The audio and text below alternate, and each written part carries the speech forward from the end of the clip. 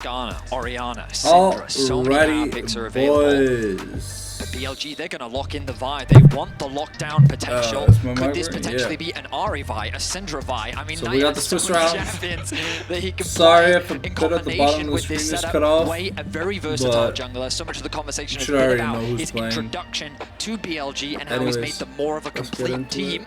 Now, bringing out the Vi, obviously a far cry from what we saw from the playoffs and the regular season due to the meta shift.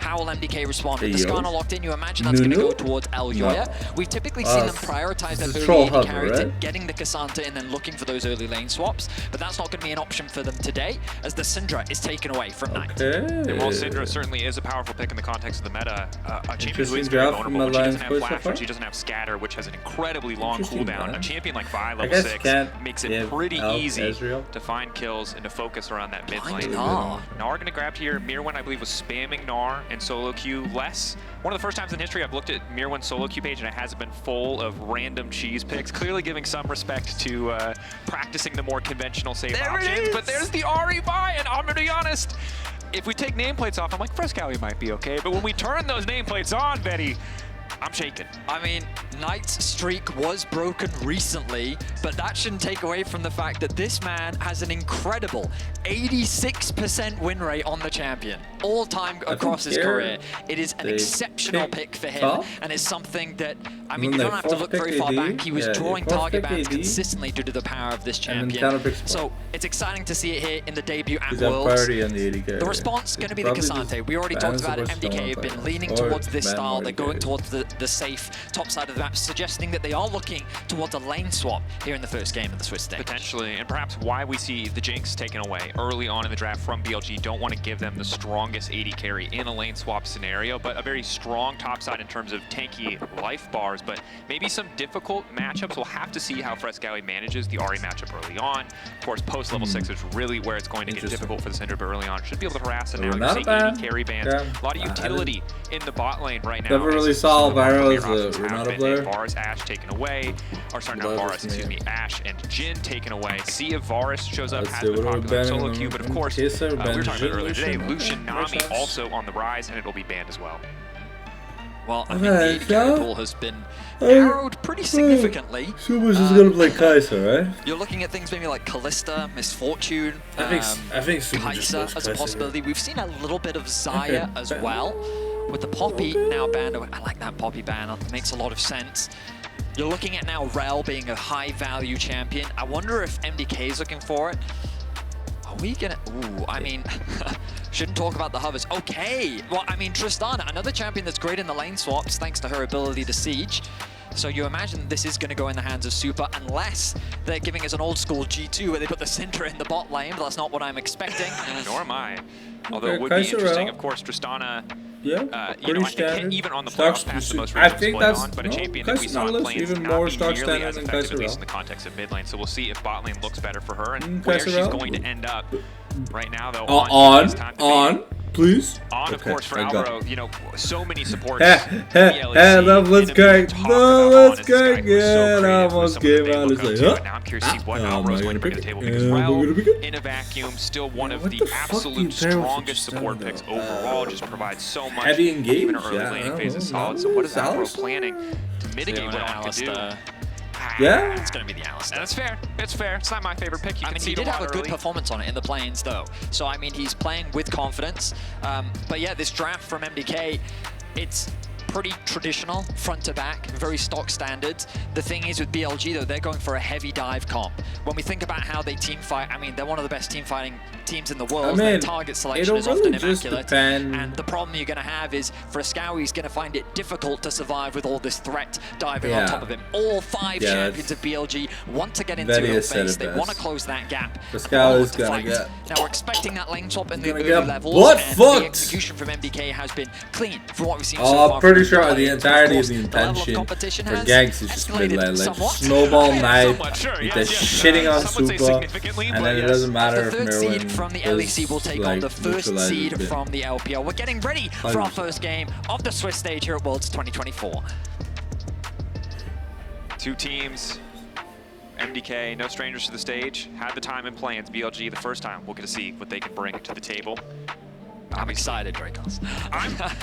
Honestly, I just have this is such an interesting switch, because if you told me that what BLG drafted was exactly how MDK wanted to play the game, yeah, I think you'd be spot on. Early game, you got picks in the mid game, it suits them so well. MDK kind of stepping out of what was their comfort zone domestically, at least, to be more about scaling, to be less about necessarily finding these early skirmishes, and see if it will indeed be the lane swap. That's so weird. As we get into this first game of the day. Remember, win 3, you are through to the bracket stage. Lose 3, and you are out. Jen highlighted it so beautifully earlier. Of course, any elimination or qualification games will be best of 3. Otherwise, a couple of best of 1s. All right. Ooh. Okay. Standard corner. So far, PTA. A lot of pings coming down. Information trying to be garnered from both sides. You can see MDK's bot lane already hovering around the top side jungle. They need to keep track of any potential wards being invested from either side. On already getting aggressive onto Alvaro. We'll just try to walk him down. Proccing the plasma would be decent. It's going to force him to base, likely, as Knight also took a bit of damage for Fresskowy. Gonna flash, yeah. Flash forward. Charm start coming in from Knight, forcing the flash out from Fresskowy. Gonna force the back and likely the TP as well. Devastating for MDK at level 1, and they've still got the Tristana on the top side of the map. This is a really difficult position to start a lane swap from, especially because they're on vision. Sweeper gonna come through. Are they looking to invade this? I think that'd be very ambitious. At the very least, they're gonna try and interrupt. But look, the cross map is happening. You can see the Way's already moved to the bot side of MDK's jungle. The map is going to be split. Another charm landing. Alvaro's here, still has his flash, is forced out. We're not even, the lane phase is just starting. Well, I mean, so traditionally what you'll do is you'll put your supports into the mid lane, then you'll have your AD carries lane with the top laners, so then when the top laners get that XP along with the AD carries, then they can TP towards the stacked wave on the top side. As you can see that MDK is doing. The adaptation that BLG is saying is that we put our top and mid in mid lane, and that means that we can just fight you. What's an Alistar going to do at level 1 against us? They've got the traditional bot lane set up on the bot side of the map. This does mean, though, that if Bin does TP towards the top side, his support is going to be extremely far away from him, and he's going to be at risk of a dive. But it is a clever adaptation, because so often in lane swaps where both teams know it's coming, you don't have a Gnar who's very vulnerable to those early dives. We saw it at MSI as well with things like the Twisted Fate, like the Vayne. You just run into mid lane sometimes. Harass a bit level 1, try to build a greater advantage his way in Alvaro. Trading blows here, and now, crucially, Alvaro's not level 2, which is... Crucially, Alvaro's by himself against 4 people. And he doesn't have flash. Oh, I mean, things are falling apart here for Mad Lions. Koi in the setup. The TP's going to come through. BLG's still going to commit to the dive. This still seems pretty favorable. That level 1 Alistar's gonna have to get a lot of work done. Q finally gonna come out immediately. He goes down. Myrwn here to try to at least catch some of this XP. First blood is there, but level 3 for Myrwn is big. That much harder to dive. As long as he has W up, it's really difficult for BLG to pull the trigger. The Pathmaker crucial. Dashing through. Vault Breaker coming in. Flashback from Myrwn. The plasma stacks are already there. Just trying to get XP again. If he has to give his life, it's crucial that he gets the wave. At the very least, W win. Trying to get the Q3 back. Gets 1. Myrwn standing. Gets 2. BLG cooking a bit too much on the bottom side. They had the beef, they wanted the second course, but it was too damn greedy. I was about to talk about how well BLG's target management was of the tower. They were managing the aggro so well, but then Myrwn finds the outplay. He gets himself 2 kills, and he's able to salvage what was a devastating start. It's the same in play-ins. The first time MDK pulled up this lane swap, it was Myrwn turning around to dive that made it look so good. That tower shot onto Elk was crucial. Now, Wei doesn't end up taking tower aggro here. It's on, but he's trying to help his jungler get away to safety. The flash comes through from Bin as well to avoid the knockback, and Myrwn walks away with a double kill. And crucially, he's there for all that XP. Chabad! A small smoke, he can't be overconfident. He knows, hey guys, I pulled this off, but it's a big road to climb. Getting an early lead is one thing, but we've seen MDK find these early leads before and not be able to close out. And we're only 4 minutes in, so we call this a lead. We've watched EU's Fnatic. You can tell it's day 1 of Worlds because the second anything happens, we're like, that's the best play I've seen in Worlds, which is technically true in Swiss stage, but we can take a breath. Remember that as much as obviously Myrwn is ahead individually, didn't get too much CS. The kills only giving him a small edge over the Gnar, likely still expected to fall behind here, but we have started to return at least to standard lanes. And the gold, but not that significant in the favor of MDK, as Fresskowy falling behind in these trades, trying to burn through that mana bar, just get the wave crashed in, calling in Elyoya to support him. Yeah, I mean, I don't think Fresskowy had the best play-ins when we look at the entire roster. And when you're going up a player like Knight, this is a matchup that typically favors Syndra, but Knight is just so experienced in this matchup specifically that you can see how he's able to find these nice trades and he's able to get a nice health advantage. And the fact that Fresskowy doesn't have flash, he's going to be forced to go back to base. Now Knight can look for a quick push, knowing that there's no TP available for Fresskowy. Boots are going to come in from him as he makes his way back to lane as quickly as possible, but he is going to lose some farm. He may even lose most of the wave here as the Dragon now being started by BLG. I respect the call here from BLG. Obviously around the mid game you can favor a lot of their options to try to snowball a bigger lead, but by denying Drakes early, they eliminate the late game threat at least somewhat from MDK. Headbutt Pole kicks things off. Elk, Ignite down, Satchel Charge stacking up. Elyoya waiting in the brush, on getting aggressive, but Alvaro's getting lower and lower. The Ignite still ticking, knockback into the wall coming in from Elyoya. The Drake already down. Now they know that Wei is on the bottom side. Shouldn't be too much more here other than pushing in the wave to crash. They do get the Ignite out of On, but nothing else really. Just a bit of pressure put down to allow for the MDK bot lane to go back safely. Now Fresskowy in a lot of danger. Very much. One more dash coming in for Knight. But they already get the flash. TP not quite available for Fresskowy as well. That's devastating. And this is kind of the fear when you go against this combo, Vi and the Ahri together. It's just so easy to get that set up. He really wants to stick around though so he can get the level 6. He can't really afford to lose much more farm. You can already see that discrepancy starting to be built up in mids. But with that control, Wei is going to move from Dragon straight to the Grubs. Elyoya, he's going to be a little late to the party, and with no mid control, it's going to be a very difficult contest. Getting in, getting involved. Knight, of course, does not have ultimate because of the previous play. Wei, I think a bit of a greedy call. Already got the Drake, wanted to go for more based on the mid lane trade, but MDK are here in time. They know the Knight does not have ultimate. They're trying to get a little bit more out of him. The stun connecting from the Alistair. Elyoya trying to follow up. Elk is here as well. Myrwn, now they're dog piling in, trying to get one, but they've already lost Alvaro in the process. Wei getting pulled away. Supa gonna get the reset. Will he jump again? 3v4 stacked against MDK. Myrwn Q3 ready to go. All out, slowly ticking down. Only a few more seconds where he's gonna be able to do damage. Flash for the wall coming in from Knight. Myrwn still continuing to step forward. On, taken out as well. BLG taking some good fights. BLG were first to get all 5 around the Grubs and they were ready for a fight. But again, it's Myrwn. Myrwn with great play forces a flash out from Elk. Knight is forced to flash. He gets himself a kill as well. He finds himself 3-0 on 1 right now with a full level advantage over Bin on the top side. Myrwn, that's the build on Mar because so far in this game. Which in the context of everything that we have seen from him, both in plans and this year, Myrwn K'Sante is not the champion that you think of as Supa. Gets a bit aggressive, damage down onto Elk.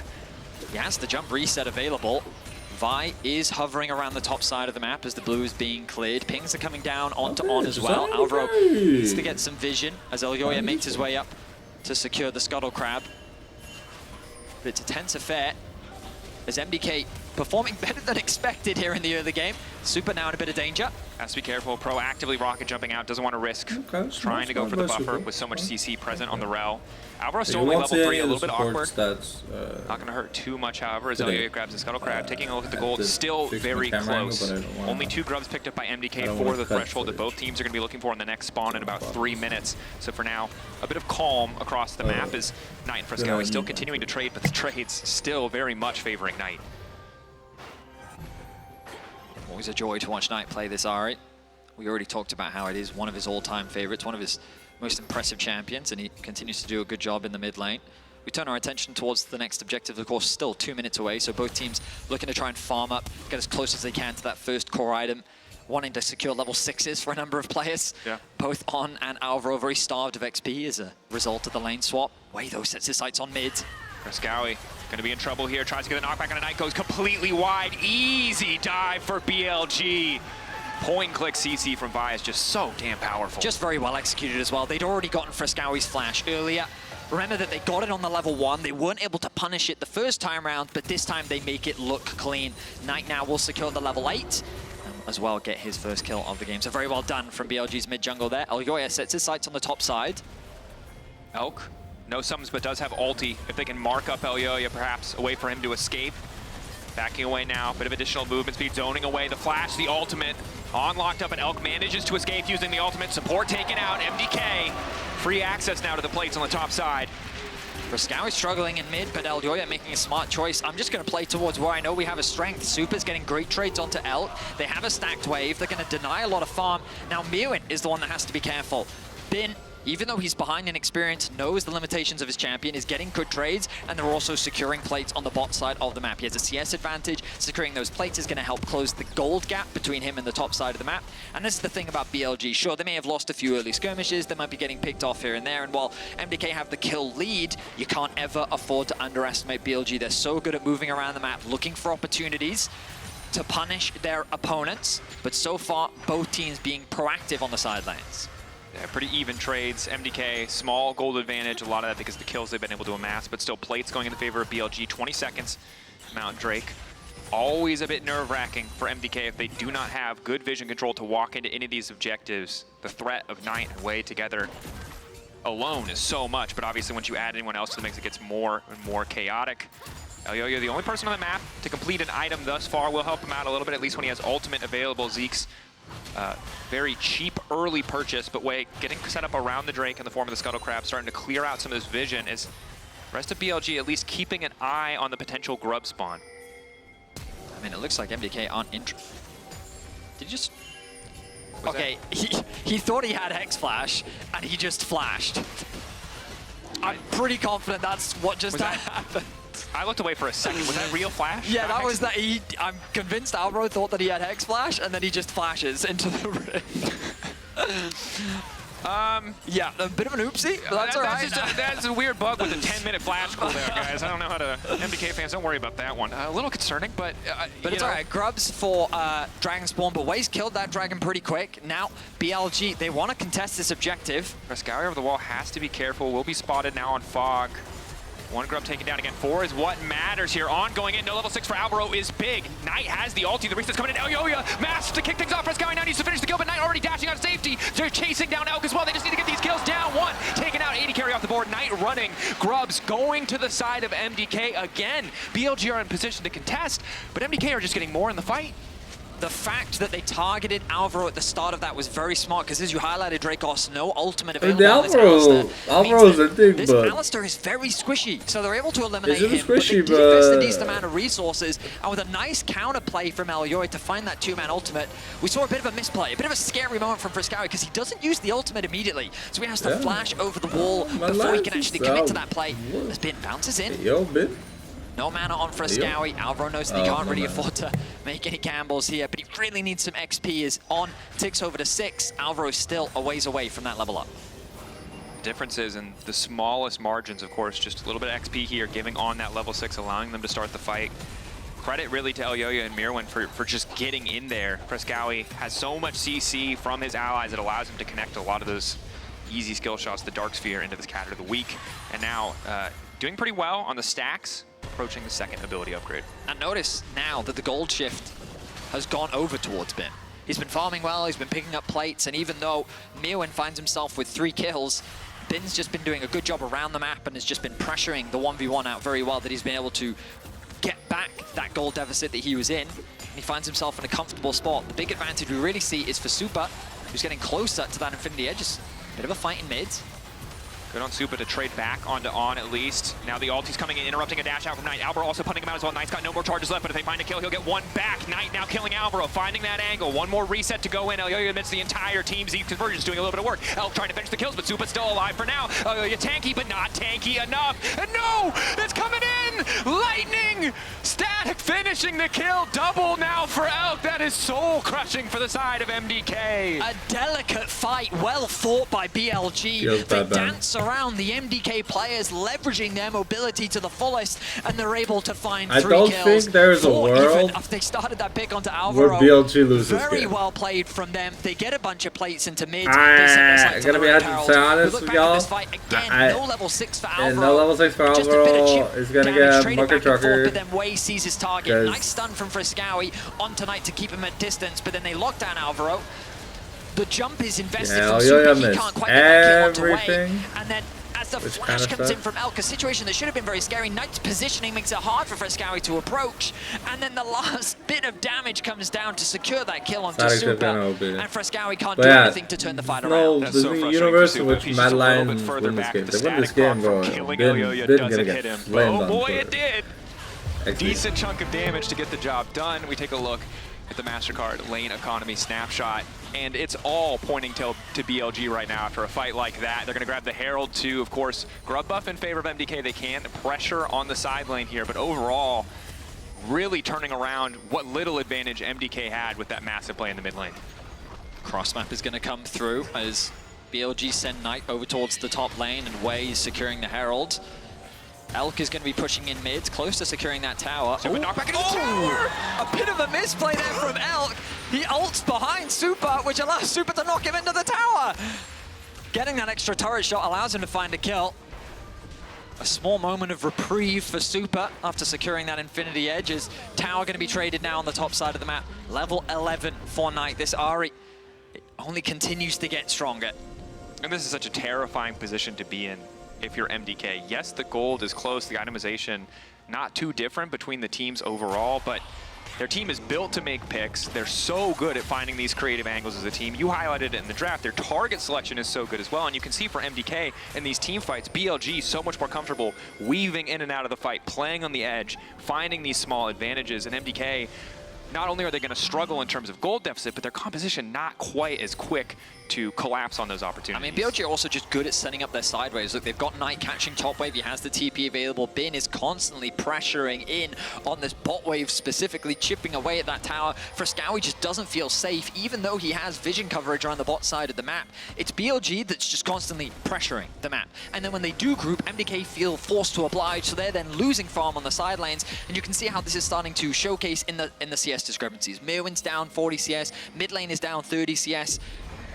BLG is ultimately just playing map. Now they drop the Herald. This gives them control over mid as MDK set their sights on trying to pick Bin in the bot lane. Bin picking up a Cinder. Trying to speed his way out, at least by a bit more time. But with Herald down, they really have to get something done here for the side of MDK. Bin about to turn Mega, gets the double hop out before he goes. Not even gonna get connected on by the Q3 from Mirwin, just walking away, buying so much time. Bit of a sunken cost fallacy here for the side of MDK. They've given everything to kill Bin.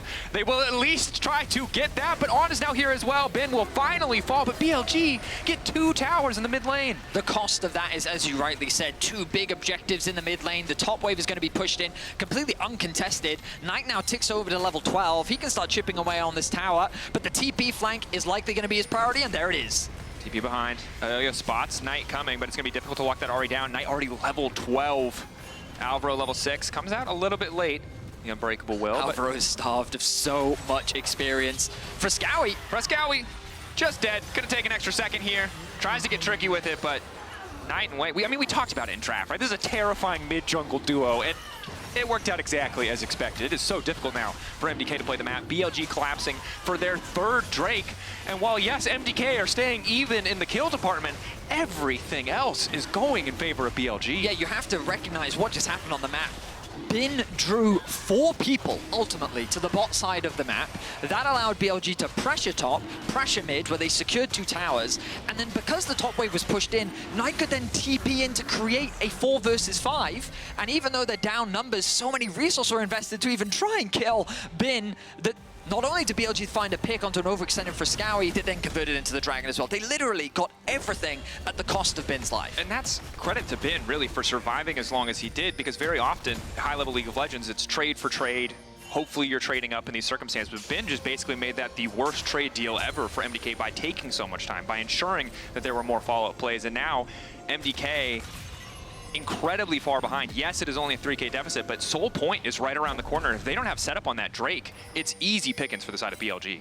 I mean, BLG are just doing a really good job of managing their side lanes. Like, you can see it in terms of the itemization that both carries for BLG and Knight and Elk have secured their 2nd. And now they set their sights on the top tier 2. They're just meticulously tearing apart what control MDK have. And even though there's deep vision on the side of MDK, their own jungle is very dark and full of terrors.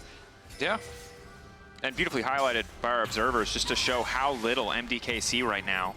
And they're fine just letting this Syndra push in bot lane. They don't care. They're really not worried about it. They're happy to play the 4-1. Mirwin doing what he can to clear out the wave, but it's not going to be enough as this tower gets lower and lower. Knight stepping up just to harass. Of course, if a charm does connect, very likely to be a kill. Mirwin and Elyoya probably the only ones tanking up to survive that initial burst. But now returning to topside, and MDK kind of forced to play wherever BLG decide to apply pressure. And again, they find the pick. MDK, bit of sleight of hand there, paying all that attention to the top side of the map. Bit of a sloppy rotation there for Fresskowy. Thought he could wander through, thought they saw enough people that he was safe to take a riskier path to topside, but he was not. I mean, it's crazy to me that that's even the risky path, right? I mean, this is the thing, that the pressure that BLG put down, but it's exactly what their comp wants to do. Find these picks. We've talked so much about it. They have so much lockdown. Vi and Ari as a mid-jungle duo is so lethal if you're caught out of position. And, I mean, what was Super even allowed to do? It was just a difficult situation. Sorry, for Sky, what was he even allowed to do in that situation is BLG find themselves another pick. They find themselves another tower. And you can see now how much control BLG have over the entire map. Yeah, and the win probability powered by AWS is looking a little one-sided, unsurprisingly. Of course, there are situations where, you know, 4K gold lead doesn't feel insurmountable. It is 2 fully completed items for both AD carries in this context. Third, of course, much closer to completion on the side of Elk. But those are the big breakpoints, the full completed items. That said, BLG with so much more control, Supa at least getting a bit of harass here down onto on. But overall, the angles of attack here for MDK becoming more and more limited. Myrwn at least has a bit of a flank, will be spotted on that control ward. Crucially, BLG, do they want to go for the collapse here? Instant charm. Myrwn probably has to ult out to safety, but the layering of CC is flawless from BLG. Good vision coverage just prevents Myrwn from finding the flank that he's looking for. Doesn't even get an opportunity to use the flash or the ultimate. Now the Baron is started off by BLG. They'll either use this to turn and fight, or they'll just take the objective. MDK is being pressured on both sides of the map. The bot tier 2 is falling. The Baron is getting low. Elyoya looking for a steal. See Elyoya though. He'll have to flash to the pit if he wants to get this. TP now coming in as they already got the side lane tier 2. Baron going to fall in favor of BLG. MDK now starting a fight at a man disadvantage. This is going to be disastrous. Bin finding one with a quick angle off the side. Fresskowy trying to get down as much damage as he possibly can, but the carries are getting deleted. Supa down, Fresskowy down. All Elyoya and Alvaro can do is run. BLG just absolutely dominating. It comes back to the target selection. Fresskowy and Supa, the only real damage dealers on the side of MDK, immediately locked down, focused up, and destroyed. BLG win another one-sided team fight with the Baron to boot.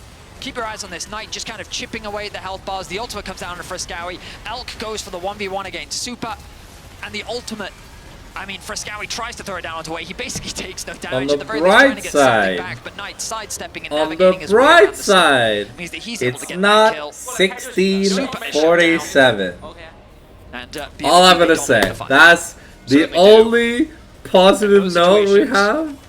Are you kind of where you know you're getting outclassed a little This bit? is When the not Nara is splitting, 16-47. takes the tower, and then in leisurely time shows up to fight with a man advantage, the game is not going well for you. And I think for MDK, given the tools that they have, yes, if they can stall, they can get more items on Supa, things might get a little bit easier. Is so big. I mean, it's a rookie versus... any piece of CC hits Supa, That's it not is so hard for them else. to peel for their AD carry. The most impressive thing to me about this game is it felt like the BLG starved just had from no winning wasted Worlds. movements, you know? Because his Every team's always time been they trolling reset him. back out onto the map, they were doing something productive and they were getting small advantages every single time. And it was just such a macro difference between them as they now set their sights for another fight. Bin knockback, Supa, nice buffer to make it out to safety, way off to the side. Myrwn taking a lot of that initial damage. Alti now coming in from the buy. Fresskowy getting lower and lower, just trying to 1v1 Bin, but not doing a whole hell of a lot. Bin still standing. Alti did for Fresskowy, but Bin is still alive! He just keeps hitting! He's walking away, that tiny Yordle adding insult to injury as BLG again just wiped the fight. MDK looking for these angles of attack. Last desperate moves, but the flash charm coming in from Knight is enough. The ace there for BLG, and it feels like they might just end it here. It's complete domination, a 5-0 clean ace from BLG, 23.5 minutes in. They absolutely decimate MDK. You know, maybe I should have put BLG as undefeated in Swiss. That's a measure. But I feel like BLG's gonna have a typical like just cocky BLG game where they're gonna like disrespect Gen G or Hanwha. They're gonna get smoked in a best of one. And then I'm like, thank God. It's already a lost fight because Supa's disengaging. So now they've lost all their damage. Now MDK is already forced to retreat. BLG set their sights onto Myrwn to get rid of the front line. Fresskowy TP's in and basically gets soloed out by Bin, who's followed up with Knight. And they have the damage combined to be able to secure that kill. And then it's just a matter of cleanup for BLG. They don't lose a single member. Bin is protected. The Starak's doing work. And yeah, it's a difficult one for Elyoya as he knows how how challenging this game has been. They had a promising start. A few fumbles from BLG allowed for MDK to find good advantages. Super getting picks, Mirwin having a strong lead, but once BLG got out into the side lanes, they've been unstoppable. Certainly, and I think this is one of the things about the best teams in the world and the potential tournament favorites, a team like BLG, that makes them so terrifying is sometimes people look at League of Legends as this turn-based game, but when you're playing as a team at the caliber of BLG, they're always on the next move. It feels like you never have a chance to breathe. You always need to be planning 1 or 2 steps ahead, and if you can't keep up with that pace of game, you're rapidly going to fall behind. Mirwin grouping so much, finding kills, but it was Bin farming on a side lane, always trading up just that tiny bit, and eventually the early lead that MDK found just did not mean anything. Now BLG set their sights on the Nexus. They've got the Soul. Frescow trying to find a stun, maybe you can convert it into something. But the pressure is continuing to mount. They don't have that top wave. Bin going to try and unlock the super minions. They do have the bot one though, and that tower's going to fall very quickly. Pretty effortless for BLG to play on 3 lanes right now. MDK have to commit so much just to get close. Scatter the Weak, really their only long range, engage tool other than a headbutt pulverize from Alvaro. But if Alvaro goes in, they have to win that fight or it's over. Bin continues to harass. Slow, controlled finish coming in from BLG, just taking their time, knowing they don't really need to force anything. Yeah, they're still showing respect. You know, they know that there's a world where they could throw. I mean, it would have to be quite egregious, but even so, they're leveraging the pick tool, or the poke tools they have, with the W coming out from the Kai'Sa, the charms, and Q's coming out. Starting, Knight locked up again. Can they just delete this Ahri? But no, the interrupt is clean from On, and Knight manages to make it out for a brief moment. Now Mirwin going toe-to-toe with Elk on the backside of the fight. Kazante not strong enough. Supa back in the fountain, Ignite ticking, finally starting to heal. But 4 members still stand on BLG, and that is going to do it. Supa, not enough damage, not enough left in the tank. BLG getting first blood here in the Worlds 2024 Swiss stage. A final fight, but it will not matter. I was is able to round really out the game fast. by the very least putting a blemish on the KDA of Knight, reducing it from infinity to 18. And that's a big drop when you think about it. Taking some of those stats away. We'll be back with game 2 and game 1. We're I want to say over to the analyst desk immediately so they can talk more about what took place. Minutes. And we're so excited to do so, especially me. 34. Woo! It would have been Riot Games if there weren't fucking delays! Like every matchup is good. Not always for the Last year, it was BLG, then it was LNG, and then it was JDG, and then it was Weibo. T1 have an opportunity to add another name to the list here today as they go up against Top Esports, but perhaps Top Esports could be the first of many to get their revenge, because the question coming into this game is a question of form, right? Sure, yeah. There's doubt on the side of Top Esports, and there's hope and enthusiasm on the side of T1, but their performances domestically were the opposite, because Top Esports had an incredible regular season with the MVP of Tian, where T1 barely limped their way into the World Championship. So I'm very excited to see what these teams are prepared for us today. I'm looking forward to seeing what they've got for us in the draft. What's going to be the priority? What are we going to see in mid lane? Will we see the king return to his throne in the mid lane? Because he has been struggling. All I know is I watched that man play piano with a big old championship ring on. So I feel, and this is the problem, right? This is the T1 aura, is that you're just like, yeah, I'll give them the benefit of the doubt. You're like, but all the evidence, and you're like, I don't need that evidence. I saw him open a large door, and that already was enough. I saw him walk out as an emperor, throw a cape off, spin a spear around, and that might have been animated Faker, which means real Faker could probably do like 10x, whatever that was. I mean, it is valid, right? I think there is always going to be this benefit of the doubt that T1 are going to get. Naturally, of course. And there's always, I don't want to say always going to be skepticism for Top Esports because I don't think that is fair to them, but based on, international performance, based on even the series that they lost to G2 at MSI, there is still that healthy dose of skepticism when it comes to what really is this team's consistent level, because we've seen high highs and we've seen low lows. Yeah, and the reality is that if you want to use history as an example, T1 as an organization often starts slow at World Championships. True. Their very first games, even their first few, are not always their best performances just because it seems like that they are they don't always adapt to the meta immediately. And I love the point that Shox made on the desk, because last year it felt like that, you know, they had a very close series versus Team Liquid. They almost lost that, right? And then they continued on, and you thought, okay, there was a 5-minute break. But then they defined for like a 15-minute delay and changed the bot lane meta. The players aren't even on stage. What we think the best way to play the game is, and then everyone. We're not starting for like another 10 minutes. Was able to do. Yeah, it was interesting because I believe it was Weibo. The fuck is the issue? Brought out the Lux Caitlyn, and people were like, I wasn't paying attention. This isn't gonna be real. But then it was T1 who brought it full circle to the point where we were back to a carrier. Where the fuck's the issue? The players aren't even playing the damn game. But it did, and they found the angle. And that's the story of so many teams. We look back, how many teams has the meta suited them, or have they found that single angle? Even as far back as 2018, helps to have the 2 best solo laners in the world when you have a tournament that's all about your freaking solo laners, right? IG, they run so much about that, and we'll have to see if the meta does favor T1, and if they can be faster in identifying what their unique take on it is, or what the best version of it is. Because you're right, not all the lights are moving. T1. People just does that mean something? Don't always remember. Yes! Awkward moments at the start. And we'll see if this is one of those moments as our teams take to the stage. Again, so much history, so many titles. The sheer amount of ELO in this walkout is baffling. 8 world championships in a single game. The fist bumps come through. To be fair, bro, don't play that much solo. Their way to the seats. But it doesn't matter. We're getting ready for the draft. We're getting ready for the game. Much anticipated matchup, and the question on everybody's minds are, what form are these teams in to debut the World Championship? Let's get ready. What will the priority be? Game 1, we saw the Vi instantly locked in for BLG. We know that both these junglers are more than happy to pick that one up. But will it be the Skarner? Will that instead be the priority? I'm betting the Vi is banned, because we saw at MSI, Vi was also an incredibly popular pick, essentially perma-banned. Just about everywhere. People were not going to let through at the time. The Vi Talias of the world, now it's feeling more like it's going to be kind of the Vi Ahri setup. It's just so reliable. And when you look at these 2 mid laners, I will say that neither of them feel like the centerpiece right now of their respective teams. This could be a game where we're focusing much more around the bottom side, or maybe my personal hope around the top side of the map, Zeus versus 369. But again, if we end up in a situation where, based on the first game, it's a lot of, you know, Gnar versus K'Sante, can't imagine there'll be too much jungle involvement there. Yeah, I don't expect it, but let's find out.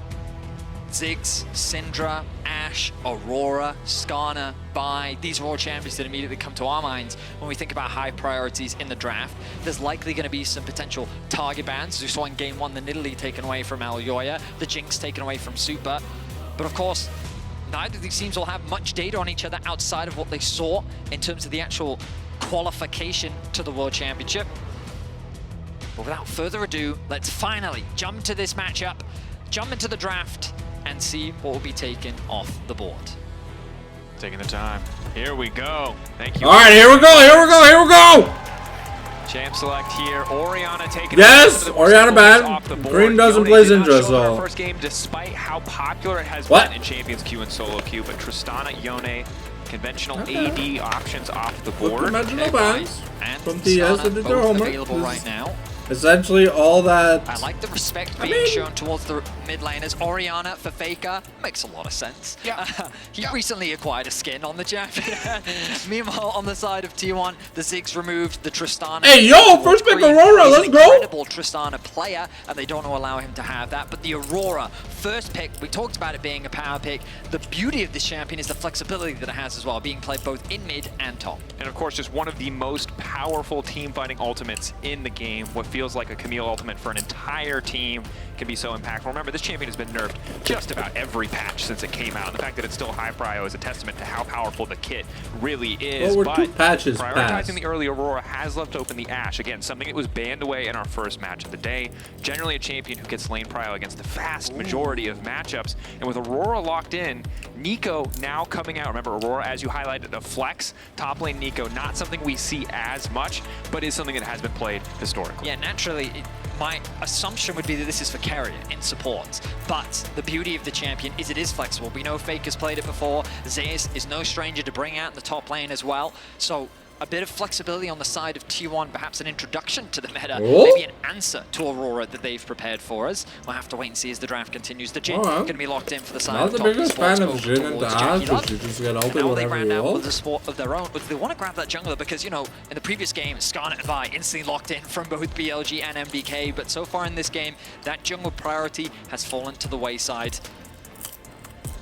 Debates here on what the option is going to be. The flexibility immediately, lock in the Renekton for 369. Of course, one of his most well-known champions throughout his career, but I feel like the biggest strength that you have in Aurora is its flexibility. For Top Esports, and I mean, it's common in the LPL, they know the power of Renekton. They are very effective at leveraging it, so they want to guarantee that for themselves. And pressure now on T1 to lock in whatever it is they want to play with mid lane if it's not the Neeko. Because if they don't, they'll likely be banned away in the next phase. However, instead, the focus going to be on counterpicking the top side of the map. Zeus with the Jax into 369 and Renekton. Classic top lane matchup, but unlike a lot of the matchups we see, this is one where the Jax eventually is going to be a tough task to deal with. Early on, we know how impactful the Renekton could be, how strong he is overall, but the later we go, the scarier and scarier that Jax becomes, especially on a side lane. I wonder if T1 will get rid of something like a Jarvan. You look at the Ashe as a potential target, and it wouldn't surprise me if T1's even thinking about something like the Syndra. I think control mages in general do very well into Aurora because she's relatively short range, and you can really bully her. The Poppy, though, going to be the van, given that, you know, Jax does struggle against this matchup for sure. And maybe T1's thinking about the Jarvan themselves, which means that that's something that they could prioritize. I would expect something like an early, I would expect a jungle ban here. But perhaps they want to just eliminate potential support options that can pair up nicely. Something like the Rell would also make a lot of sense if they just want to eliminate that from Mako. Maybe even his Alistar is something they could be concerned about. I'm curious where or what TES's plan is with the rest of their options, because Jin normally pairs incredibly well with champions who want to burst out a target, and while Aurora can hit that identity when she starts to get ahead, often needs a bit more time to get stacks built up. If it's not, you know, a snowballed Aurora ultimate, it's not doing quite as much, so I wonder if the Renekton and Aurora will be enough, or if they'll try to get more damage out of the jungle position. You highlighted Skarner earlier, Sejuani already gone.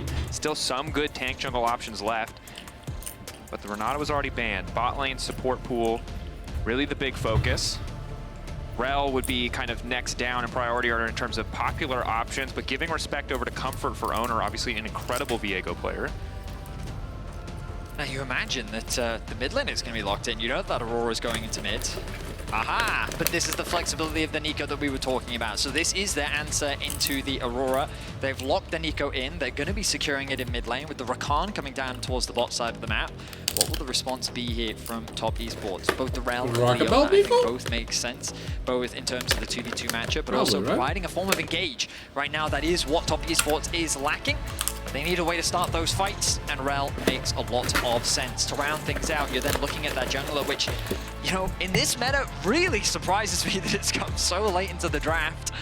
But what's it going to be? Tian, what are you thinking about bringing out? It's a situation where you have AD top, you have AP mid. So in terms of overall composition, you can go either way. You wouldn't mind a little bit more magic damage on this team. Do we see a return to old junglers of patches past? But the tank option, always going to be a solid one.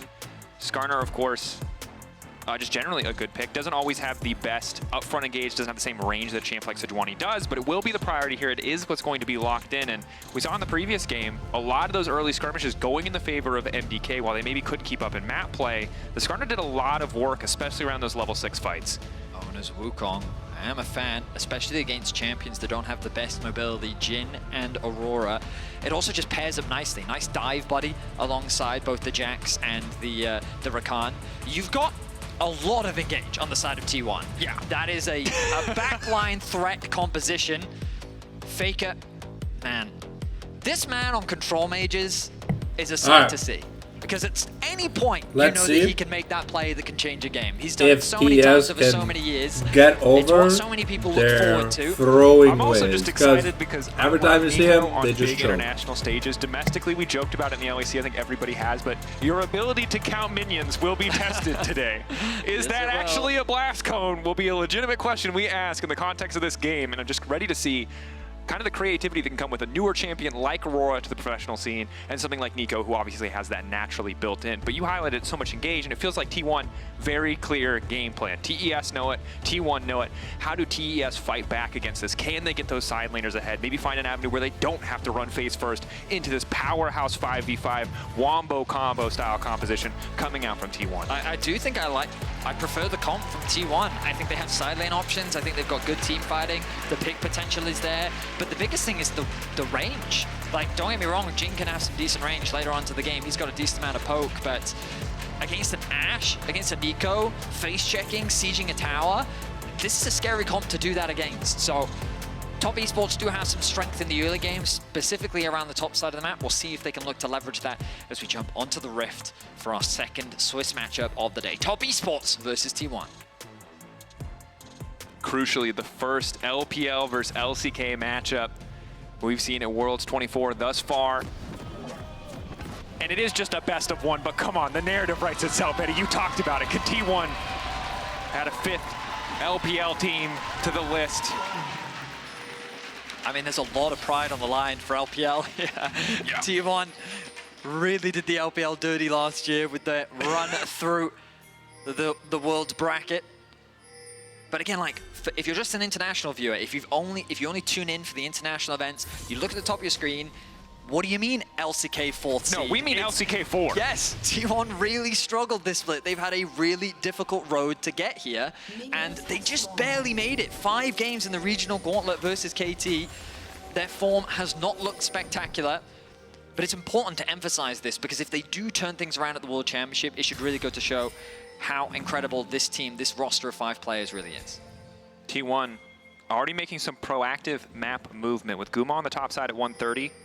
Looks like we will be seeing a lane swap vision to try to spot out who will be coming to potentially catch that wave as the LCK classic of having your support in the mid lane, but this time, not a support, it's Faker, and now he'll flash in onto 369. 369 getting lower and lower, a little bit of healing from Cold. Meek and first blood for Zeus. A strong start as they find 369 isolated. What's he doing? The split map came through. Now they will be a little slow to start the push on the top side of the map, but hey, they got themselves first blood and they got it onto Zeus. And right now in the mid lane, right, you still have the 2v2 lane set up, which is of course really the LCK special. T1 no strangers to it. Something Gen G were really proactive at kind of bringing to the forefront. Makes sense when you're mid laner Chovy to give him a little bit more attention, but the same, very true about Faker, as he remains a secret Nico. I think just happy to have a kind of better auto attack animation for as long as humanly possible. Now, 369 is desperate to try and get level 2 as Zeus and Gumayusi hover around the top side of the map. The idea is, and you're going to be seeing a lot at this year's World Championship, is Zeus will get level 2, Rakan has level 2 as well, so once Zeus gets the level over, he can TP to catch that massive wave in bot, and now that they're both level 2, both support and top laner, they should be safe enough to weather the threat of the dive. Here's Tian though, hovering and ready. We should be seeing this TP come through from Zeus, but he wants to go back to base. He wants to spend before he actually arrives in the lane. Level 2 for Keria. This is really difficult for TES to get much done here, however, because again, Jhin early on in those extended trades and laning phases can be powerful early on. Nice flashback from Keria to get away. Knock up, forcing the flash up from Tian in response. No dive, no real play here. Only a single plate taken down as 369 will TP up to the top side. Now Guma, of course, because of the 85% early fortification, not really able to get a plate back in response, but well defended by Keria. I'm a little surprised to see that Zeus actually stayed for another wave in the top lane, because I thought initially he was going to go back to base, spend his money, then TP down towards bot, but ultimately, not the end of the world. The flash did have to come out from Tian because he got tower aggro by hitting onto Keria. Now, level 3 through from Keria. The base actually going to come through from Zeus. We imagine the same thing is going to happen from Gumayusi in the near future. But I say that, look at the top lane right now. He is just bullying out 369 in the Renekton. No flash means that he can just chip away at his HP bar. Level 3 now comes through. Just being zoned away from so much XP. Luckily, as you highlighted, does have the level 3 now. Things will get a little bit easier if he can get on top of Guma. You know, he'd be in a better position, but with Guma still having cleanse and both of them being flashless, the kill pressure that 369 brings to the table is much, much lower. And in the bottom lane, they're just now able to crash that wave. JackeyLove luckily hasn't had to burn a biscuit yet, but he's running out of mana just trying to sustain that push. Oner continues to split mash. Split mash? Split mash in order to provide Gumayusi with all this additional safety as well. This AD carry is level 4 now, happily farming away as can be. Look, if we just kind of squint, it's like Season 1, sort of. You've just got double melee champs to the bot side. That is old school, yeah. There's Ashe and solo lanes for some reason. It's coming full circle. Stun there from Zeus, just trying to get close to get XP. Again, if he doesn't pick up CS here, it's not the biggest deal, as long as he stays ahead in XP overall. Obviously, Jax wants that early itemization, but in a split map, you're happy to just get what you can, really. Yeah, I mean, it's interesting how, I believe it's T1 that's made this decision, right? Because typically you'd swap back earlier, right? You're just getting through those early levels, you're trying to put the enemy top laner behind a little bit, but T1 is saying, hey, we're actually quite comfortable with how we're playing right now, with Gumayusi getting nice pressure down onto 369, and the fact that they can't do the same to Zeus on the other side of the map. He walks away, back to base. They're going to keep these lane assignments. They're going to send Gumayusi back to top once more. Carriers roam to mid. And essentially, I think what this tells us is that grubs are the priority for T1. They're resetting to be in time for the 530 wave that'll spawn. If you get pressure there, you get first access to grubs, willing to, you know, mismatch lanes a little bit longer to try to prioritize that early grub buff. We'll see if it kind of pays off for him. Sure. Of course, Oner has maintained this split map throughout the entirety of the early game. Ultimately, all of the shenanigans haven't really resulted in a significant gold advantage outside of the fact that Zeus did get first blood. That's kind of where a lot of the lead is sitting right now. Gumayusi is a little bit behind in terms of farm, partially because he was late to the first wave. A level 5 now for the Ashe, and yep, 369 is upset that this is his lane opponent. And look, he can't, there's nothing he can do about this. He can't come face check these grubs. So grubs are getting picked up. The response, of course, on the opposite side for TES is to go for this Drake, which makes a lot of sense, but ultimately grubs have been higher priority for the LCK just about the entire year. So not surprising to see T1 look for the top side on this side of the trade. And now, after securing the grubs, they have numbers advantage top side, so they can start threatening those plays, start threatening a potential dive. No level 6 secured yet for 369 means that he's not going to have his ultimate available. You can see Oner making his way into the top side jungle once more as Top Esports secure the first dragon of the game. Zeus spotted on a ward. Cream now needs to be careful. Nice hop out to safety. Pretty easy for him to escape, but running relatively low on mana. Mako, we'll see if he wants to help him push this wave in, but all of T1 collapsing on the top side now. Basically, Zeus saying, I know I'm at risk of a dive on the bot side of the map, so I'm not even going to bother sticking around. Instead, I'm going to group up with my team, threaten a potential dive, but also he's in a position to catch this wave. They hand 2 plates over to Gumayusi. He can now look to reset and path back towards bot if he wants to. And the XP just going to be shared between the two of them. Overall, I think T1 has managed this very patiently, very well in terms of the early game. 369 in a similar position, knows that he can't go to the top side of the map, so he's getting what experience he can. They are chipping away at this tower, leveraging the strength of the grubs. The total number of plates exchanged so far is even, but here becomes the 4th. And I think the big thing here is that Jhin is not great.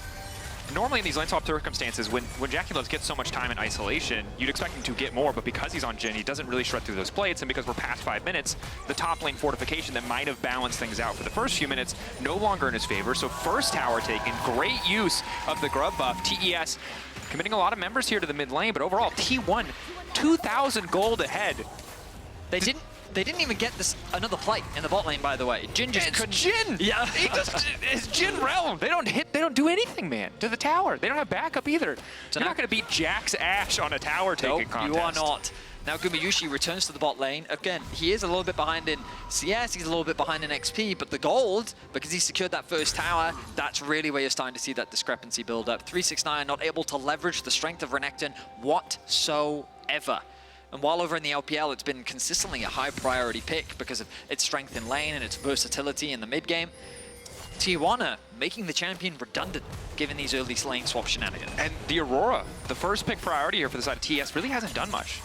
Cream fine in the individual 1v1 trades, but very little of this lane has been a 1v1. Okay, Zeus, he's just running around taking plates. He's like, I got my passive up, I'm gonna hit the tower, get a plate, and then I'm off. They're going to kick this man out of the buffet. He's been eating plates for 3 hours, so that's clearly against the rules. Okay, we know it's all you can eat. It's all you can eat is more of, it's a theoretical thing. But no one actually eats all that they can eat, okay?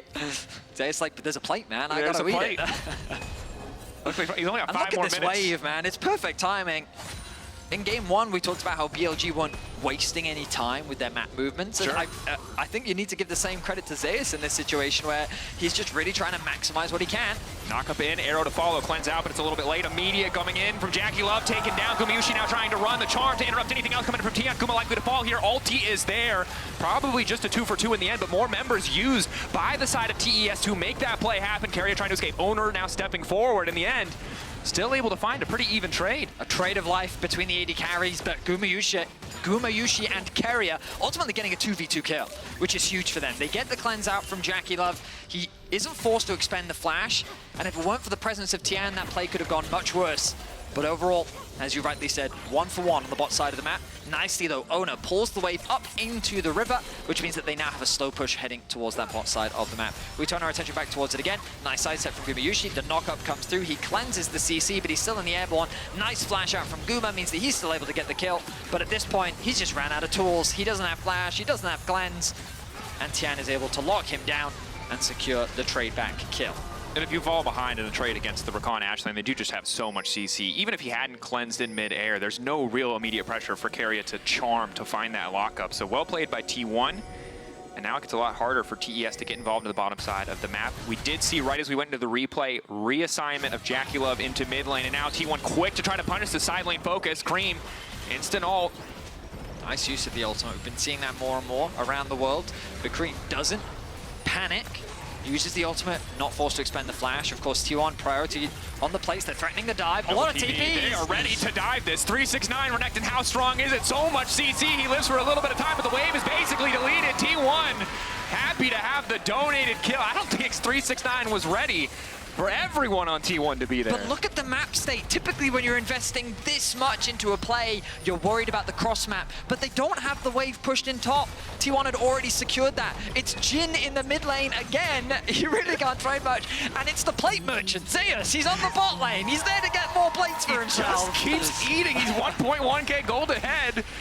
And I did not think the major story of two international titans, TES and T1, would be about Jin trying to take towers and not being very good at it, but a reminder as to why Jin, I think in these lane swap scenarios, or in scenarios where you're playing a much more active map where you're constantly reassigning, can feel really lackluster. He just doesn't do enough. I mean, we're not even close to 14 minutes. Top tower gone, bot tower gone.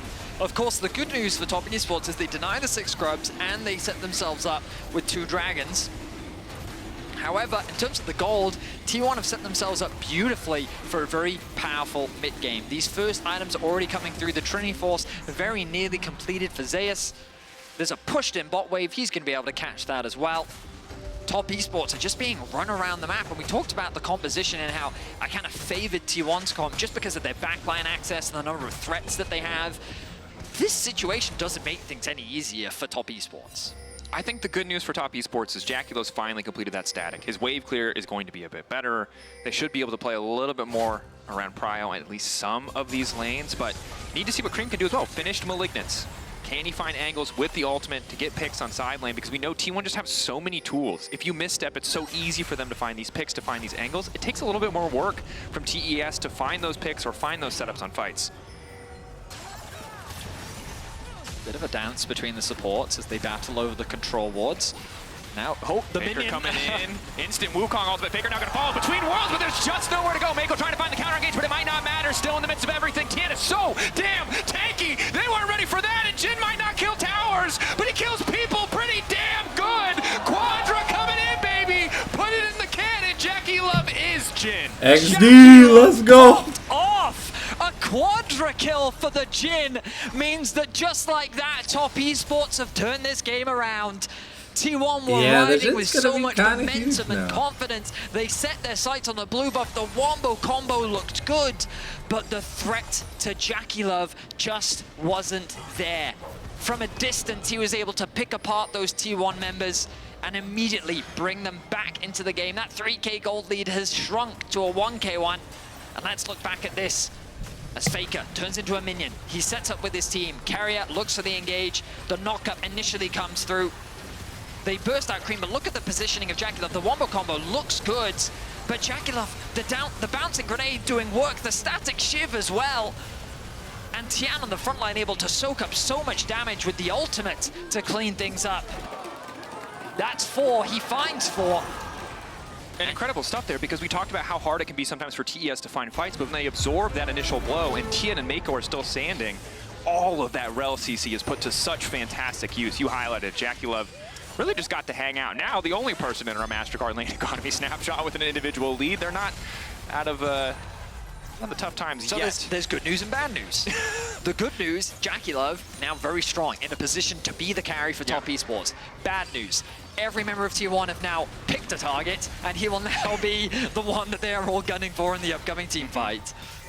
And it's tricky. We've talked about this. Yes, he has Flash and Cleanse. That'll make things a little bit easier, but there is so much non-committal CC from the side of T1. It's easy for them to just look for those angles. As the fight for Rift Herald, a lot of posturing.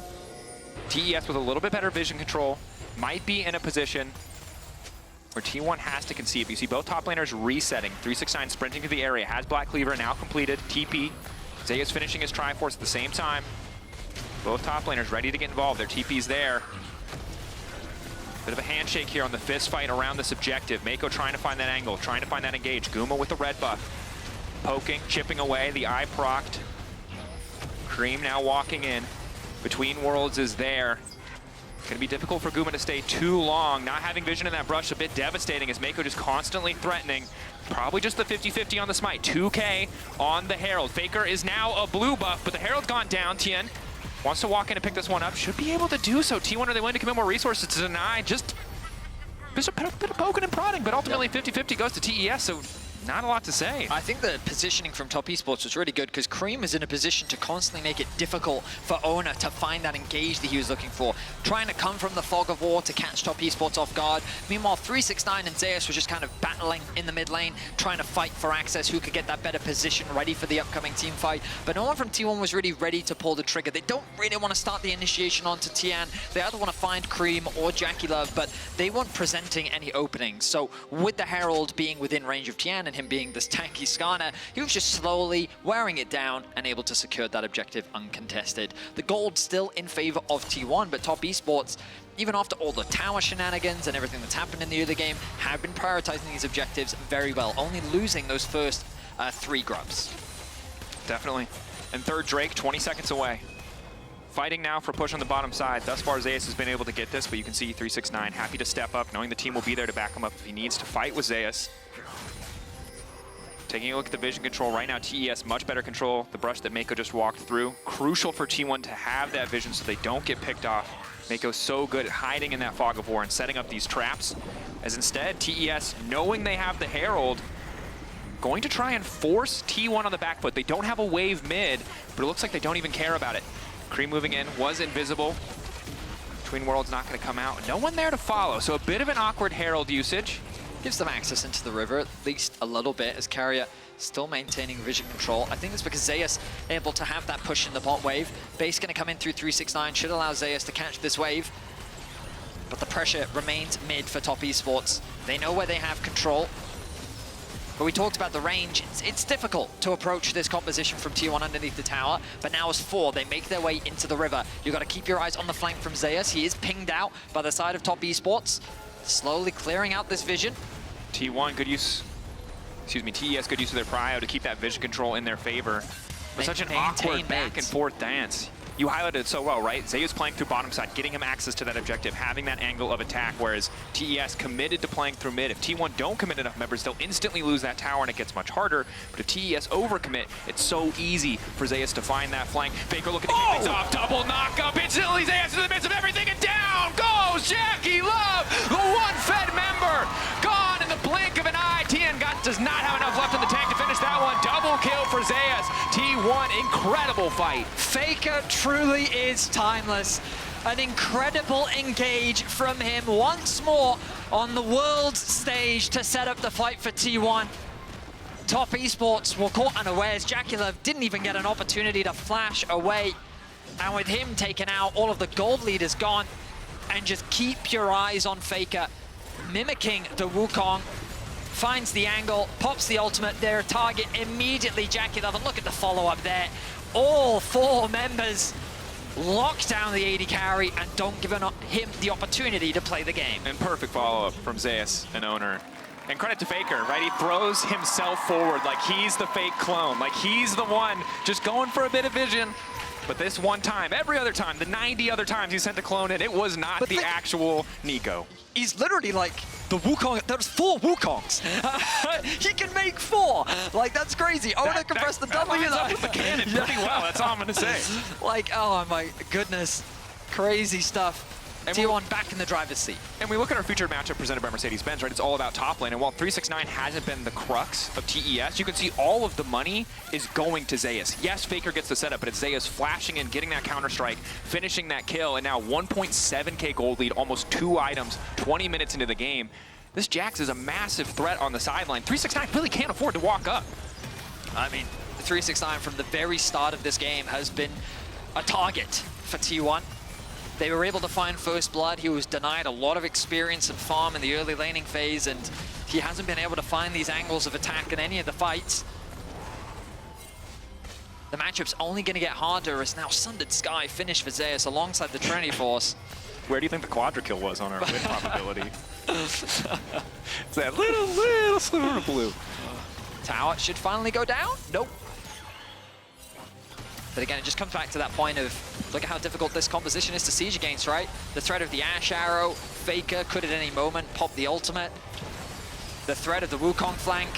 Mako, though, starting, knowing the tower isn't really much to defend there. Now between worlds coming out, JackeyLove for now untouched on the backside can look to start to finish up these kills, but Zeus in the midst of everything just gave up his counter-strike. Now needs to retreat. Massive healing coming in from 369, but not nearly enough. Curtain Call coming out, though, and looking to finish the job. So much damage. And again, JackeyLove clutching the fight. As long as JackeyLove has position, there's always an opportunity for Top Esports to turn the fights around. He still didn't burn his flash in that engage, but it was Top Esports to put the pressure onto T1. They were the initiators, and they put T1 on the back foot, allowing JackeyLove to find good position and turn the fight around. 9-9 in kills. Top Esports are going to get 2 towers. But I think the hero of the day is Mako there. So many of these engages have been all about that rel. He and Tien both with 100% kill participation in this game. Yes, JackeyLove is the one who's walking away with the money, the scoreline, the accolades, no doubt in my mind, but the supporting cast here has been so good for TES. I mean, you're completely right, and think about it, every exchange that happens between the 2 teams, Cream is quick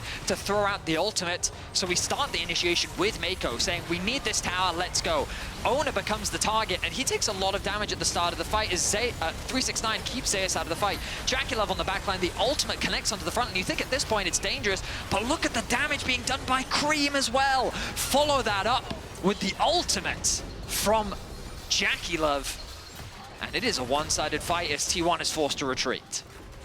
And I'm going to be honest, I was not excited about Static Shift Jhin generally until this game, and now I am a believer. JackeyLove single-handedly convincing me. Aurora, on the other hand, I did believe in, and I think those numbers are starting to remind us why. This champion does a hell of a lot of damage and just makes it so easy for your follow-up CC to land, right? If you just put them in the circle, there's really nowhere for them to dodge. And it's great to see from Cream as well. This year was the first time we got to see him on the international stage. Of course, no rookie by any means domestically, but as a player, he's really shown a lot of evolution, a lot of growth. Initially known as this kind of assassin type of player, especially known for things like Zakali, but this year especially he's come into his own, he's grown a lot, and now showcasing the Aurora, having huge impact in these fights. I hope he can maintain that performance. Getting a win against T1 would be huge for the momentum of Top Esports here at this year's World Championship. You can't really imagine a better way for an LPL team to start this tournament, to start to rewrite everything that happened at World 2023. T1 in a bit of hot water here as they try to get out of the jungle. Oner luckily still has the clone. They'll be happy to just try and get the Heartsteel proc, even though they didn't quite, and Zeus still pretty favored in that 1v1. Is Tien now trying to get something started here, spotting out Zeus. Zeus still has allies to go back to. Captive Audience hitting those big. Ulti now to fall. They want to delete this Jax.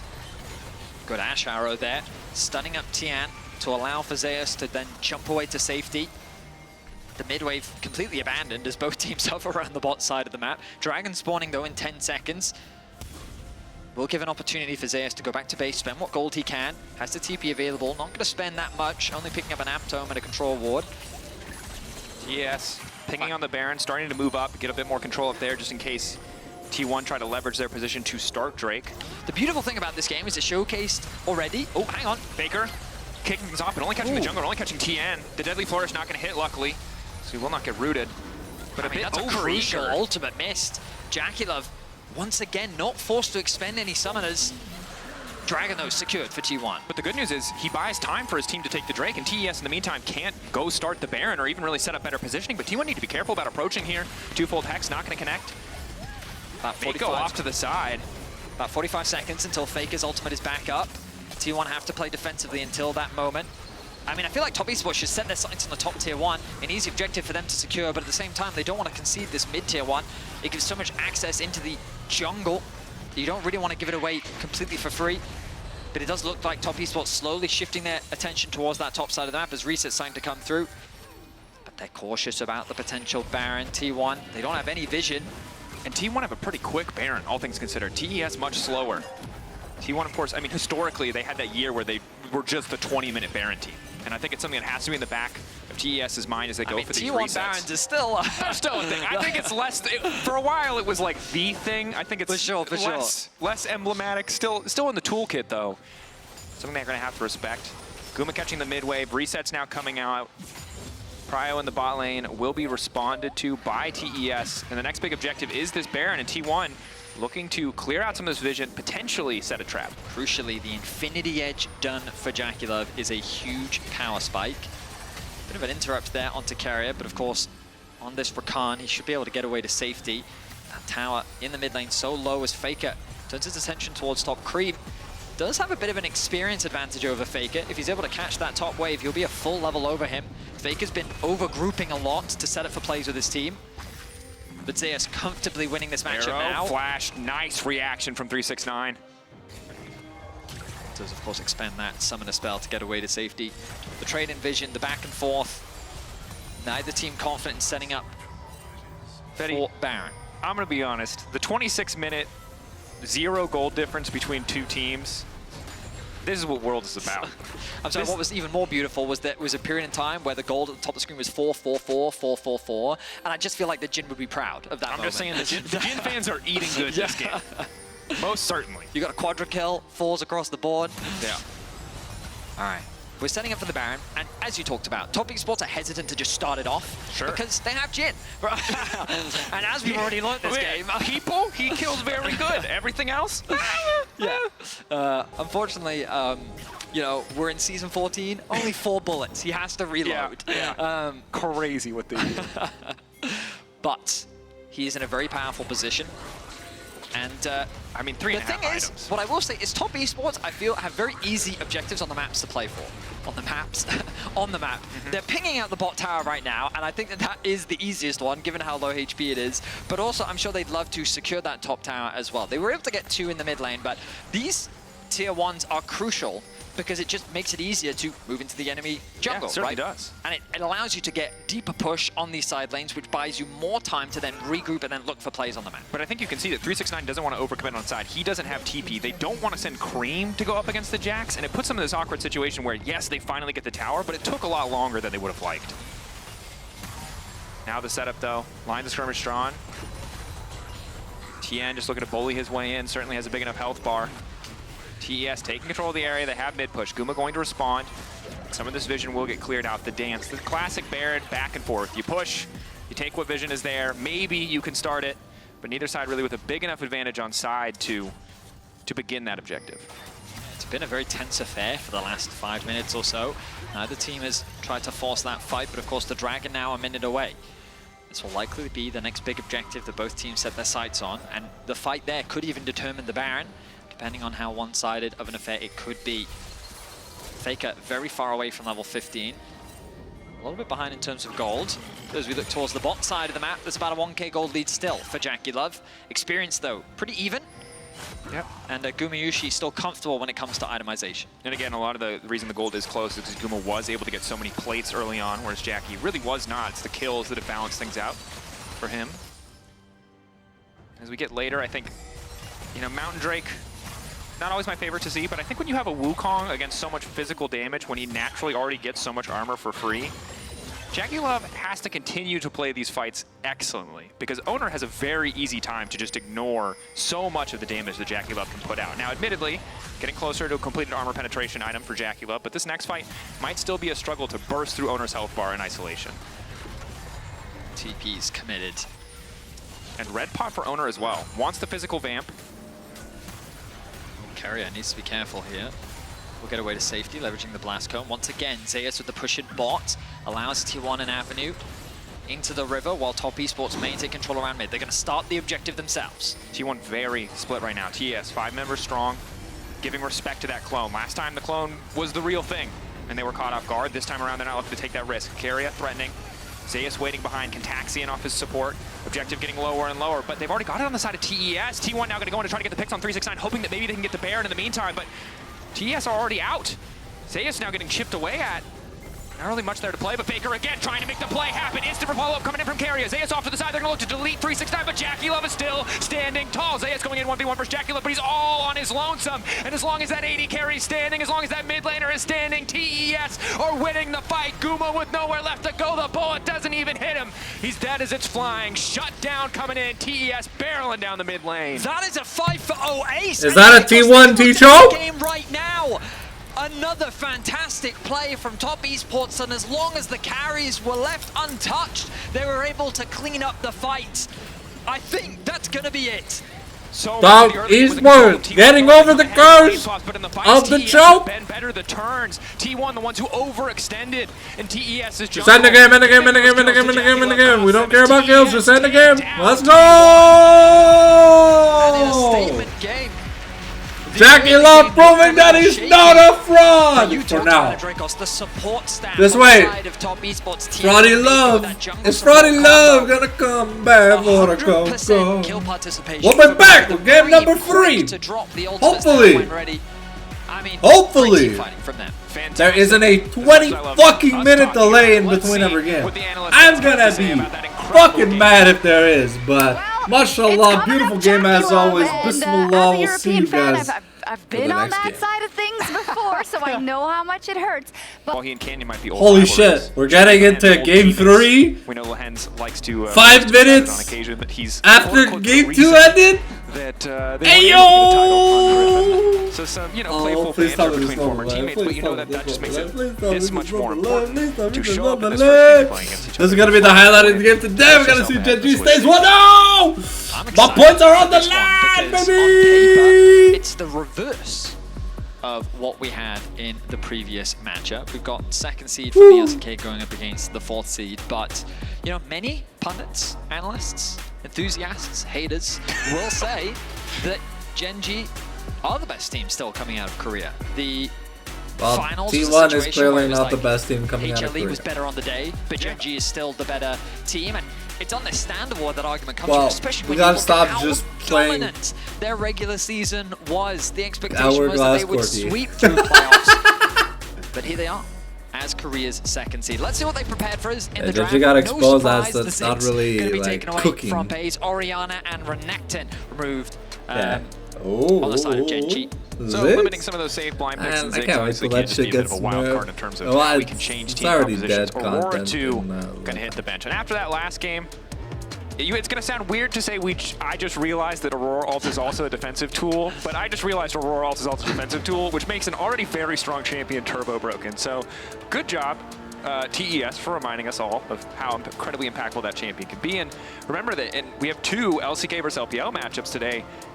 LPL already got 1 win, so if Weibo get one here again, I don't know. I think if you're an LPL fan, you're starting to feel a little bit better. I mean, you're already 2-0 on the day. LPL. Yeah. They're off to a fantastic the respect start. for Chovies? Yo! For the LCK. That's what we motherfucking wanna see!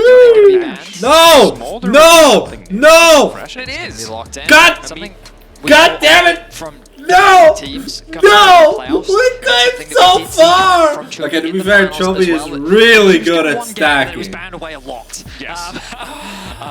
It's a champion that I don't know, man. Early game agency on. Because of how talented of a mid laner he is, in the late game team fights, he is an absolute monster. No surprise that Gen.G want to secure that sub, but remember, it can be flexed. Something that it can be moved between mid lane, top lane, and even AD carry, even though we don't see it in the AD carry position very often these days. And always nice to have kind of that late game insurance. I want to see Paze on a Phalios. I want to see him 1v9 MLG 420. But still, back shots only. Super front flip, kick flip. Still incredibly high win rate 420 on support. ollies. Still can be played jungle side stands. I imagine it goes in the support position, especially as we see the covered over here. But room for Weibo to decide. Not showing too much of their early on, just opting for some relatively strong blind picks. We gotta see Kinsante!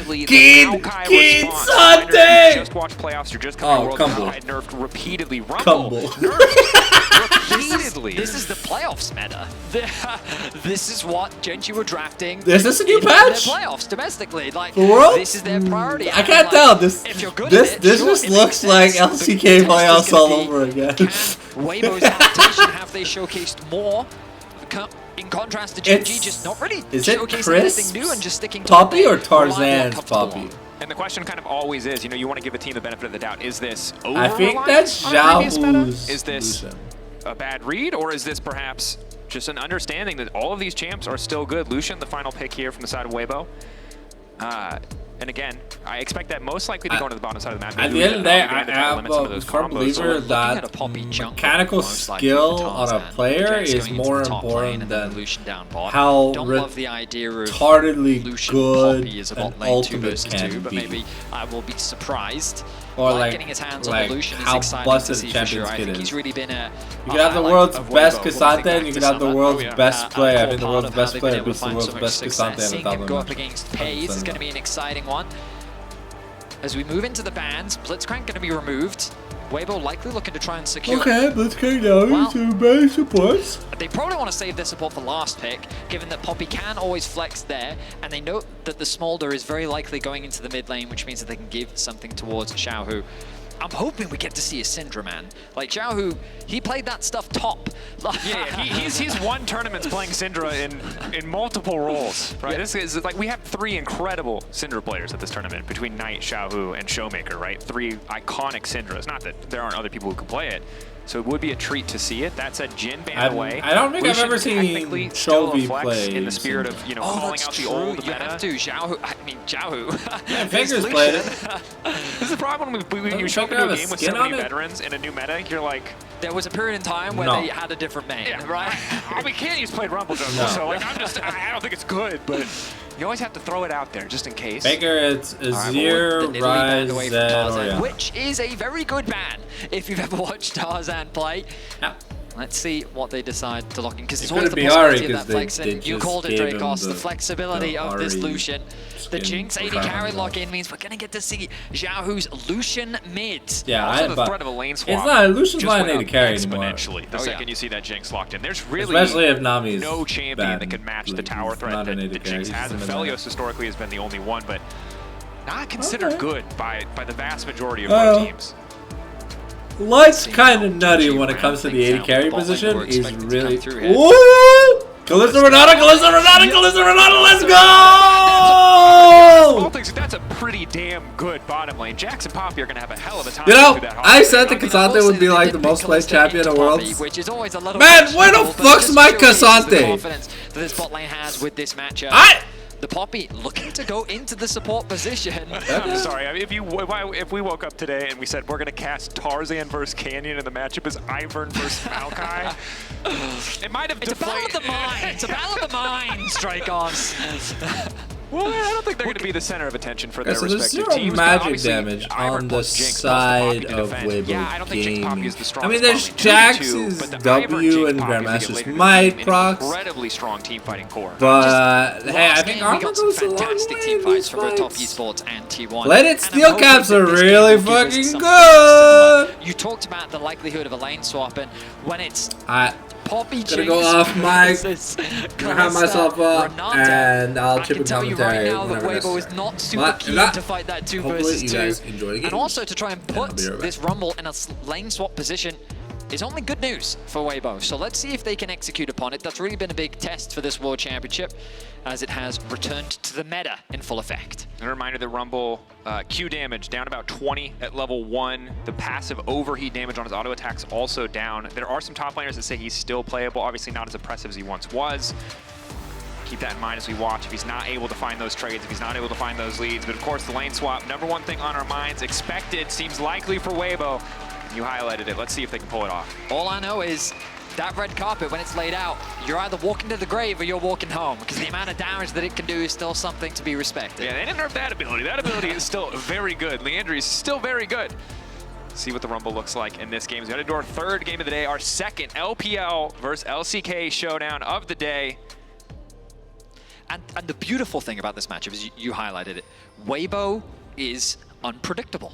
Sure. They're a team that you genuinely don't know the level that they're going to deliver on the day. They've beaten some of the best teams in the LPL. They've lost to some of the worst. Like they are a team that they're the wild card, you know? And I think many didn't expect them to qualify, but here we are.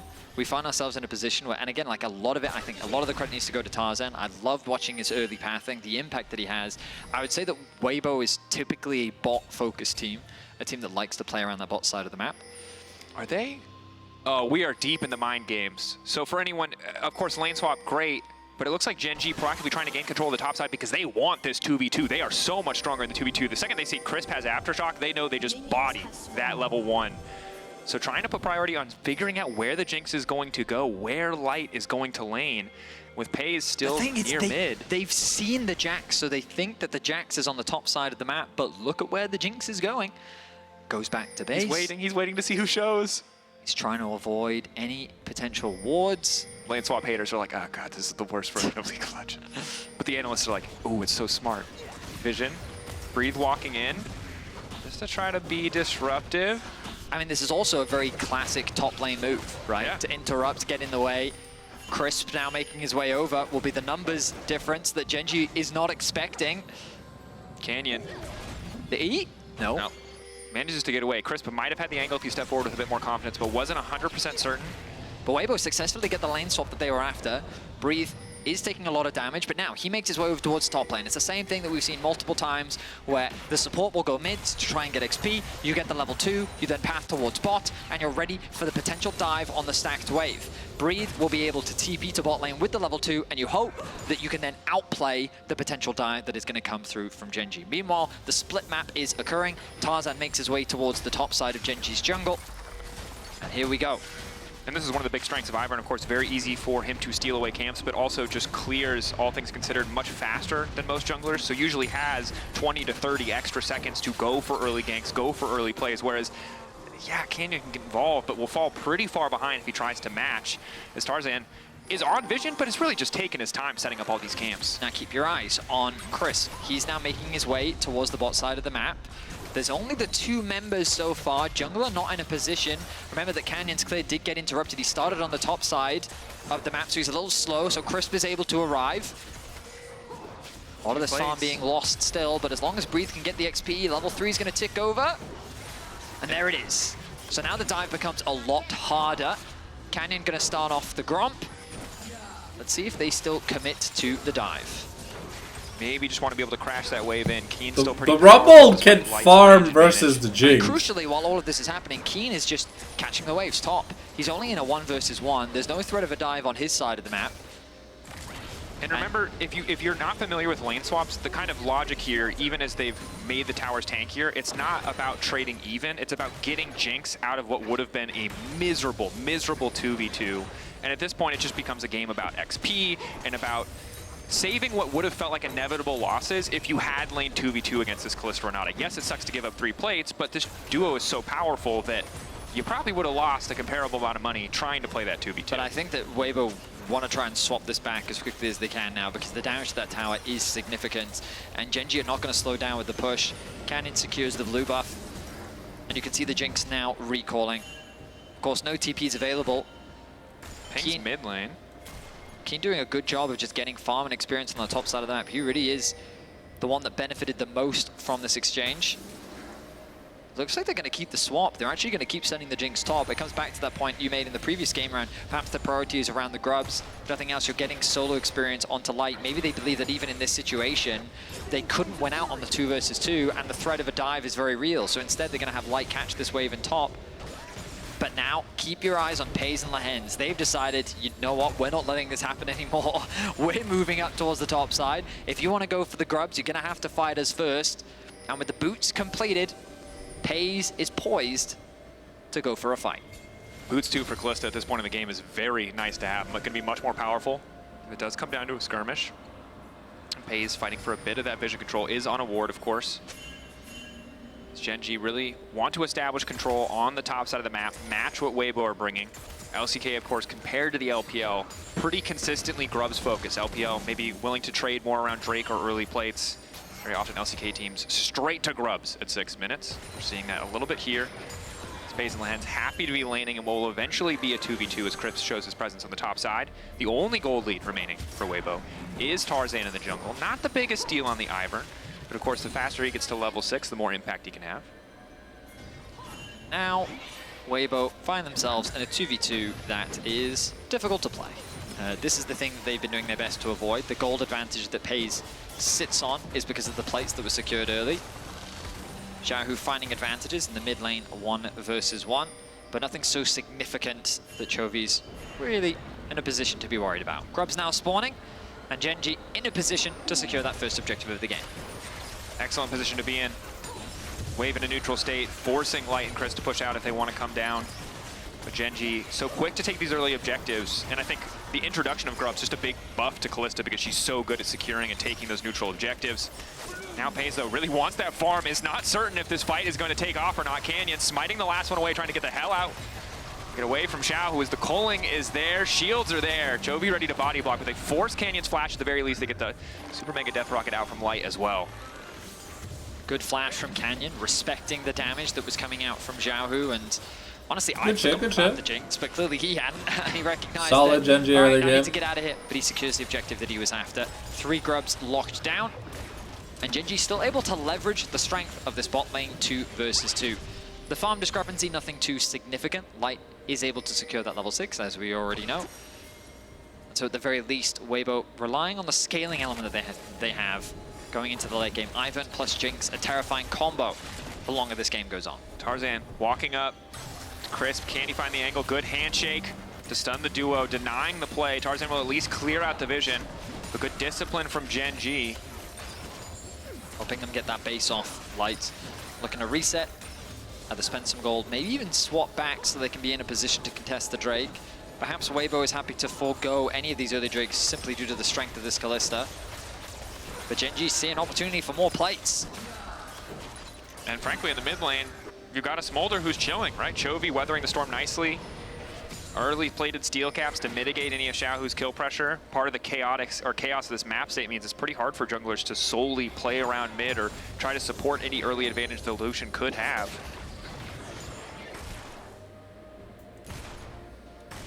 That said, I don't know when the mid lane Smolder starts doing damage on this patch. Right now, he pokes and he stacks, at the very least. I mean, look at it this way. You'll know. I might not be able to tell you in advance, but I can tell you when I see it on my screen. If that's not the play-by-play life, I don't know what is. Chovy flaps out to safety, and Weibo now ready to commit a bit more resources around mid lane, trying to help Xiaohu get the push so they can look towards this Drake. But Gen G have already reset their bottom lane, all ready to fight back at least a little bit. Nice engage now coming in. Crisp in trouble. Aftershock fading away. That Poppy is dead. Well played by Gen G. Crisp isolated. That pays damage. That like I said, the Renata, Kalista, secure these objectives. Combo, double, as Kalista continues to get stronger as first blood is secured for Gen G. Kinda nasty.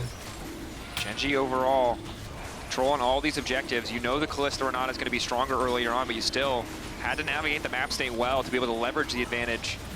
I just like the way in which they save this bot lane pick for last, because it's their bridge into the late game, right? You know you have the Smolder, and maybe the early game of Rumble was impacted, and you expect these lane swaps, so he's going to be put a little bit behind.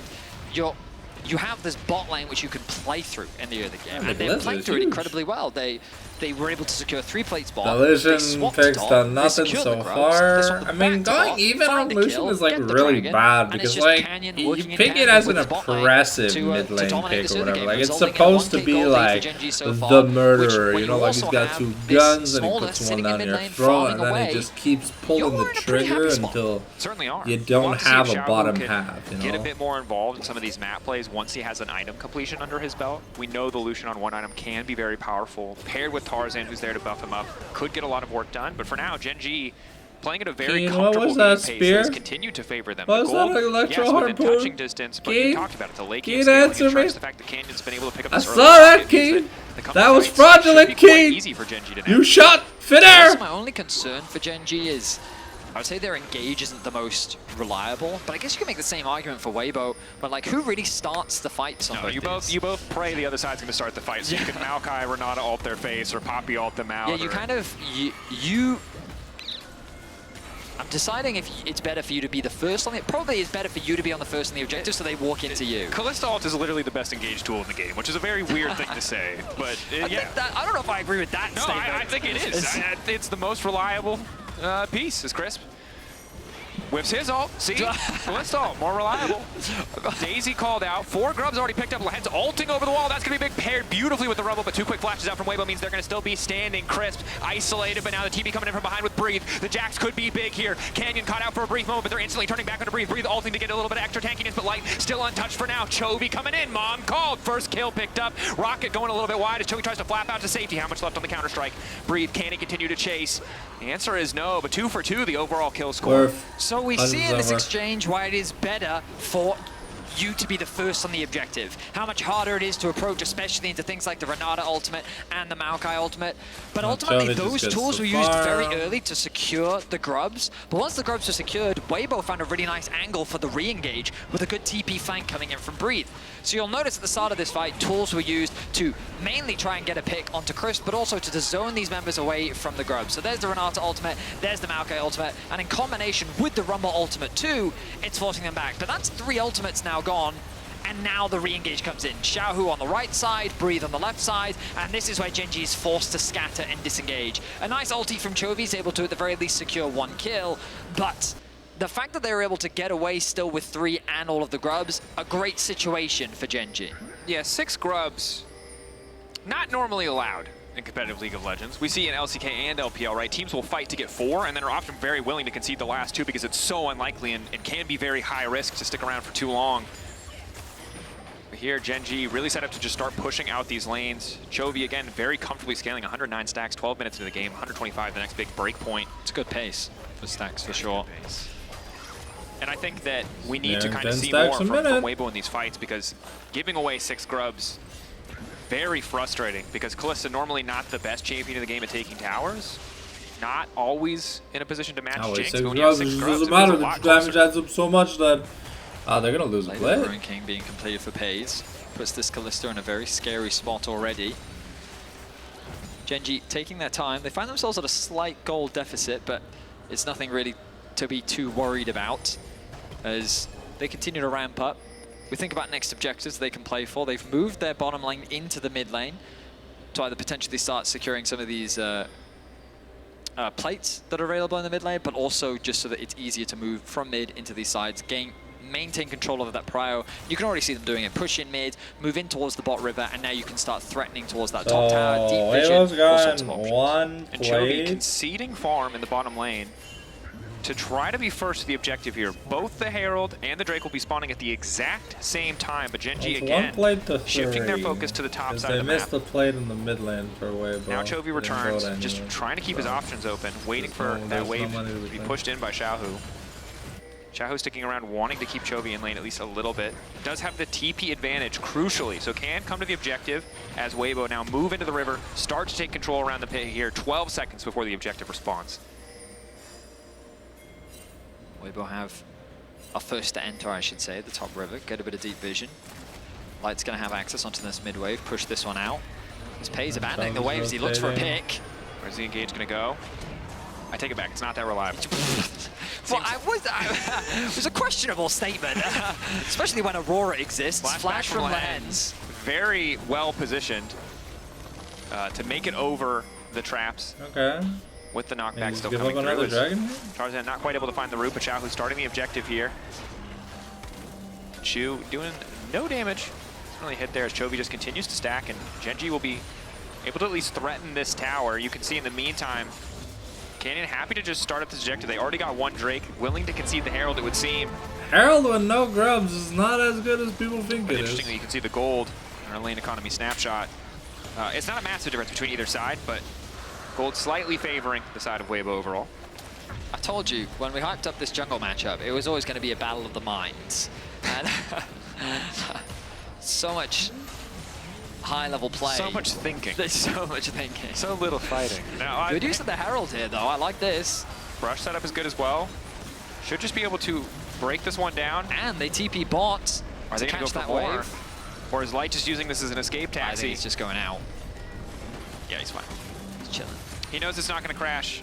They'll just instantly one-shot it, so instead drives it away and will now use it to at least push slightly more favorably. Now Xiaohu has moved off to a side lane himself and is putting some pressure down onto Keen on the top side. With all the vision invested on this top side of the river as well, Keen has to be careful about who is where on the map, which is why he's showcasing that respect, going back to base, TPing bots to match up into the Jax, knowing that he should have a slightly easier time. Doesn't quite yet have the Liandry's. The Trinity Force completed on to Breathe. Benefiting from some of the early gold advantages he was able to get. Of course, he is sitting on a kill as well. So he's in a comfortable spot right now. But overall, a very close game with Weibo sitting on the gold lead. By and large, because of the advantages they've been able to find on the top side of the map. And crucially, Light. I mean, he's just passively been farming very well. Even though Gen G sort of controlled the early game very well, ultimately, Weibo haven't fallen prey to any really bad fights. In fact, they've been able to find that good fight around the Herald themselves. So we talked about the scaling of the Smolder, something that is always going to be terrifying to deal with. But the strangest thing about this game is going to be about how they start fights. Because setting up around objectives is going to be crucial. Being first on the objective means that the enemy is going to be forced to walk into you, and that means you're either walking into a Poppy, who can knock you away, you're walking into the range of a Jax flank, or you're walking into a Maokai ultimate, a Renata ultimate. Like, okay, so Trevi changed up the build. Instead of going the Triforce Muramana, I guess with the changes, you really want the bonus ability haste. Hard engage I tools, think like a Keen Leona or has Liandry's here, yeah, but you're he gonna end up in needs this to get a passive good game where back. both teams are kind of hesitant to pull the trigger to start the fight. In an awkward situation, you can see there observers wonderfully highlighting Breathe, debating if he wanted to leverage that canyon, or enemy cannon minion, not canyon minion. That one's in the jungle. The enemy canyon. This Rumble still hasn't been able to get back. Okay, Lucian's gonna get some dirt pressure, but again, no grubs, so throughout the entirety makes it a lot slower than if, because even with just one grub, right, its true damage bleeds on structures, which is huge. People don't dump it. Does mean like the Rumble, but a much faster pace, get reset first. Jax with 6 grubs, bro, man, he's got just trying to deny as much CS as possible from Chovy. He's got an auto attack reset. An interesting game state is just cross maps continue. I mean, to come look, through. Both these teams Chovy's fine. He's 1-0-0. For those Gen G's skills super well. The Lucian falls off hard, and it's really just gonna be playing for resets. But the biggest problem that Weibo have is they have no magic damage. We're getting closer and closer. And if Jax builds AP, first items across the board, right, he's gonna be so squishy. He has to keep up the bruiser front. Now the contest in the mid-wave begins. Hourglass is a good item, but the biggest problem with that is they don't have an innate source of magic damage. Doesn't really matter. And there's a lot of peel on the side of Gen G. Hasn't completed that second item. Would love to do so before the next major objective. You highlighted it. Minute on the Baron, minute on the Drake. Both teams pushing out to side. And I'm going to be honest, Vedius, when we started this game, I thought we were going to have time to talk about, Chovy versus Xiao. It just ended up being about who played the map better. All the accolades, all the history, yeah, it's still exciting, but I think generally this game has been so much about the blast cone that get the ward before the thing timed out, that's like, that's a next level jungle play. Because like, Canyon knew that by hitting the blast cone, he had just enough time to clear that ward. Very, very close. I mean, yeah, it is very close. Like the goal difference, I think, doesn't do justice really to the state of the game. I've been a fan of advocating Sunfire first, but I feel like Logis is just too good of an item, and they didn't really nerf that. And Chovy's level 13, and like nothing's happened so far, except that Gen G has 2 dragons. They didn't get Rift, but I mean they just lost to T1 mid, which is only 300 gold or something. It's not a lot. Light technically ahead. Yes, he has gone for 2 components, the Zeal and the Last Whisper, but feeling pretty confident in that item advantage. We got TP going in. Chovy is here. But in the meantime, Breathe is going to start pushing. Does have a TP of his own. Will show up on the bottom side of the map, waiting in the brush. Gen.G do spot him. Are they going to collapse? Or are they going to go for the 50-50? Knockback coming in. Crisp channeling that ultimate. Will get the jungler out of the pit. Now they can just burst it and go for it. It's not even going to be a 50-50. Rumble ult is solid. Mom called in, but it might not matter. Dragon taken. Weibo need to get out, though. Xiaohu low. Healing coming in for the redemption. Gen.G, do they still want this fight? Breathe into the back line. Pays. Now going to be in trouble. Knockback coming in. Lehens now trying to send out the hostile takeover, but it's only going to connect onto the Jax. Breathe likely to fall here, but the rest of Weibo now ready to follow up. Pays getting one. No kill going over means no reset for the Jinx quite yet. They're desperate to get something else for Light. Crisp knocked down into the wall. Canyon going back through. Healing up off the passive is clutch as Light, no mana, but still wants to keep hitting. Handshake not going to connect. Xiaohu finishing the first kill. Reset coming in. Gen.G backing away, but the Drake going to Weibo. The health bars are blinking across both sides. The level of patience showcased from those Gen.G players stuck in the pit to hold on to their flashes until the very last moment was crazy. Ultimately, though, it's Weibo that do secure themselves the dragon. The Lucian is pretty strong right now. You do have to kind of respect him. Chovy is going Muramana, but because of the delay on the Muramana and the fact that there's no Sheen, getting him out of the fight. Yeah. The combination of the Maokai ultimate and the Rumble ultimate looks it was really good here. The pace, like look at the pace positioning. Look at how Light chips away at Chovy's HP bar. Able, like gets hit, but the absorb plus the hostile takeover, the takeover, the kill Breathe. Away from the exchange, but now there's just no more HP for Gen.G to really look for another fight. So they're forced to play defensively. They're forced to retreat. And then unfortunately for Lehens, he didn't quite expect the damage to come out from Xiaohu. Yeah, the Lightslinger proc killed It's Lehens. important to understand that Gen.G have to play that fight that well, or it gets much, much worse. Light only gets the first reset, only gets the first passive proc. But here's the thing, there's no magic damage on the side of Weibo. So look, we've got the Warden's Mail, we got three plated steel caps, we got the Seeker's Arm Guard already. Now I think Terminus is next for the Kalista. Like, this team's gonna be hard to kill. If the Jinx cannot get reset and the Lucian ult doesn't assassinate someone with the Jinx assist, it's gonna be pretty hard. Actually, I don't know if FaZe is going Runex or if he hasn't stopped. Xiaohu's kind of Chovy-ing Chovy. Yeah, exactly, right? That's my point. Xiaohu is the other man on the side lane, alongside Breathe, who just keep this pressure up. Meanwhile, Light is soaking up every single wave in mid. He's also being donated farm from his jungler. Like, the carries across the board are just farming incredibly well. And while Gen.G are trying to find plays, they're looking for picks, like Weibo are just passively picking up a lot of gold by maximizing the amount of farm that they're able to get on the map. So yeah. They now Light is a really good fucking AD carry. Without finding any can't count him out. Like, the dude's a fucking goal. They've secured all you should see, like, you should see the championship games that Light plays. We talked about how Weibo is a team that just surprises. Gen.G is a team that went the full 5 games in their finals. They are MSI champions. I could have sworn. They are touted as one of the teams Chris to win won Worlds. This whole Chris won Worlds. And he's Weibo with a 3K goal lead. They are the Chris epitome and, of I think Chris and Tarzan have won because they Worlds. have stable players. They have because Chris has and they're a team that are very often difficult to judge. And I feel like so far in this game they're proving why. I forget what skin they have it was. A nice lead, they're in a good position. They now just need to be able to close it out. Yeah, he was on FPX with Gen.G when they won. Certainly is. And Gen.G, a very tenacious team. Rumble all going down. Okay. Hoping to just get a little bit of poke. Maybe hoping to zone them off the tower as well, but Weibo unafraid. Xiaohu off on the side, starting to Cole. Only connecting on the Canyon, though. Maybe not ideal. It does give room for Chris to move in mid lane, but the Poppy not that tanky. You have to be careful, and keep in mind, Chovy has hit that stack threshold. The execute is online. Rocket for a bit of poke. Nice. Barrier there from Pays. 228 for Chovy. And the login was huge here. I know, second login is coming. Smolder versus Jinx in terms of the overall scaling. Breathe looking for the flank. Gen.G just 5-man grouping.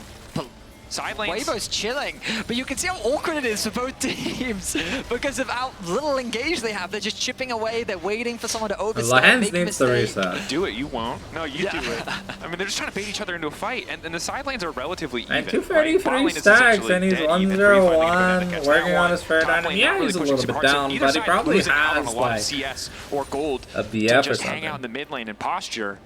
but a very awkward. You're right, because these are teams who normally you're like, oh, perfect, precise engages, but they just Dax, don't have the tools. Nope, they don't.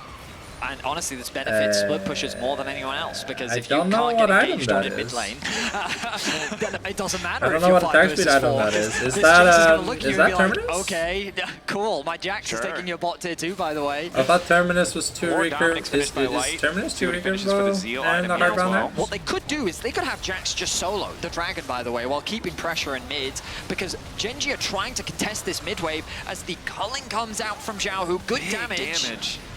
Still have some tools as Chovy forced to ult. Canyon, do they want to start the fight here? Breathe still waiting.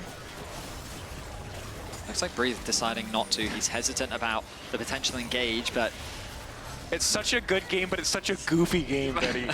Because they just, you're right. Just remember, this is best of one. The calling looks great, but it's just both sides. You make a mistake like T1 and you just accidentally lose a 5-0 team fight when from Canyon the enemy team has like a minion wave mid lane and the game just ends. Chris maybe finds a flash E into a wall, or someone starts an engage. I mean, Gen.G just getting pushed out. They don't really have control of their mid lane. Yep, the mid wave is respawning. They'll get pushed first. Weibo in a very commanding position. Recalls are now being forced out. Luckily, Gen.G have decent vision around the objective, but Crisp kind of shepherding them like a border collie up towards the top side of the map. His hand's getting lower and lower. Rocket hit stops the recall. Weibo in such a good position. Redemption forcing the flash. They're being herded. Weibo. The TP's going to come out from the smolder as well. And now they can just walk away. I mean, they get the push in mids. The wave does get caught by Key, and they now have clean access towards the Dragon. While all of this has been happening, I do think they could have just kept Breathe there, but I guess the fact that he doesn't have the TP was the biggest thing that they were concerned about in the event that a fight did kick off. Yeah, they need Xiaohu for Dragon. They need Xiaohu or Jinx for Dragon. I do wonder if Weibo are overstepping here. Looks like they will be fine, yeah, okay. I was worried because with Breathe going to the top lane and Gen.G actually having an opportunity to reset after all that pressure, there was a world where Gen.G could look for an engage. But I say that this is their window, so now they're setting up for the Baron. And they're going for this now, knowing that someone really should probably try to pick up that farm on the bottom wave. It will cost Weibo to be here, to be present in this play. Poppy all going to be big. Canyon, nice W. Twisted advance, keeping him in the play. They just need to finish the objective. They just need to get the Baron down, and they will do so. Breathe now in no man's land. Ulti now used by the Kalista. Breathe locked up for a brief moment, trying to find the sun, trying to find the angle, flashing out to safety. Calling from Xiaohu, doing a whole hell of a lot of damage as Tarzan tries to chase. But Chovy, crucially untouched, flashing from Chris, trying to finish the job. The bailout there, but the bailout is not enough. Breathe still going. Xiaohu flashing in with full confidence, but Chovy is alive, looking for the resets. Tarzan now trying to get the hell out. Chovy looking to finish one more kill. Canyon gonna get the job done. Weibo with the man advantage, 4-3 overall. The fight calming down. Gen.G just want to get the hell out with their Baron buffs. Maybe grab mid lane tower on the way. Gen.G recognize the amount of time that Weibo spent on the map, and they see a window to go for the Baron. They're able to secure it, but it costs them 2 members. The TP now coming back in. Fight not done yet. Breathe chasing. No, this fight is done. I do not think that Weibo can continue to chase this. I think that was an overzealous TP play for sure. At the very least, they're back out onto the map a little bit quicker. Terminus is done, yeah. But the reason why I was concerned about the start of this Dragon was because they spent so much time on the map. That gave a great window for Gen.G to go for the Baron. They rush it down, use the Maokai ultimate to zone them away, but then they turn their attention to Breathe, and they think this could be an easy pick. He buys a lot of time, and Gen.G becomes split up. That allows for Weibo to capitalize on the split up members. They target the bot lane, and they're able to find 2 kills. The downside for Weibo is that Tarzan does lose his life in the river, but ultimately it's a Baron secured for Gen.G. Helps close the gap, because I think, I don't know if it was objective. Was it objective Baron? Neither team has an I would check, but I don't think it was. The team that has the Baron kind of lost the fight. Show us the game. So what you're saying is we go again. It lasted so long I couldn't see. We just kind of go again. I like what Gen.G's doing though. They've abandoned bot side of the map. They're committing members top, leveraging the stacked wave that they do have, and they're going to siege onto this tower. Good use of the Baron. They're immediately now moving into the top side jungle. Okay.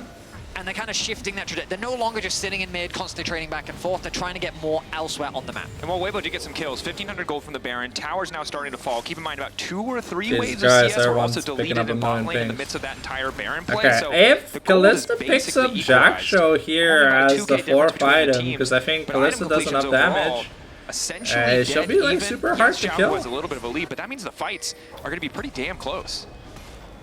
Keep in mind, there's only physical damage on the side of Weibo. Weibo and Gen.G going toe to toe.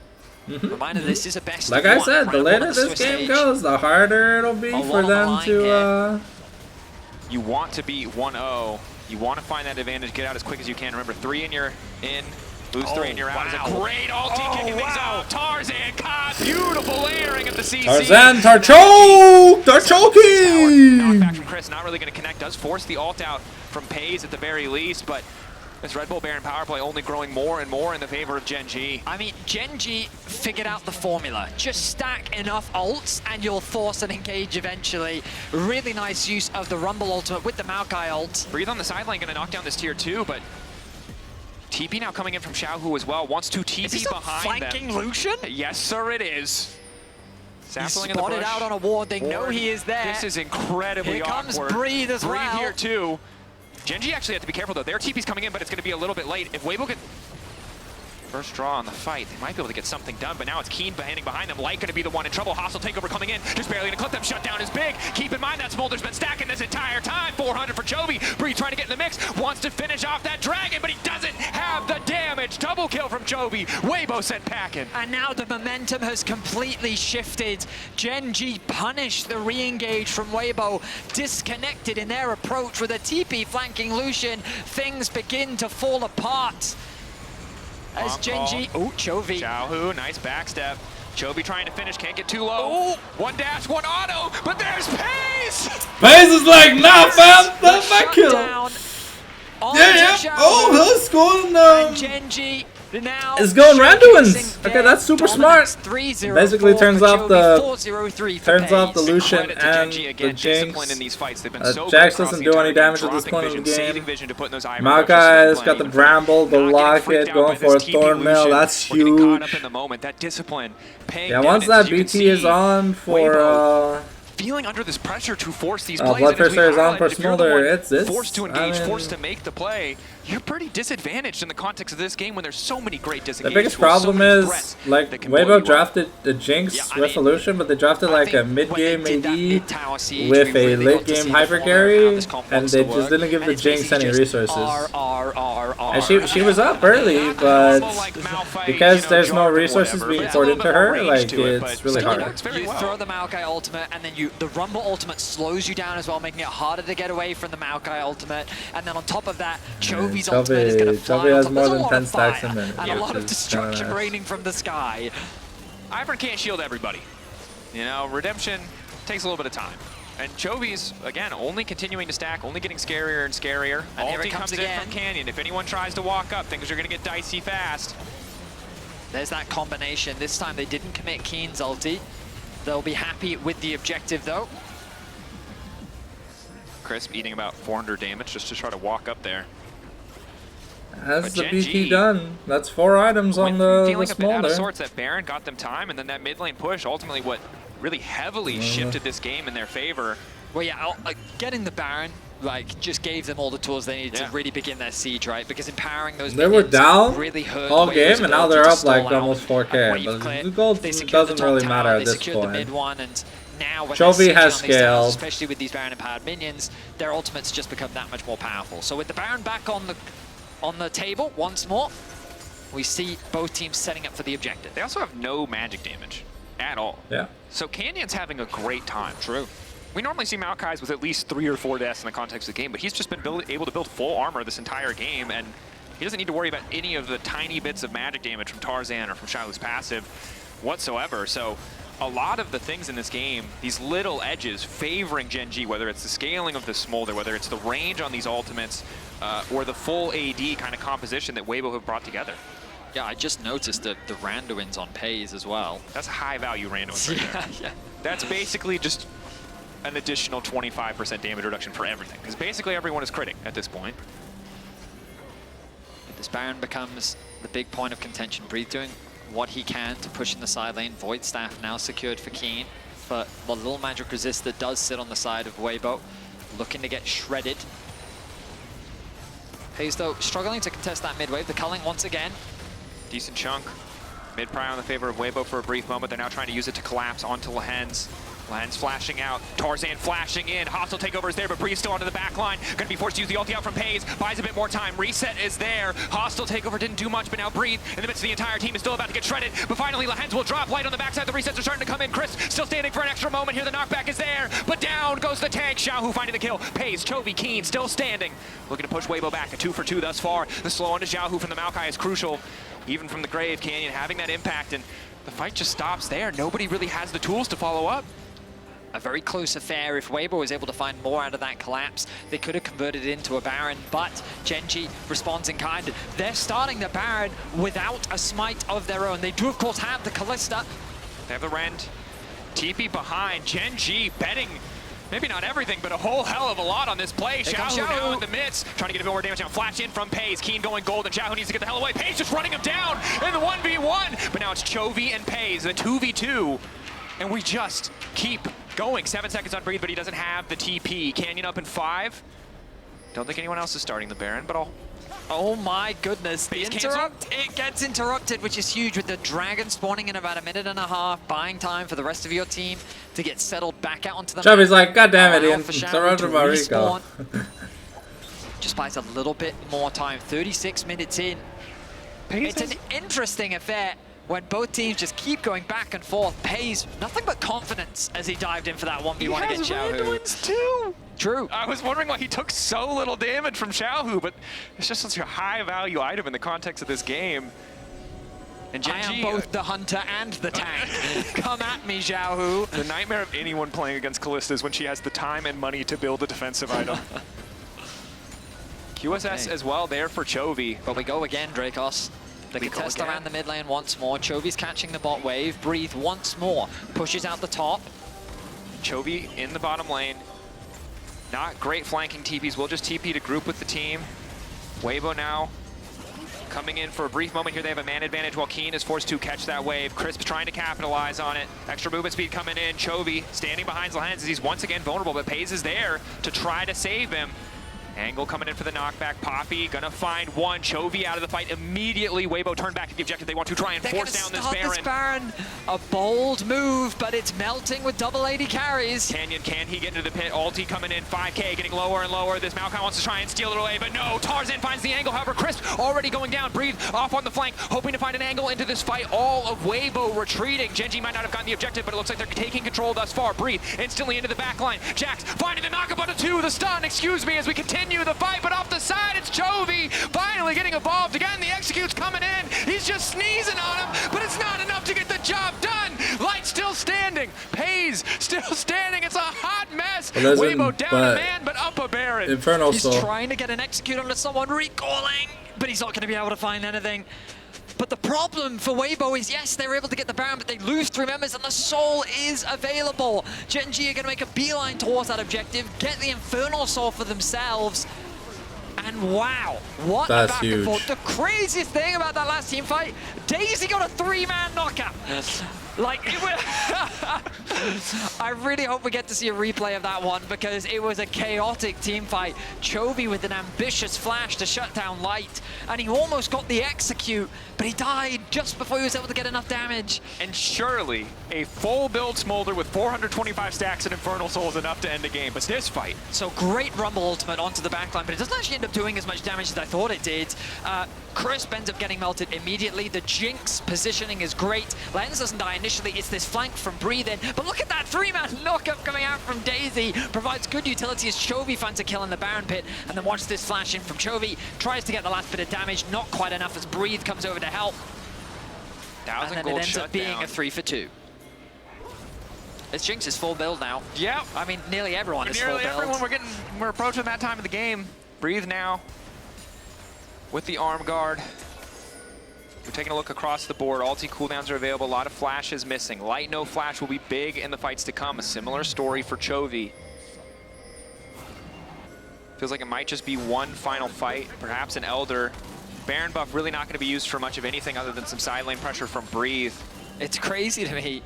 In a meta where we expected the return of mages, right? This is what happens in this AD carry meta, where there's just not that much utility. Yeah. Like, few stuns, like what, there's a root, there's a slow, there's a stun, like there's overall, both sides are just kind of dancing. That's why positioning is so crucial. If you overstep, you're going to get one shot. But now things become much harder for Weibo, just due to the presence of this Infernal Soul on the side of Gen G. You thought Smolder hurt before, well, now he just hurts a lot more.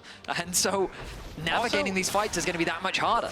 I mean, there's so many abilities in this game that have the potential to just end this game rapidly, right? There's no cleanse on Light right now. Hostile takeover hitting either of the 80 carries here likely means they instantly kill their team. Yes, Tarzan does have access to the Mikhails, but it's going to have to be quick with it.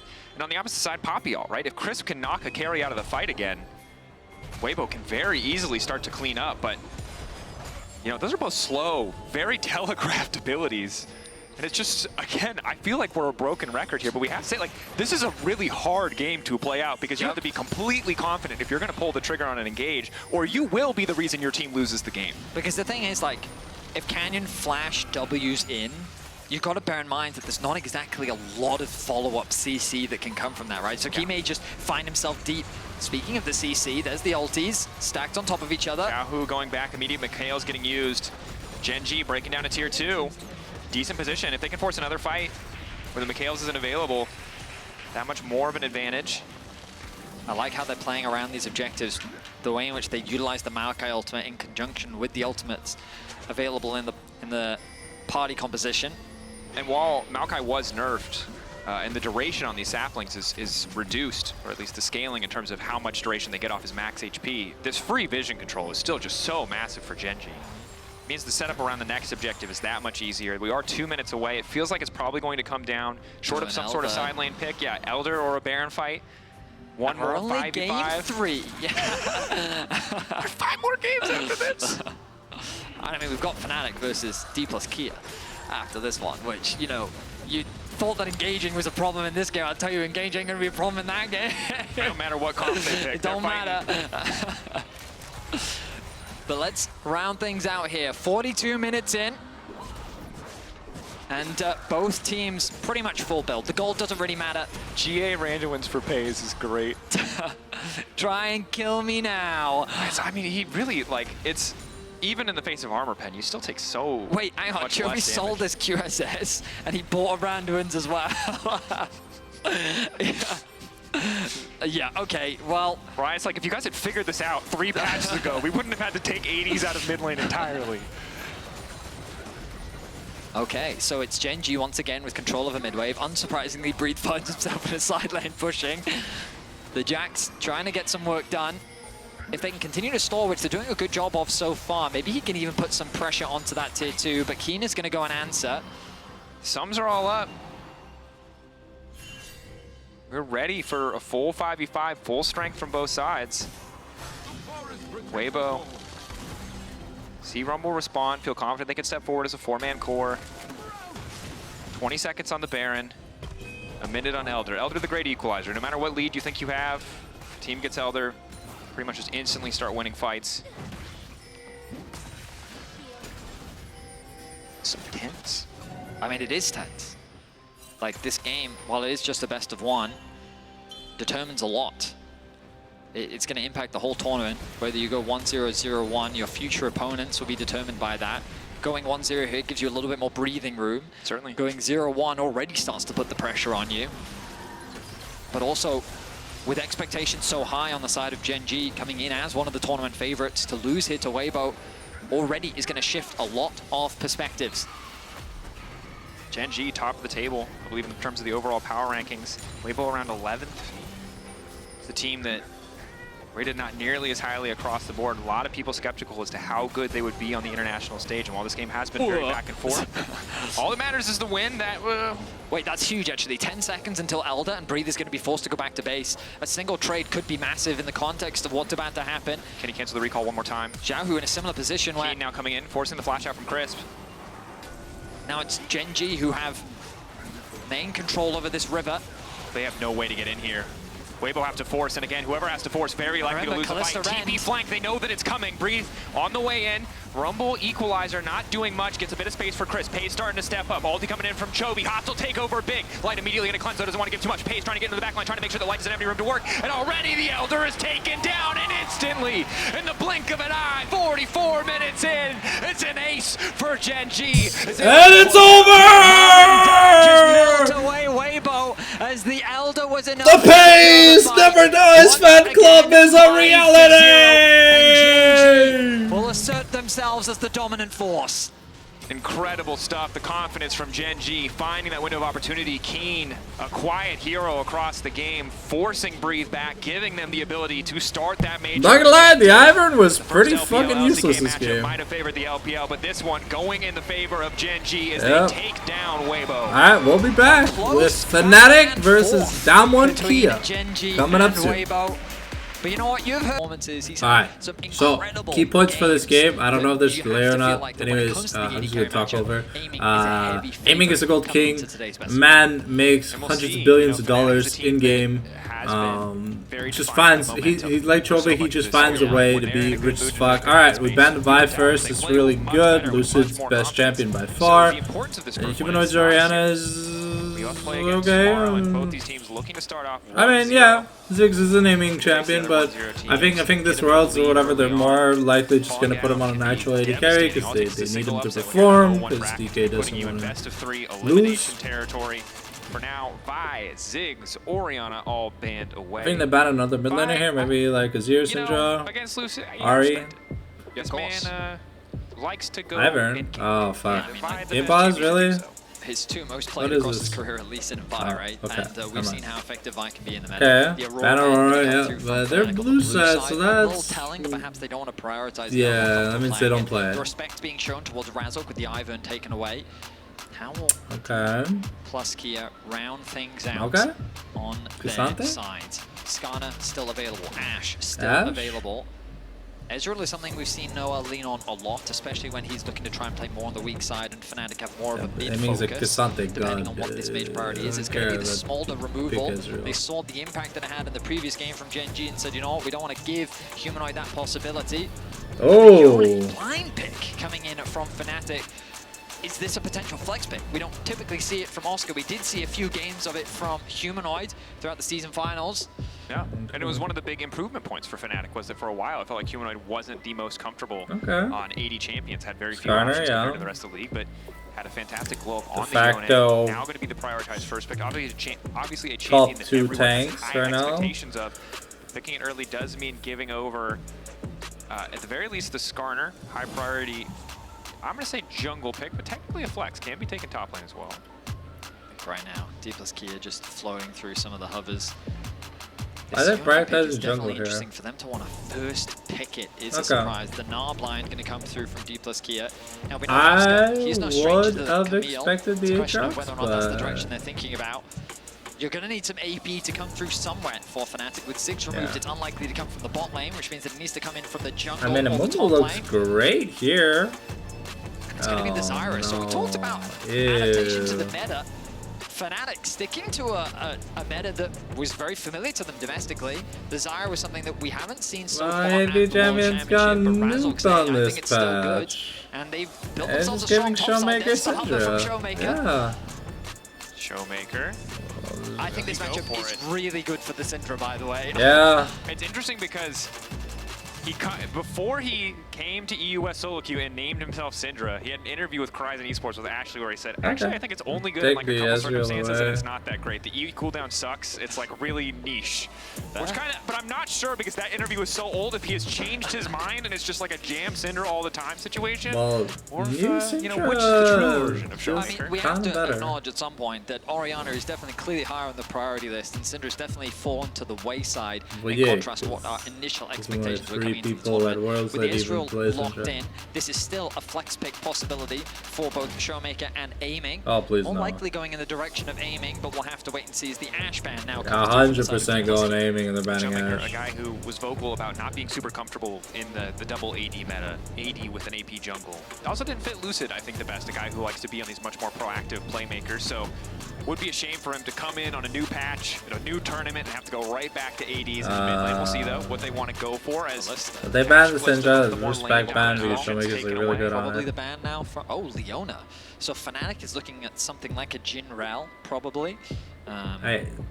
I find that so useless in about the Jhin going up against the Skarner. I mean, it was great when BLG played it. Sorry, when TES played it, and they shit all over. I don't know. I just like more proactive AD carries. But there's Showmaker's LeBlanc. We talked about it as a potential ban, and he's gonna lock it in. Exciting stuff. He was able to have pretty significant impact on it in the Game 5 against T1 to even qualify for the World Championship. It's a favorite of his and something that he is very well respected for. We'll see what he's able to do up against Humanoid on this Yone. Kai'Sa and Jhin are the two hovers right now for Fnatic. We talked about how just versatile and how much the Rel makes sense. You've got to remember though, that's an Ezreal and a LeBlanc, a lot of mobility. Maybe a Nautilus with a little bit more lockdown would have made more sense, but instead they want this big AoE engage. They want that reliable way to start the fights, and it looks like they're going to want the guaranteed on one person. Interesting, obviously, really good matchup into the Ezreal. Can't get in, but instead, Jhin.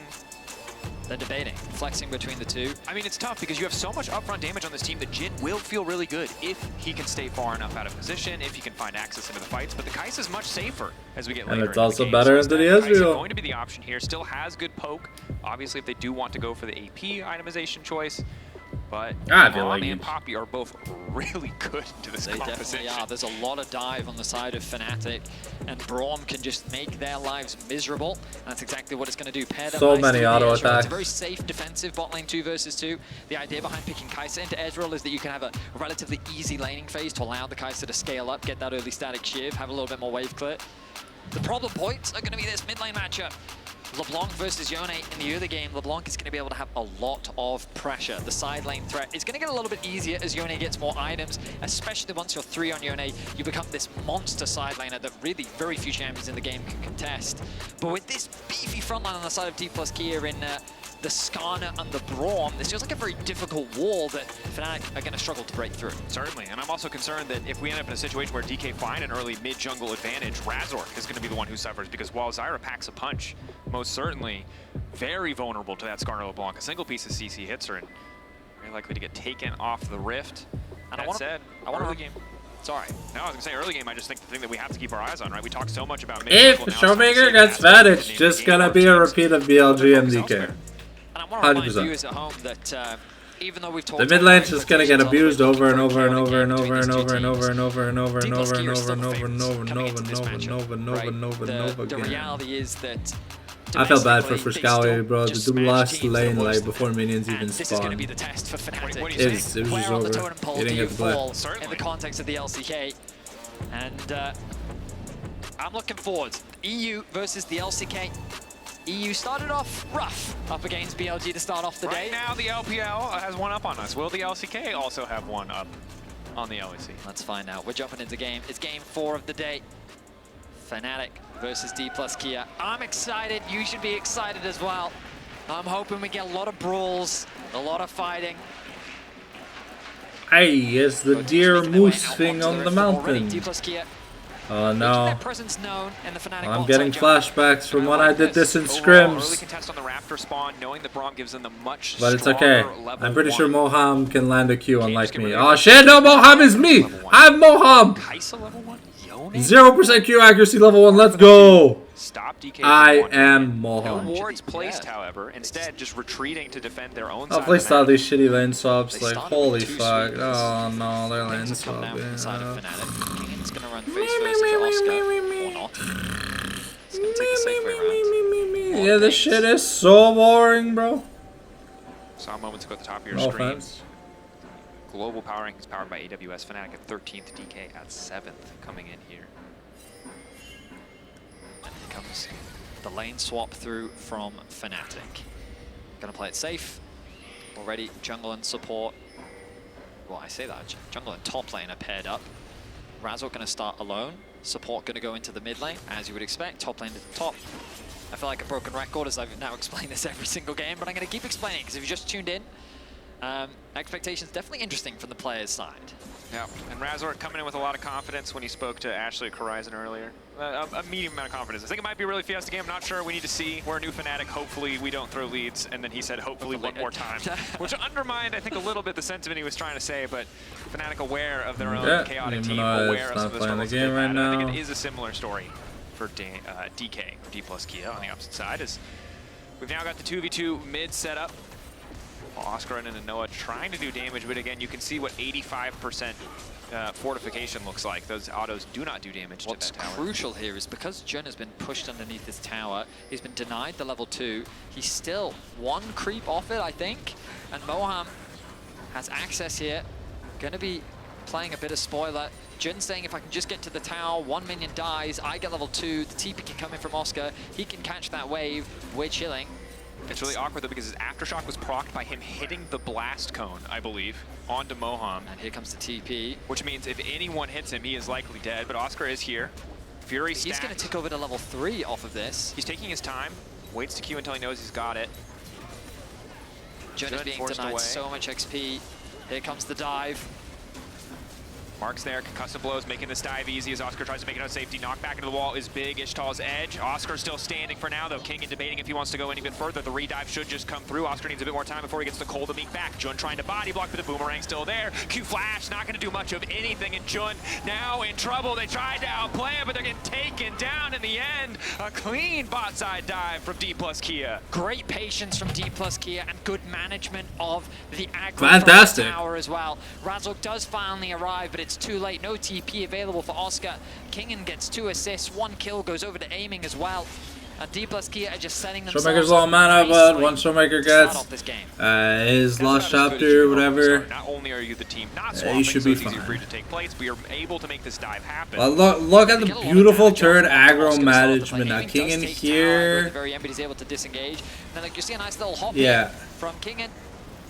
And combined with aiming, they're able to deal enough and then we damage. push He just doesn't have the rel away. Skarner has enough HP to just walk very away. Well they did their best to outplay. Oscar even committed the flash, but that's now a summoner spell down. We find ourselves back in standard lane matchups, but with D+Kia having advantages across the board. Noah and Jun got away from the first few levels of the lane at the very least, but I think the only silver lining of this all is aiming. Goes back, he buys a tier, he buys some components, but early itemization at least forcing Ezreal away from more combat stats. So it's not too much of a discrepancy in the 1v1, although he will be able to spam a lot more Qs. Need to keep our eyes as well on mid lane. Hero and Fnatic prioritizing this Yone very highly. But obviously partially due to the lane swap in the 2v2. Kind of have to make sure that Yone doesn't go to 0-50 like Frescali did on Syndra. He's down flash and down TP, which is going to make things pretty difficult. Yeah. Shark's made an interesting point where Humanoid is a player who's branded as someone that rises to the occasion of his opponents, but really we haven't seen that for a while, right? And you can only hold that moniker for so long without any results to back up a statement like that. And it's a difficult position for him to be in because that was kind of the saving grace of some inconsistencies in his performance, was that when it mattered, he did show up. And if that's no longer there... that's a really early drag. It'll be a big test for him as well. Like, so far he started off the lane pretty well. You can see there's a stacked wave that he's going to have to catch underneath this tower as D+Kia already going to secure that dragon. And unfortunately for Fnatic, they're a bit behind on the play. They don't have control over the mid wave, ready to set up for the grubs on the top side. They didn't commit for any type of swap. So while there's constant trades back and forth in the mid lane 1 versus 1, it's D+Kia that maintain control over the map for now. We'll have to see what these lanes look like once level 6s start to come through. Showmaker just getting his. Kingen pretty behind in terms of XP. Oscar going to get to a much faster level 6, but I imagine it'll be pretty difficult for him to leverage that spike unless Kingen oversteps here. Humanoid going to commit to a base here, investing in early magic resistance to help weather the pressure as Lucid already starting off those grubs. Love the proactivity here. Remember, the Humanoid's gone back to base. Razork is alone. I mean, Lucid, bit of a risky play overall, right? Fnatic got the reset first, his bot lane just now recalling, so the downside of kind of going for that gamble is that it's easy for Razork to walk in and take 2 away, but frankly, probably shouldn't have been able to get any of them, so an aggressive choice, but doesn't really good by Lucid. Notice though that while all the chaos has been happening in the early game and D+K have been able to find these advantages, Razork's level 6. He has just been power farming his way through the early game. Yeah, well, already with that ultimate available, puts him in a Faded Ashes is kind of a busted item, not gonna lie. Fnatic swap their bot It's lane just to gonna top, increase gonna the unlock some farming plates for discrepancy. themselves. The idea was here you swap and then be in a position to secure the grubs, but because Lucid already started them, they're not really able to do that. The swap is going to be matched. And aiming, after securing that first kill, already finds himself with really good at last hitting, aiming. Sheen already secured. That's pretty nice. Sheen going to make a lot of these trades much more favorable. Yeah. If the Kai'Sa ever gets cooked this stage 7 minutes in, both on dragging off the board means that see what Fnatic want to do with their top side pressure and if they can sustain it. Mid lane's still very much in favor of Showmaker in terms of the overall push. We'll get a bit better for Humanoid as he gets more attack speed and more magic resist, but for now, LeBlanc still very much running the show. Oscar able to push in, King in, but you can see Lucid there to support, ready to punish if Oscar overcommits. And so far, nothing too crazy outside of that initial dive. D+K did a really good job of, you know, reacting to the lane swap as you're supposed to. Ultimately, when you get to that point of the dive, it all comes down to execution, and they were able to out-execute that of Fnatic. And in terms of the early objectives, though, it's pretty even. Lucid now with the level 6 himself as full clears continue to come across the board. Jun is clearing out a bit of vision on the top side as Showmaker gets a very nice trade. You're seeing in this early game how favorable it is. Gets the flash out. Q3 there for Humanoid, does manage to lock it up. Jun immediate lockdown coming in as well. Showmaker, the clone is there. He's able to get out to safety just in time. Razork throwing down the ultimate, but hand delivered. Lucid bringing Jun back under the tower to punish. Really nice. That was a clean impale. Holy shit, bro. Ultimately, it was a bit of an overcommitment. Oh man, I can only dream. I can only dream of being that good someday. They didn't have the damage, but then because Jun was pulled underneath the tower and the chains connected as well, the tower shots were enough to trade back the kill. And what's frustrating there is that while Jun was there for the play, that was a 2v3 where Fnatic had more members, and you can see now the price of that play is that Aiming and Mohan just get to get 2 plates uncontested as Noah is forced under tower. He's going to need to reset soon, only half his life bar remaining. 2 kills now for Lucid. This gun is going to become a very serious problem with the rate that he's being accelerated. Pushing the top side for the bot lane of DK as they secure themselves a few more plates. Lucid coming, can go through the wall. They don't really have good vision coverage. We'll know he's coming as soon as he uses the Ishtal's Edge. Shouldn't Noah step up here at all. They'll be in trouble, but Razork is there to cover, crucially. Noah's taking a lot of bad Mystic shots. DK are just building lead after lead. They're just finding these small opportunities. The lanes are going their way as well. The farm is just slowly starting to build up in their favor. And again, like, it comes back to what we talked about in the regular season. DK, because they just have strong individuals, they are just good at building leads independently. You know, early game leads are something that they're not strangers to. It's the mid game where sometimes we see some questionable decisions, so to find themselves with a lead like this shouldn't come as a surprise. Ultimately, it's going to come down to their execution once they start moving out of the laning phase, when they start setting up around these Barons, playing for the neutral objectives, and how well Fnatic can respond. Because truthfully, Fnatic's macro has been one of the biggest question marks throughout the year. Definitely has. Still kind of have to. I don't know. Seeing a lot of Yawns just go like so we'll be able to at least Stride Breaker. The wave clear that Aiming can bring to the table with his ultimate. DK setting up for their second Drake in a much better position to do so, but it will at least this time be a trade as Fnatic are already on the top side and focusing down those grubs for the threshold again that really matters, and they'll be able to grab it. The question is, can they actually find advantages enough in these lanes to leverage that grub buff? The good news, Noah already top lane, already pushing, will force the TP out from Showmaker, but he needs to be careful. Showmaker has the tools to chase him down. Now, I will acknowledge that I haven't been keeping track of the top laners because rarely do you in a Renekton versus Gnar matchup. Hang on, Lucid. Lucid going in, has already locked up Humanoid. Humanoid wants to get out to safety. The ulti, though, hits a target, means he doesn't really have anywhere else to go. Ignite still there. Ooh! The boulder toss! The over-the-shoulder boulder holder throw. Let's go! That projectile, he couldn't block the projectile from Lucid. Aiming a nice just angle comes in from the D+ creating gold. And he's going to put and 3 on the board. 4-0 now, the kill score in favor of DK. Zyra not really having the impact she needs to have to be useful this game, unfortunately.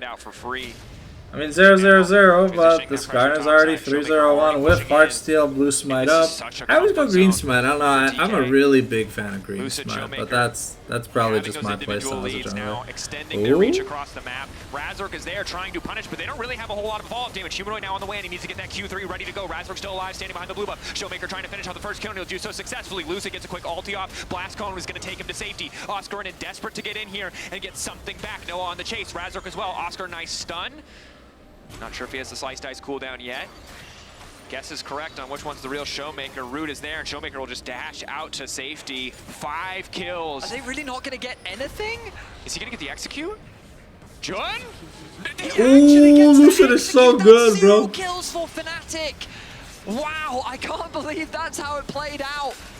DK, they're able to get the kill onto Jun. They're able to spread out, and they walk away without giving over anything to Fnatic. 3K now, the gold lead in the early game, and Fnatic are very quickly falling apart. Aiming is just in the face of Noah and Jun 2v1ing. Completely unafraid. Humanoid will catch a wave on the bottom side. Hasn't even completed an item yet, but this is a terrifying position. Only Noah and Razork have completed an item thus far. You've got Triforce, Ludens, Heartsteel on the 3 middle members of DK. It's going to be really tough for them to contest anything, and it's a minute away from that Herald. I mean, they are just being rooted in the early game by just Lucid's presence being everywhere on the map. He's been involved in every single kill that DK have been able to find for themselves. They have a 2.5k gold lead, and it's just evenly spread across the map. Even the Braum has a 600 gold lead. I don't think that one's important. That one's less important, obviously, but Kingen, he is a full level down. I wasn't keeping track of how he ended up falling so far behind, but ultimately, he's still going to have value and relevance with these fights coming up. And also, we already talked about it, Renekton up against a Braum is going to be very difficult to play, especially with how much strong Lucid is. This front line is going to be so difficult for Fnatic to find their way past. And in concussive blows, Braum's passive is just so difficult to play against for any champion that wants to dive. You can't dance around auto attacks. You will eventually get stunned no matter what you do. As Humanoid uses Soul Unbound back, Q3. We try to set up some control on the bottom side of the map, but you can see in the mid lane, Noah slowly getting pushed in, aiming with a pretty clear range advantage, which makes it easy for him to get first pushes. Jun and Razork debating if they want to go for a play here. Some resources burned on Mohan. Is that now Noah trying to start things off with aiming, but there is Lucid waiting, trying to hand deliver. Noah flashing over to get the kill, at least gets the 1-for-1. Wow, a heavy commitment from Noah as he does end up trading 1-for-1 in the mid lane. And Lucid not been there, maybe it could have gone more favorably for him. Meanwhile, on the bot side of the map, Kingen getting zoned away from his tower as Showmaker finding advantages for himself on the top side, pushing Oscar in and out of the lane. But the Herald still going to go in favor, of D+ Kia. And you can see here in the economy snapshot, it's pretty favored right now to the side of D+ Kia. Oscar getting something back, but again, getting impact out of this Renekton. It looks like it will be Stridebreaker. It's going to be tough. Hopefully he'll be able to stick to those targets as Okay, just continue that topside threat. You only have 1 grub, but still putting so much pressure down. I think when it comes to expectation setting, right, we talked about how DK should come in as the favorites. Yeah. And we talked about how, while they can be a chaotic team, so far, this game has largely been very clean. And look, we talked to Chronicler, and the thing Chronicler said is, if you want to understand if DK are winning the game, the most common version is mid-jungle 2v2 domination. Yep. And that has basically been the game so far. Is take a look back at this sequence. Was a pick on side. This was during the Noah 1v1. Humanoid was at least able to grab that kill onto Mohan. A valuable and much needed kill as well, as Fnatic continue to fall further and further. Yeah, that fan's face tells us everything about that Mohan play. Flash away, Showmaker now chasing. A little bit of damage back from Razork. Misses the chains, which means that Razork just barely gets away with his life, but the mid tower still goes down. Okay, Humanoid secures the top tier 1, but DK, they're not going to slow down here. They still have the Herald, and they want to put some pressure down onto this tier 2, especially given that Razork zoned away right now. But they don't have any damage. I think that's just a bit of a fake trying to get DK to back off. They'll take their time. Aiming will knock down the tower. And now with the push in bot, they can smoothly rotate over to the Dragon. This is going to be the third one of the game. Humanoid is going to try and keep his pressure into the top lane as Kingen commits the TP to try and stop him. Knock up there from Humanoid, well timed on the TP. Now TP's more coming in from Fnatic. It's going to be 2v2 on the top side. Oscar is here as well. They're trying to lock up Showmaker, trying to get as much damage down as possible. Oscar tanking the tower, but he just gets deleted. Now Humanoid is going and trying to get Showmaker, but he can't get anything done. Moham here to interrupt. Oh, that's not good for Fnatic. Q3 back at the very least gets a kill, but they can't finish off Showmaker. The tier 2 at least will drop, and the Dragon falls. In the meantime, it's chaos. Yes, Drakos, yes it is.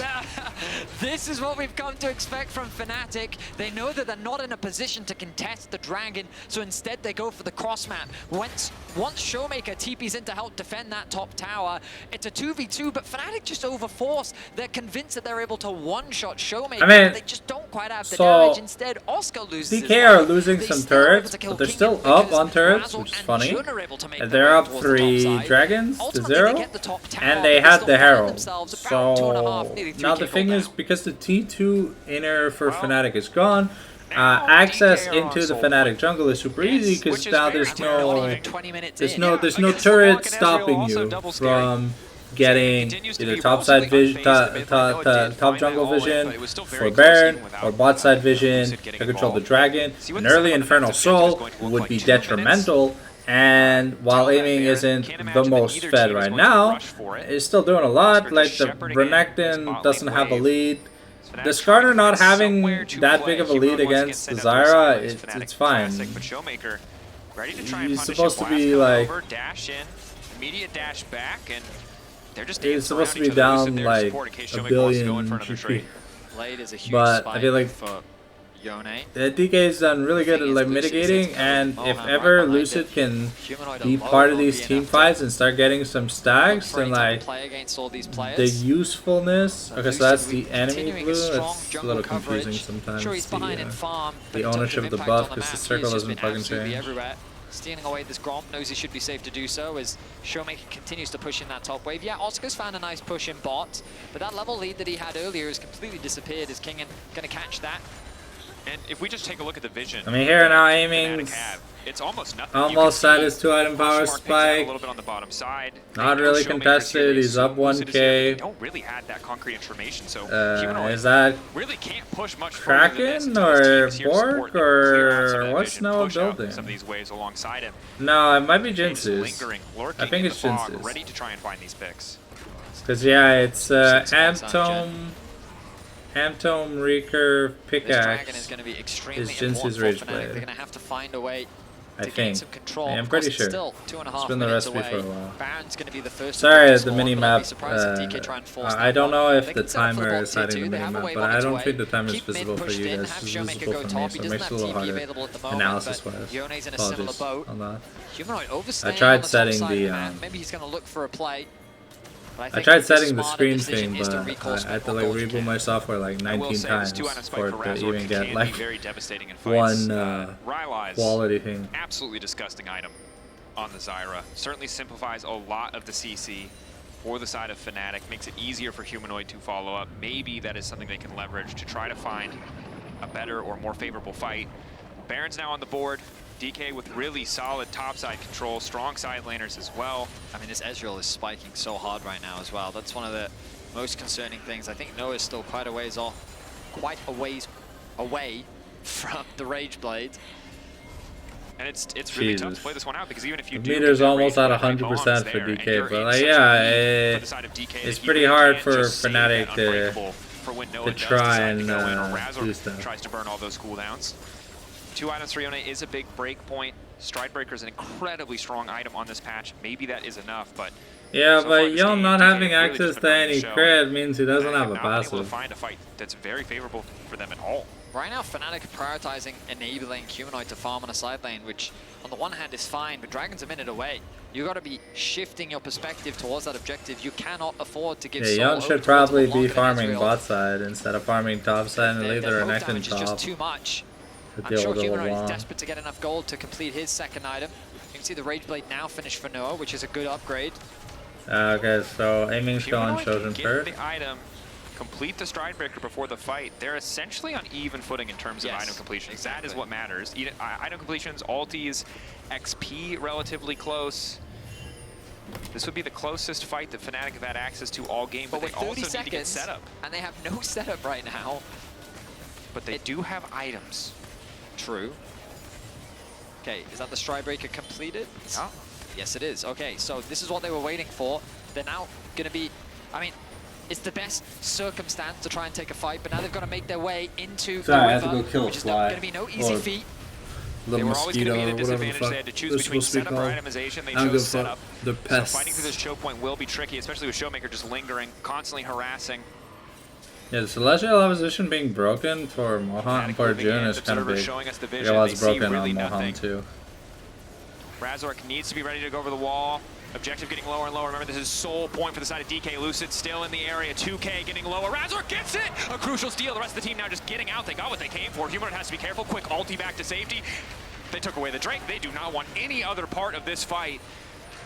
Okay, that was really good on Razork's part. I really don't know why. The title of Jungle Steel King still holds true for Razork domestically. Yeah. He was always happy to take those fights. Of course, DK, they recognize what they can still do. They got 60, they got like 50+% of the HP on the T2 bots. I mean, one dragon isn't, it's not the end of the world. They still have Smite available on Lucid, and they're just not starting the objective, but they're putting that pressure down onto Fnatic, forcing them to overstay a little bit, giving DK the opportunity to reset and get back out onto the map.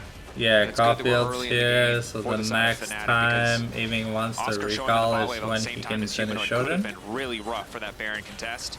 It's gonna be a really big power spike because the Qs are gonna be annoying, but I think like Aiming has to land some poke before team fight starts. Both TPs are available for the Fnatic solo laners.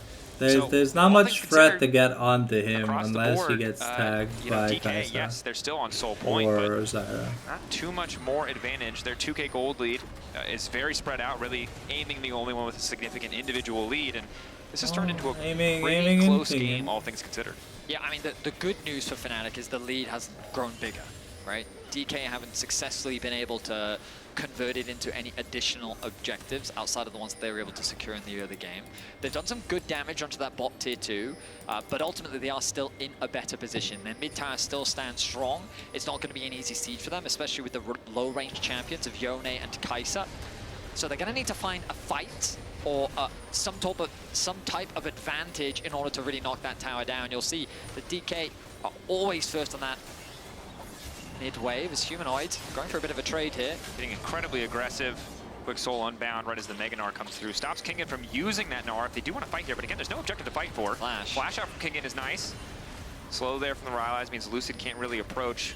They're being herded into the bottom side, and meanwhile on the top lane, the one problem with the Skarner is because the E is so predictable, sometimes it feels hard to try and like land an E because like the great thing about this Yone is he does scale exceptionally well. Yeah, Yone is finally starting to use his passive, which is great. But we're only going to see it around like the 4 item mark. And that's if he goes 2 crit items back to back, but he probably will. He's probably going like shield bow. I would love to see like shield bow IE or shield bow wild arrows. That's for sure, unless he fully commits everything. I feel like wild arrows is like a really underrated item, and like while IE is nice or whatever, the permanent bleed you have from like all your crits would be kind of nasty. Fnatic though still ready to fist fight for this setup. Lucid will win that Smite fight. Ulti from Aiming, chunking out Razork. Okay. Both sides posturing. Okay, Aiming's on 3 items Humanoid now. playing in It's bottom pretty lane. big. He will have a bit of time to try and hit that tier 2. However, will need to immediately TP if a fight does break out. Whereas Showmaker is much, much closer. Both teams don't want to overextend. The damage buff that the Shojin gives on the 2-item power spike for the Ezreal is like insane. But now here, yeah. They were not expecting T+K to be the 3rd seed. But here we go, the Baron started off. Fnatic have no information of this being started. Noah, of course, Void Seeker.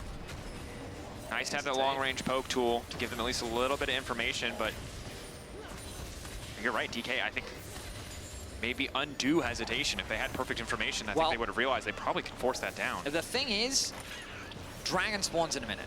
True. Yeah, so yeah. The worst case scenario I think Infernal Soul is no one gets the Baron, right? But you've lost a lot of HP, and now Fnatic, because you're in the river, have better position over mid, giving them access to the dragon, so you then can't contest it. So yeah, they fish, and they said, you know what? This isn't safe enough. Instead, we're going to go back to base, set up for the dragon, spend what gold we can. Fnatic's in a similar position where they want to spend as much as they can. Kingen chunked. Does have the TP. But the mid-wave control is just consistently in the favor of D plus Kia. I mean, it's just so hard to step up against Ezreal, right? He just gets to hit the wave for free with Mystic Shot. You always have to put yourself in jeopardy if you're Noah to step into that wave when you don't have the team to support you. As Fnatic, again, find themselves in a position where they may have to fight through this choke point. Both teams sprinting towards that mid wave to try to get push, or at least set it to a neutral state. Bot wave in favor of Fnatic gives them an angle to play through, but you can see that control ward and the brush and the minimap at the bottom of your screen does mean that Kingen always has a TP flank angle. No rage, however.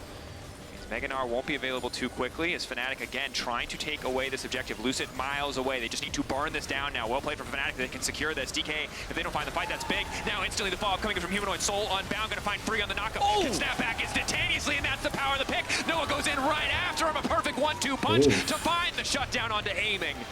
Out of nowhere, Fnatic find a massive fight. They shut down Aiming the just kind of stayed in the Yone ultimate. He didn't try to dodge it? Okay. Off the back of Humanoid with a great ultimate. Fantastic engagement. Oh man, when people said DK loves choking. Trying up the pace of the game. This is where it starts to get messy. Showmaker, can they turn this one back to the power of the Yone? And this fight is huge. Shut down there. Humanoid starting to look like a monster. Trying to 2v1 the solo laners on the side of DK while his team finishes the objective. Flash back to safety. Showmaker wants to finish the job. Humanoid now in trouble. And the Baron still tearing through his team as Showmaker and Kingen. Look at them, circle them, try to find these angles. Jun coming over the wall. What is the call here? Fnatic desperate to finish this objective.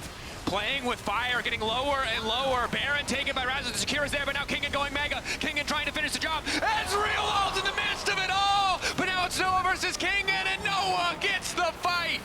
This is the chaos we were waiting for. Absolute cinema delivering as Fnatic find the Baron. But what did it cost them? All 4 other members. Yone oversteps, Humanoid tries to go for 2v1 and he just can't win that. Kingen is able to get the Mega Gnar, connects the jungler into the wall along with the support. Oscar gets killed by the snipe. I think it was the Zyra that had enough burst to actually take out Showmaker at the very end there.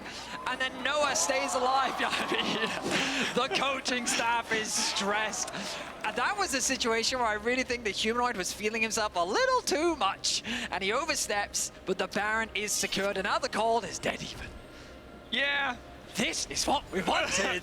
We'll look back. That play will be very heavily decided by whether or not Fnatic win this game. If they win this game, you know, respect the Humanoid for.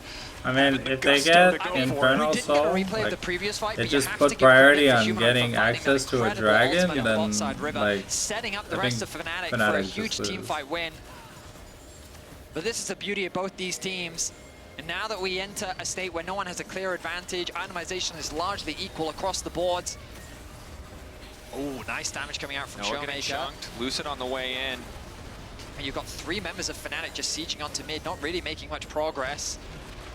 Jun now in an awkward position as Humanoid continues to push in bot.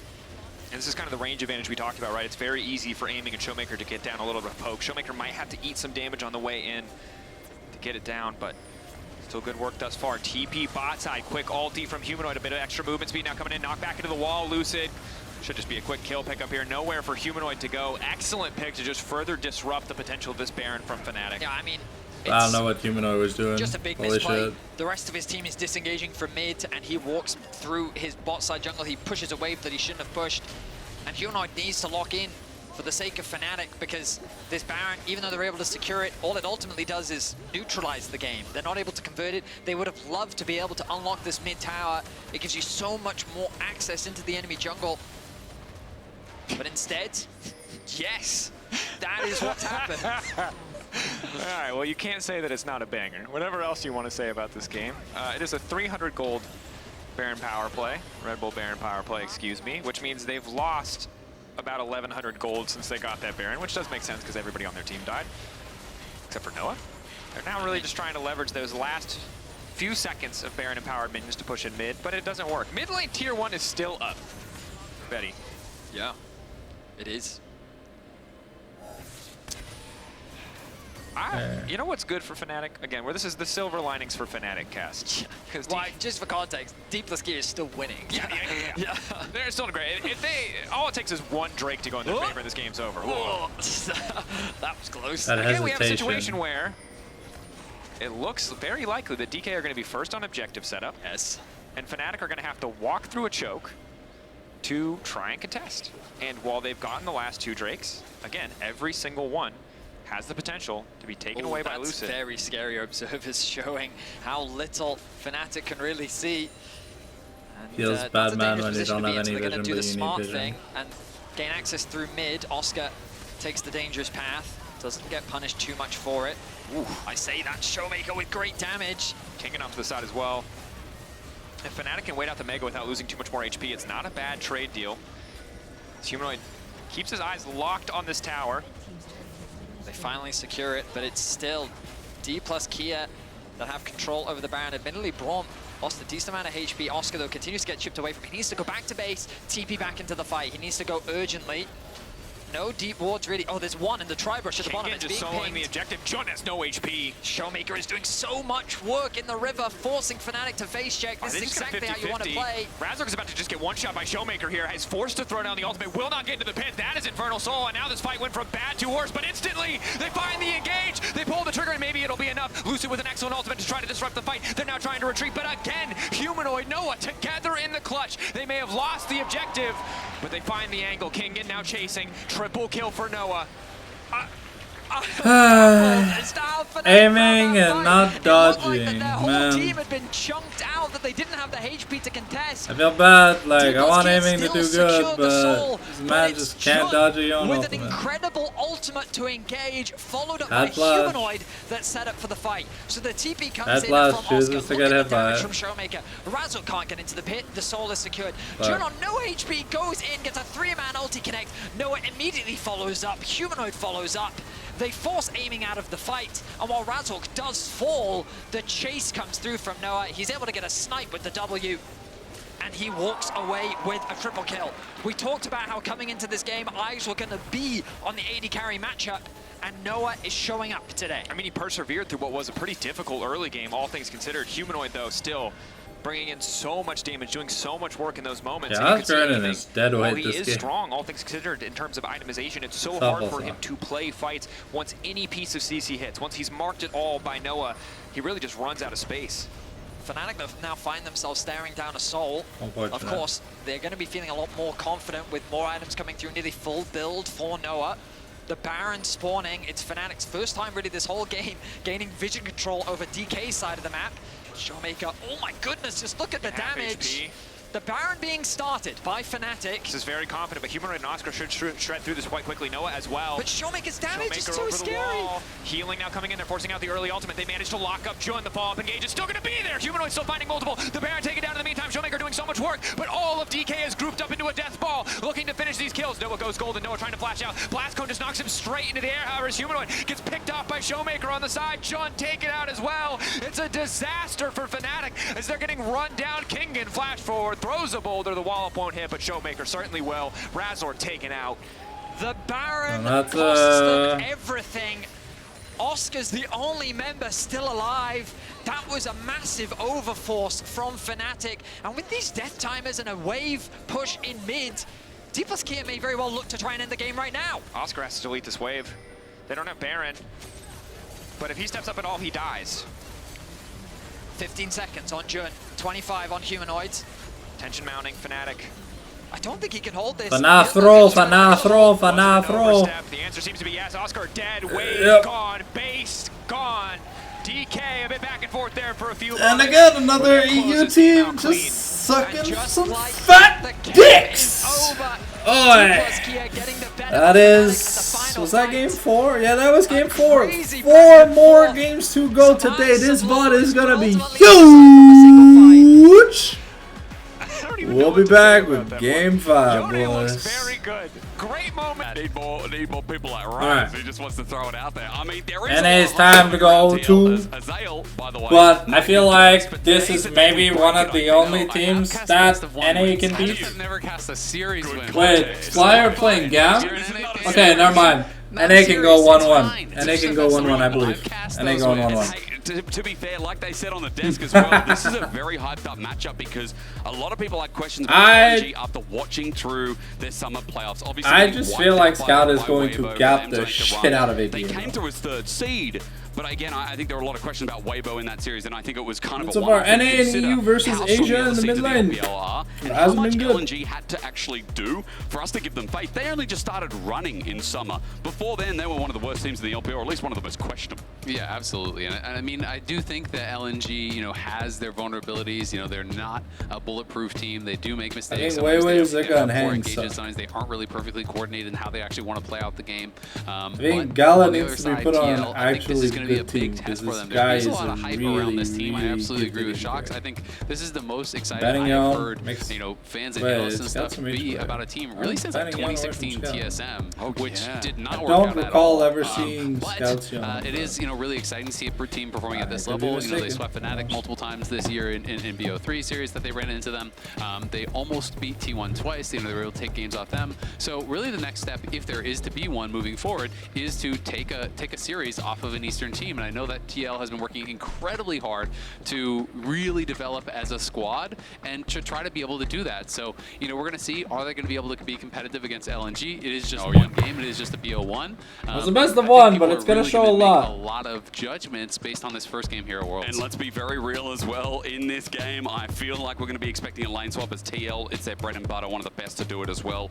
Let's look through as we get the Lucian band on the other side. Aurora gone as well. Skarner open for TL to try and work their magic with Umpty. Yeah, I mean, the big question for me is just what style is TL going to bring out? Because we have seen even some of the very best teams bring out old styles, right? You know, when we look to the Gen G draft, when we look to play-ins day one, PSG, going back to all these champions that were nerfed. Even Rumble here, going to get picked for Zika. He's one of these champions that was heavily nerfed, and initially people were saying, okay, it's going to be dead. So I'm really curious to see what APA is going to bring out. You know, there's a lot of questions on like, oh, well, can APA actually work well in this meta?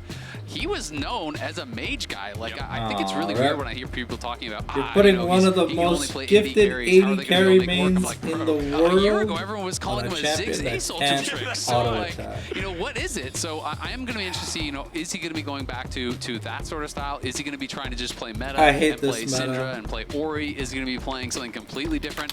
But with those first 3 picks, pretty aggressive stuff here. Jan going to be grabbing the Kai'Sa. We have Jax here, as well as that Skarner. There is some slight potential for it to be flexed around, but the expectation definitely that it is going to be Jax top here for Impact, which is not really the TL style. You know, generally he is just kind of on another meatball. And TL traditionally throughout this year really did play 2 carry comps, you know, almost exclusively. They would play APA and Jan on carries, and they would kind of just play 3 other champions to enable and set them up. So Impact going to be playing a little bit of a different matchup here, and we'll see if that does work out for them. Where LNG, yeah, they're still playing a couple patches ago.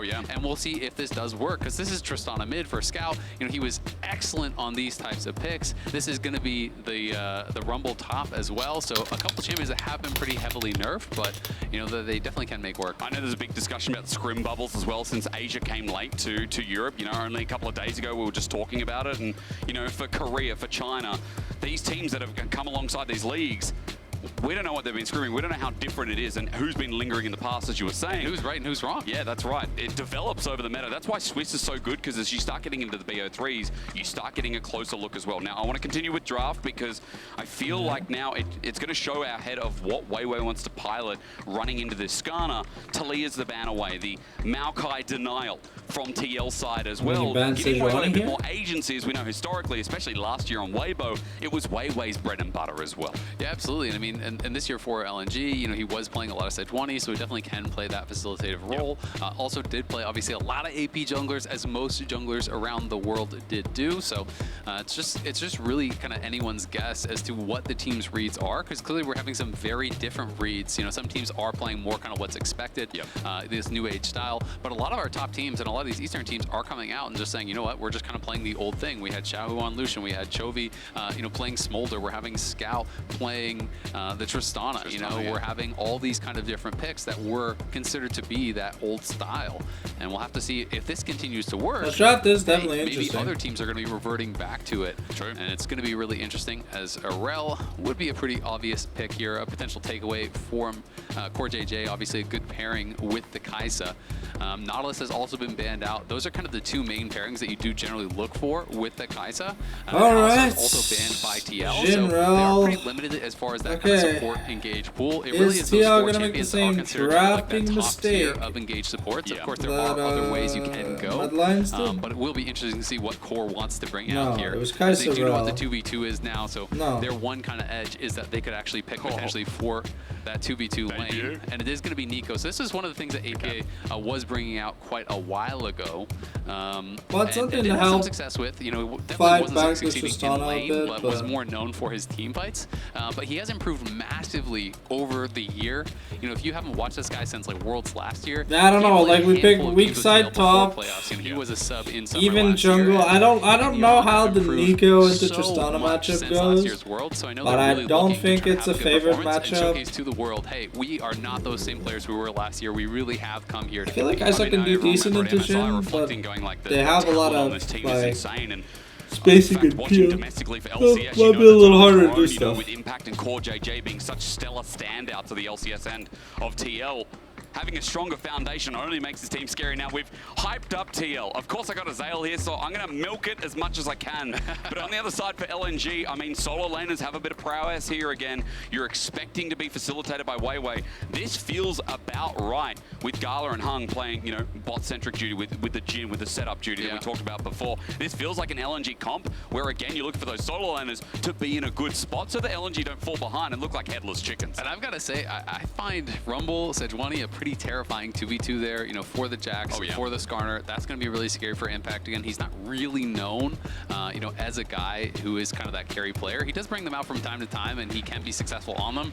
His world skin is a Jax skin, but that was a long time ago, and that's not really how he's kind of, you know, won the MVP this year. That's not really how he's been at the top of the LCS for so long. And I mean, they put him on K'Sante duty for like 1,000 games. He does go there, so I do think Weiwei and could have a lot of every good top laner has played their fair share of like we'll see if this Jax can avoid falling behind, because he'd be useless very, very quickly if he does. And let's see if TL can bring themselves up the region's merit, because 100 Thieves getting knocked out in play-ins was a big sting to North America. There are high expectations on TL. There are high expectations on FlyQuest.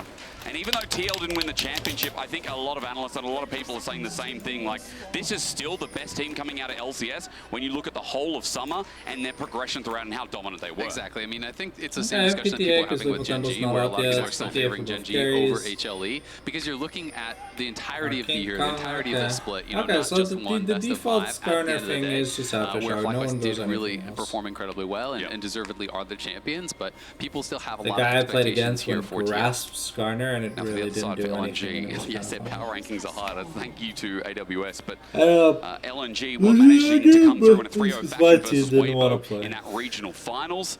The biggest thing about LNG for me is that seeing Scout succeed is a big tick. You know, getting him ahead and getting him to a good spot. And he is such a great player. The hardest matchup is going to be top lane, but Zig is not really a good player. As saying in the lead up. Absolutely, and TL are looking like they're going into lane swap, so we can talk a little bit about you know, Yeon and APA and their development. So this is all pro votes that they actually received. You're going back all the way to summer last year as He's just getting hung at the moment. But we'll be able to farm that up. APA, in even spring this year, didn't get a single vote, not a single point in all-pro voting, and he was very heavily the favorite and won first team all-pro this split. You know, he has developed massively. Yeon as well, you know, got a couple points, you know, kind of some third place votes and things like that in the past. But these players have just worked so hard and improved so fast that it has really been a big part of why this team got so much better. You know, obviously Core and Impact, they are legends. They were already kind of that basis for the team. Good basis. And with APA and Yeon improving around them, it's been something that has allowed this team to really kind of build around that and have that as their focus for these two carry comps. As we are seeing Impact here, potentially going to get Dove, but Core did base early top and he is running straight down, so we'll see if he's going to get there in time. And got a level off it as well, of course, as well. Level's very important in the lane swaps, as we've seen not only throughout today, but the course of Worlds. Counting on that, he's looking rough, and Weiwei's level 3 as well. Is it going to be enough for Jax? As you said, Core is now shadowing. LNG trying to commit to this dive. Big wave coming through. Fourth shot to start off the damage. Goes into turret. Zika hovering top instead. And they say no, Azael. They're like, yep, we're leaving it. This is actually massive as they're going to just abandon the dive. So they didn't have confidence that they could actually pull it off with Core JJ showing up. So Core making a really good move there. This is something that they've been getting so much credit for, in NA especially, but even from a lot of analysts around the world, IzTL is so adept at playing out these lane swaps. They really know their timings. They are someone that in the LCS was constantly innovating the way in which we played out these lane swaps and really making a lot of other teams in the LCS look kind of dizzy in these situations. Feeds into the narrative. I know you guys have been talking about mainly all year, and also I've been talking to you about particularly that Core is just so smart as well with his map placement in the early game and how they can play around his movements. I mean, it's really funny when you talk to other pros against Cores. We're going to have to fight here. It is a big brain one at that to start us off, but Impact gets on out, and Gala and Hung just too strong, getting some damage back on TL. A lot of pros always talk about how there's always a point in the game where there's this one wave you need to crash, or there's one part where you need to be covered. And they're saying if you're playing against Core, you can guarantee he's in the brush. Like, he's going to be there to mess it up. He's going to be there to really put pressure on you. And he kind of has that I don't know, that aura, I guess, about him, where, you know, in the LCS, people really do struggle to play against him, and he always seems to know exactly where to be on the map here. But LNG, you know, we have to talk about them. This is obviously an incredibly stacked team. They are so strong when they are working well. I think their struggles, you know, can come at times, you know, when they're not on the same page, and, you know, how they're playing out in the team fights. I think Hung can be a little bit up and down, and how he works with Wei, you know, isn't always at the same level as those top support jungle duos in the LPL. But Scout is truly world-class. Zika is truly world-class. Gala is incredible. Like, these guys are some of the best carries around. When they're on their game, they can be nearly unbeatable. I mean, Zika is now for sure, right? I think this year's been a great development year for him as well. Rough spring, as we already mentioned, for LNG, and I know we're going into the stories, but it's a general lane swap, guys. We've seen the defense from Core JJ, Hung and unable to stop the back as he tries a Shattering Strike into Fog of War. Core just backs away and he looks to go and match top yet again. But my point being that LNG are a surprising team. The fact that they even made it here with this last-minute run with this pop-off from Scout with Zika's development. And the fact that if you look at the Weibo 3-0 in regionals, Zika was a real big carry of that series. Things like his Gnar are incredible, and I think Zika's just matured so much as a player amidst a league where we have incredible, I said we, as on LEC now, they have incredible top laners in the league. I said I'm not caught, it's all right. Yeah, saved it for sure. Thank you. LNG has opened up a little lead here, but not too big of a deal. And again, I think, you know, TL's going to be pretty happy to have avoided that early lane state. You know, talking about that rumble as Sejuani into the Jax, that's definitely problematic. And Jhin, obviously a really strong early laner here as well. So definitely happy to be just down a little bit of gold here. And at the end of the day, it's just about 200 gold. It's pretty much just that plate and a little bit of farm. So not really a big deal whatsoever. And TL just going to be looking to play potentially for these grubs here. We'll see if they're going to be looking towards that. As traditionally in the LCS, they have been pretty heavily preferring to go for the grubs instead of down towards Dragon. As again said earlier before by Dracos and Betty about the Dragon priority. Yeah, I'm so toxic, man, with that emo spam. Considering the bot laners they have now. Grub spawn. Weiwei is up here at the right time. But you can see as well, as the back comes through from the bottom lane of Yon, TL still aren't going to find themselves into a fight. Yeah, I mean, TL has push in mid and they have push in top, so they're feeling pretty good. You can see that the clone from APA, he actually just sent it up over towards Raptors and had the recall there, which extends the clone animation, so he had a little bit of scouting. And now Core going to move in. LNG didn't actually get to trade anything on the other side of the map. We'll see if they can look for an angle here on Yon, though, as they have found him a little bit exposed. Not confident to go for it, though, because I don't actually think that Core was ever spotted leaving lane, so they're not sure if he's in that side brush, and it's going to be TL's looking for their play mid. Pull the double whammy onto Scout. Pop Blossom down, interrupts the jump, and Tangle Barbs hits max range. He flashed in a straight line, and that's an easy rush into the wall. TL open up, blood first in mid. Nicely done from TL, striking first. They're going to try to get Yon back, but a good killer instinct there. Pulls him to safety after the cleanse is used. The interrupt on the rocket jump, the timing there, really nice from APA. Scout a little bit late on the buster shot to try to knock him back to safety. Ends up dying, loses his flash, and has no TP, so it's a bit of a costly death there for him. Umti, unfortunately, is the one that gets the kill. It's not going to be going over on APA, but still TL going to be really happy about how this game is starting out. And let's see if they can remain calm, play their game, because this in NA was definitely their comfort zone. You know, they are a team that when they get ahead are really adept at taking over enemy space on the map, pressuring jungle camps. And this is something that last year they really started to talk about, where they really wanted to make a transformation and try to turn themselves into that top team. And they talked about, you know, you can be scared of a play going wrong, or you can just make the correct decision and say, this is the right play to go for. Who cares if it goes wrong? We need to actually believe in our mechanics. We need to believe in our ability to play it out. So they became a team that really was contesting a lot for objectives. You need winners mentality for camps. They're going to fight you when at you every make turn. plays, because you just think that everything's going to go bad. Do it at this elite level here at Worlds. It's what would give them a head what's start the here in point the making Swiss the play? If stage. you're going to be a Debbie Downer, you know, you got to It's believe in competitive yourself. for a big reason, and in this If you early don't believe game, in yourself, not just that first blood, but the shouldn't be 3 playing the grubs team going game. over to TL as well.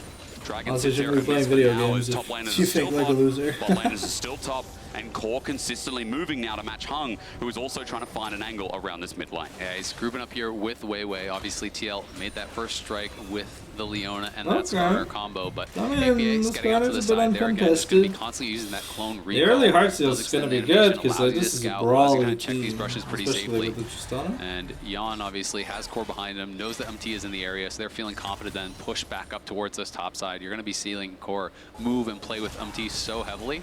It often means Jan is having to play, you know, in these 1v1, 1v2 situations, and he's become pretty comfortable in those spots. But it is something that LNG could look to try to capitalize on. If they can get good vision, if they can find Core on a roam, you can sometimes punish those windows. Like right now, as he sits on the ward, Weiwei is already up in this topside jungle as he clears Krugs. It's Umti also sitting in the pixel brush, so you're right. This could be bad as the setup's there, but pull away. Yeah, and Zika was actually just basing, so if TL overcommit to this, there could be a TP on that play potentially to the tower, you know, drop an equalizer. Excuse me, he did just drop the equalizer to push the wave, so not much of an opportunity to do that. But doesn't amount in anything. You know, Zika just gets the push in with that equalizer, does go back to base, just kind of using that for tempo. And Scout and APA just farming it out. APA does have that slight farm advantage as well as the assist. They didn't think he'd stick around. Weiwei just stayed up until he could find the play, and Core JJ is going to be the victim. Gala gets his first kill of this best of one, and Umti now looking for a chance play, but it's free turret. Pow! He's still engaged on Umti, wants the angle, but out of range, still slowed down. But you got to ask yourself, what can he find? An Impale is exactly that, but Hung tries to get out. The Shattering Strike down. It won't matter. He disengages an LNG walk away. Now looking at grubs in 30 seconds. Yeah, not going to be able to really get anything from that. And now with that ulti down, it's a lot harder to actually fight on the grubs. So a good punish on Core as they're going to go re-engage. Umti doubling down himself, throws a rock, good damage onto Gala. Maybe that changes the grub play here. Is there so much damage? All in from Yon. Gala has to flash. And I think it definitely changes the landscape of those grubs. Yeah, that was actually really nice. The extended play there from Umti, delaying the recall again. They're trying to set themselves up for this grubs play. They know they didn't get a kill with the ulti, so they had to get that extra man advantage there. And now they will be able to have that. Really Umti is going to be able to start it up, but will take him some time. They're just spawning now, but TL at the very least are going to get 4. If I don't get perfect points because LNG just sucks, I'm never having faith in Gala ever again. Forcing out Gala's flash. This is looking like it's just going to be a 6 grub game here for TL, and they're going to be feeling really happy about that, especially when you consider the fact that Jax is in this game, someone who can play through side lanes very well later on. But even if they do just end up getting the 5, they're going to be pretty happy about that, as Hung's looking mid with Zika. APA may be in a bit of trouble. They picked the wrong target, though. He tries to cut out first, but drawn back into the Magnet Storm as Umti tries to carry. Even though he's brought Zika back into turret range, it's not enough damage. They find the mid laner of TL, but they got 5 grubs in the end anyway. Weiwei just has to get the scraps after the play. Definitely a mistake from APA, though. It was actually a nice backstep on that Deadly Flourish from the Jhin, but then you need to flash. You need to be able to just spend the summoner, survive in that situation. I don't know what the scenario is. You go Storm Surge over going Rocket Belt, but I don't know, I guess when Faker went Rocket Belt, it was kind of just like an ult bot, but at that point, like, yeah. A small gold advantage here, but really this is one that is very, very even. TL, we're going to see if they can make it happen in the team fights where LNG can really make some magic happen. I mean, we saw when Jackie Love, like, 1v9 T1, because T1 is T-shit. I want to talk about the other objective that was taken. I think the biggest part is the fact that they denied it from LNG. The fact that you have Rumble on the side lane, you have Scout on this Tristana. No grubs here outside of the 1 is always important to note, especially when a team can push so fast. Now that's an engage from Core JJ. It's a Zenith Blade with a Deadly Flourish mixed on in. You add tonic to that, you get a nice drink, but for now, TL just get the push in bot, and defense comes through as LNG hover in case there's more. Yeah, exactly. They're just going to move over to this dragon. LNG know it's a little bit dicey if you do contest here with Gala having no flash because Core has his flash back, Umti has his flash, so it could be scary. APA even held on to his, obviously, in mid lane, so I do think they're likely to just give this one up. But LNG at least poking around Hung, just making sure that there is space. At least it's just the first dragon. That's like a really good sign. Can't forget that, you know? LNG just get control of the waves. And we continue because forward. It's the first dragon, it wasn't like as, let's just say, impactful. Damage. He has to flash away because the Impale probably gets a kill with the help of General Umti's support, as well as Yon nearby. Yeah, good little bit of pressure here from Umti. Has been pretty effective in these ganks. You know, did actually force the flash from Gala, helped get the kill in mid lane with that first blood. Now forces another flash down here on bot side. But if he does finish this recall, could be in trouble. On the core JJ is a Glacial Prison, but Umti's still here. But Shattering Strike stops him mid-wall. TL is stuck in a 3v3 with health bar disadvantage as LNG still hover around. It's a good attempt, but now... Oh, they're looking for Zika. It's a cheeky minion. Now that's a sus guy. How did he get here, says Zika, as he's got his flash available on the wrong side of the rift, but a Pop Blossom down means it's an easy kill.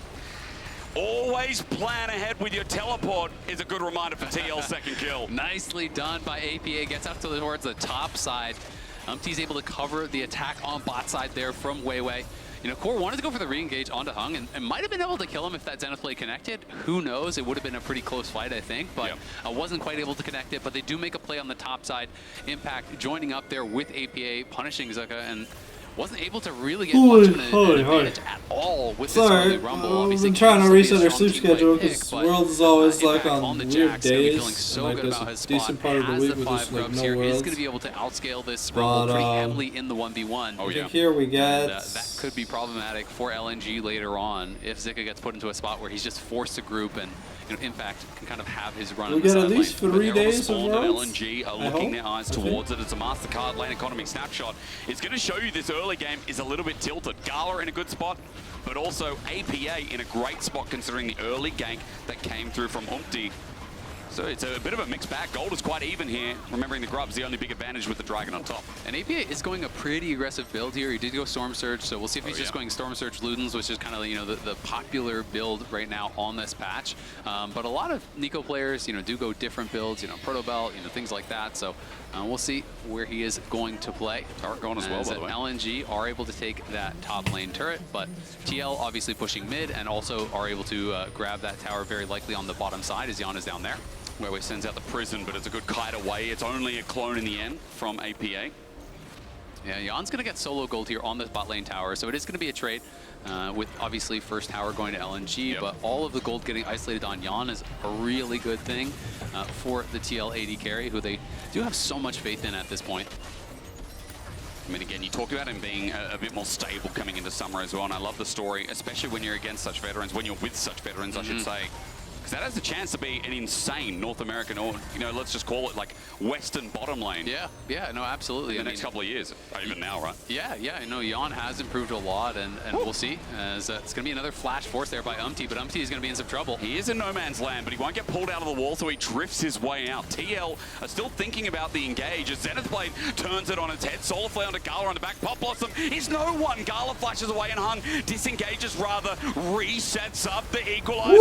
Hurting as well, separating TL from one another, and Zika just lets the flamethrower unleash. LNG know they've got them on the run, and TL can't stay and can't stick around any further. Yeah, I can't find anyone with that ultimate, as Gala was able to flash out. The earlier ultimate from Skarner also forced a flash from Zika, so they do get some summoners, but as a result, LNG dodge those big team fight ultis and are able to win out pretty massively because Scout wasn't even there. So Scout's taking the bot lane tier 1. They're going to crash the Herald into mid. They're likely going to get both of these towers, and that is going to open up a significant advantage for LNG. TL really overcommitting in that top side there to try to go for this fight. I mean, Impact even TP'd in, and he couldn't even really join it. If he just stayed down towards bot side and covered, it wouldn't have been that much of a loss to just have that one kill given over for a couple of flashes.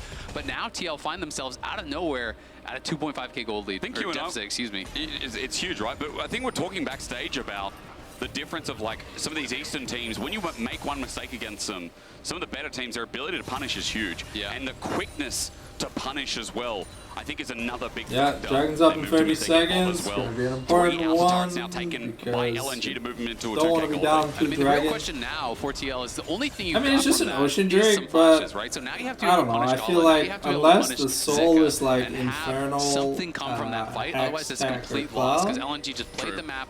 You know, they're able to get these towers. They win out on the fight, so they're feeling so good about their position. No one really cares about and we'll see if TL can make anything happen with those slight advantages, with those summoners that they were able to force. But it's going to be tough because obviously there's no flash on APA or either. Core in a spot here could be dangerous. He engaged onto that. He's now used his Solar Flare, but Hung and Zika are the ones in trouble. Omti rams him in, but he doesn't get until the Impale brings it back. Locked in place. Zika is a free target for Yon to get a kill. Lower health bars on the jungler here, but TL find a pick right before the Dragon. Yeah, they're able to get that pick. That's pretty big. I thought was actually going to drive him to safety there for a second. That got a little bit dicey. Sketchy. And then as Yon was pushing forward, he had to actually walk on the Equalizer to finish off the kill. So not as clean as TL would like. Scout is coming. Impact also here on the flank. LNG looking like they potentially want to keep fighting this because Zika's going to be up in 12 seconds and he has TP, so they'll have a massive HP advantage if they can make this time. Impact has everything available though. Curtain Call is brought into the forefront as TL's top laner thinks of an angle himself, but Core JJ has to absorb the bullet onto the back line. No, it's going over to TL the Dragon, but they're caught in the middle. The TP bringing Zika back in as you labeled before as Omti drives out of there. TL looking for the grand escape, but Impact's now lost his team. He's behind enemy lines, but not for much longer as LNG look for another chase down. Yon is so low. Core JJ in kill range as well. He'll sacrifice his life, giving another kill over for the Dragon that makes 2. LNG gets the a goal Dragon's back. not bad. APA getting a turret. Tier 1 as well. So they do get something back here, but we'll see if Scout can actually find a kill. He TP'd deep to try to look for APA, not able to find it. So TL do get the Dragon here. They are winning the objective game a little bit, but LNG maintaining that about 2,000 gold lead has closed itself down a little bit. But this was honestly really well played by LNG to just buy time because they knew that they had the HP advantage.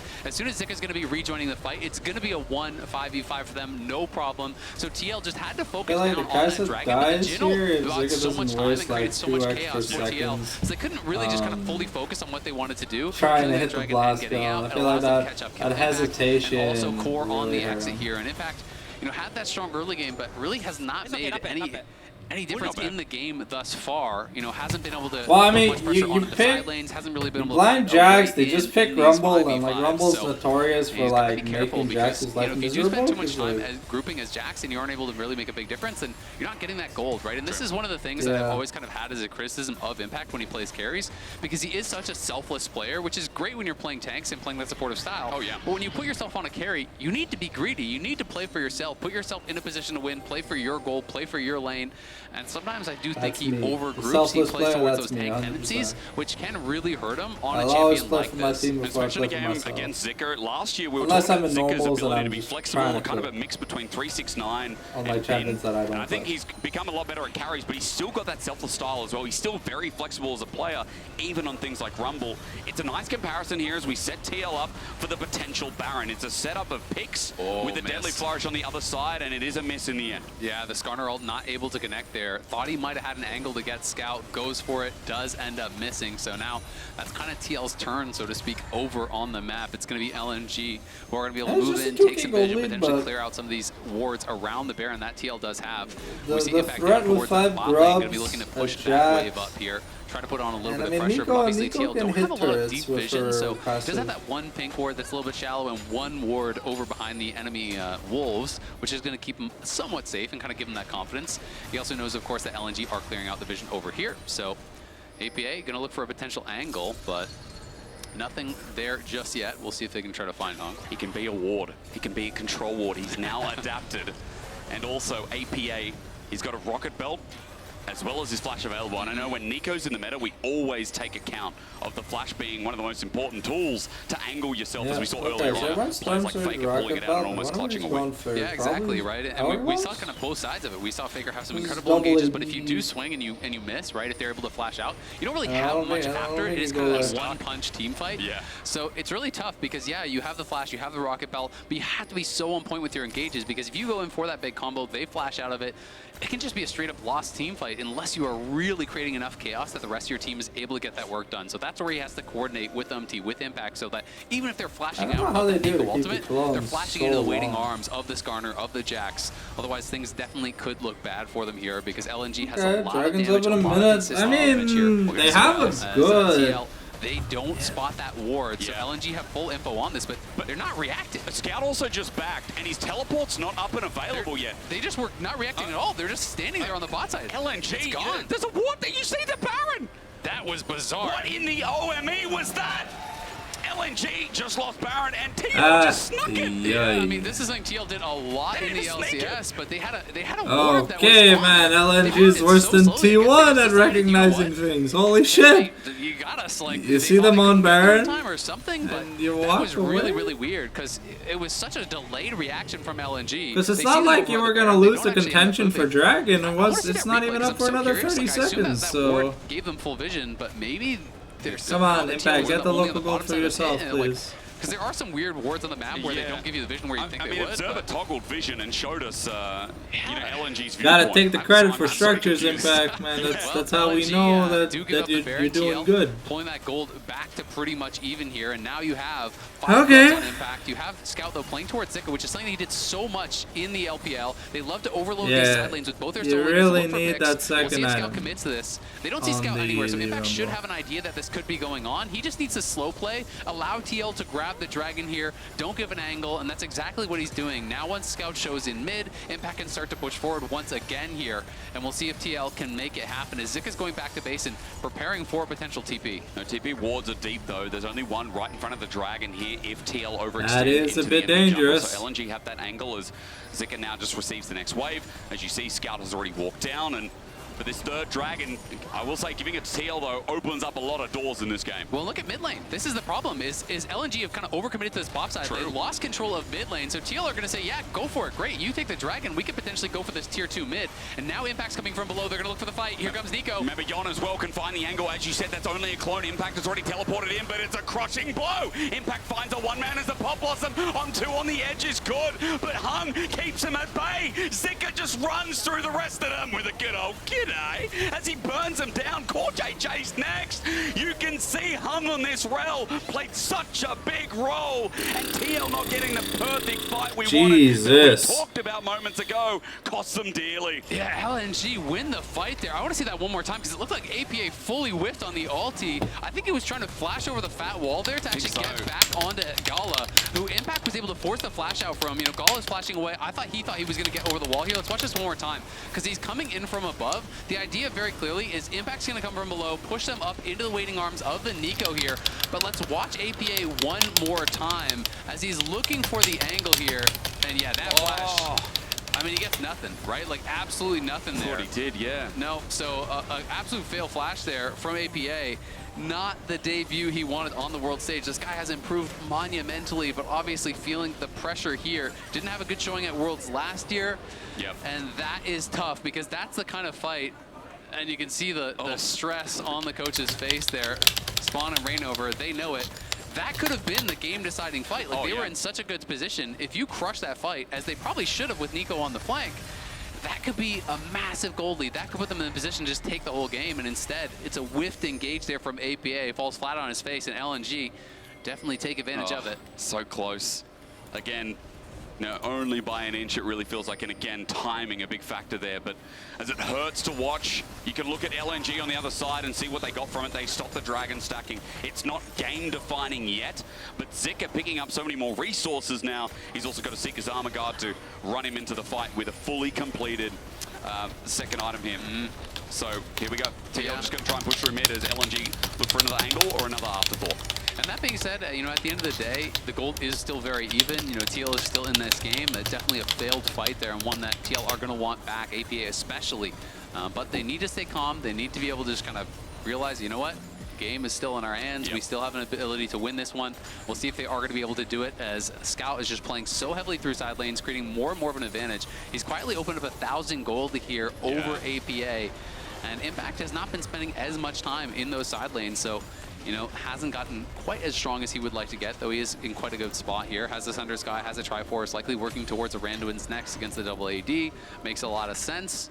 You can see the Randuin's already completed there on as well, as Gala has delayed his Armor Pen, so Last Whisper going to be coming in fourth for him. But he could struggle with some of these frontliners until that is completed. But at least some of the flies like Yon and APA are going to be destroyed by Gala's damages. Had a bit of a lead. In a decent spot, but it's gonna mean that the Jin's gonna do a lot of damage. Keeping up 3 items for this Kai'Sa as well. And I am looking at Scout, as you mentioned. We do have some healing cut to be used against TL in this game. And specifically, not sure as Impale goes golden and Zika just avoids, but a Tangle Barbs as well. Equalizes down. Zika has his own time to spare, but he's not dead yet. He's not dead. Scout teleported in, sends him skyward, but Gala's ulti tags on the back end. APA lucky to be alive as Jean as well. These 2 carries are too low. TL need to scram, but he can't get away. That's Omti stuck in the ground as LNG just take him out for free. Yeah, that's awful. There was a great equalizer from Zika to buy some time, and TL just kind of panicked and just tried to run for it there. It looked like they thought someone else is going to finish it off, surely, but no one else was able to stay and finish it off. And now new TL, new Fnatic, potentially, is this going to be same results, disappointment. Storm from Hung, Gala picks it up, and as you said, that Baron is up in 20 seconds, and there's an inner turret with a wave down on the bot side as well to think about. Yeah, I mean, Zika played that really well. The Stasis used the Seekers there to immune the Skarner ult, buys time, did have that root timed well from APA, but they just didn't have the damage to actually fully burst him out. They commit heavily to it, and they're all kind of just roasting Eden the Equalizer to try to finish him off. They're getting so low, they realize that LNG is coming in with the reinforcements, and no one had the confidence to actually stay in and try to finish him there before they did. And hey, maybe if they stay, they all die. But it didn't work out. It's a great play from Zika. LNG get even more. It doesn't look like they're going to try to set up for any sort of an early Baron push, though, so it will just be another kill and a slight gold advantage here to LNG. It's 2.5k, which obviously isn't nothing, but that's the same gold lead they had when they took 2 towers off that play like 10 minutes ago. So really it's all down to the execution, and in these last couple fights, TL just has not had it. And if they go wrong, again, we talked about Scout, what he can do inside, but for now he's joined the team. Impale didn't hit. General, what are we doing? How can you lead the troops like that? As LNG converge on his position, and he'll be taken out. 7 to that guy for 40 Not gonna lie, it kind of shows that like Omti hasn't really played this champion. Really failing on some of these execution plays. They're looking very nervous, and now LNG are on the Baron. APA does have an angle here on a potential flank, but so does Hung below. Yon gonna spot him now. Core JJ is gonna get whacked for a few to start it off. A good Shattering Strike to equalizer laid perfectly to bear. Core JJ's ticking down. APA finally hits an ulti though, but the Magna Storm is already back up. Can they get the damage down? You know the answer's no when Scout is hitting around, but Impact buys some time against these carries. He picked up a triple, but Gala and Scout are still standing, and that's all that matters as the ace blows them over. Yeah, it's a nice try there for TL. They are obviously down a man, but in the 4v5, they do get 3 for 4 there. It is rough to watch this as an NA fan. This is our Apex team, by the way. Take the dragon here. And it's like, just about that 3,000. I want to say China's like second worst team. APA finding a good engage on this angle, but Zika's equalizers have been. I know Weibo's Weibo, but in these fights, I feel like situations, Weibo was never beating Genji. APA, really nice. Yon's able to get into the back line and try to really get some damage down, but he just gets focused down by Scout and Gala. Like, yes, you found a multi-man engage, but the 2 key carries were not touched, and that's why LNG was always going to win that fight. And you can see the frustration from Omti that's very likely off of the missed ulti from before he died. He knows, you know, they are in a spot where they can win this game. I mean, yeah, the death cap, I'm not feeling it. Really weighing on them. And, you know, I feel like the Zhonya's might have been a bit more appropriate. From what I've watched, against double AD, having a bit of armor could be helpful, but you have 0 armor. Essentially just taking true damage. Great in his name. I think the Skarner pick has done a lot. It's just some of these last few fights haven't come through. TL haven't been able to execute. No, the Skarner pick is great, but Omti's clearly just not comfortable. And the hope for NA is not me glazing them. No, they're not a donut here. They're 3k down into the depths, but but they're not out of this yet as TL try and set up to see if LNG start this Baron. Yeah, still, it's about a 2,000, a little bit over, 2.5K gold lead. You know, it really doesn't matter at this point. We'll see if Impact can get things done because he is really strong. It's a death cap done for APA, so if he hits that engage, he can 100-0 these players, and he is getting into the backline. Gala doesn't see him. Until now, Pop Blossom there, he flushes over the wall. He reacts in time, and it feels like at the edge, he could see that little minion walking towards him as Impact in the permafrost range, but LNG have walked away.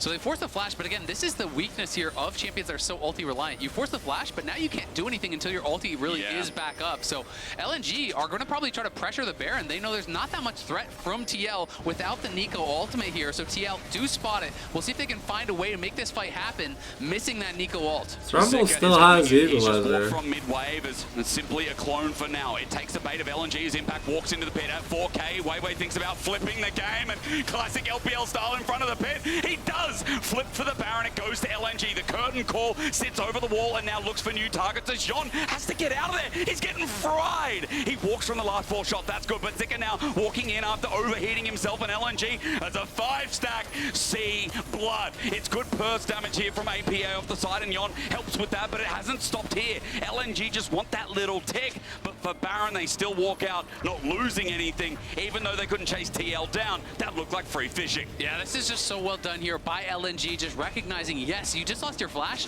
but who cares? Nico doesn't have ult. Nico has no threat right now. Let's force the Baron. They do it expertly. You know, you call it a flip, but really it wasn't, because Scout just buster shots MT away as he's trying to get into the pit. The timing was very good. LNG execute really well on the play.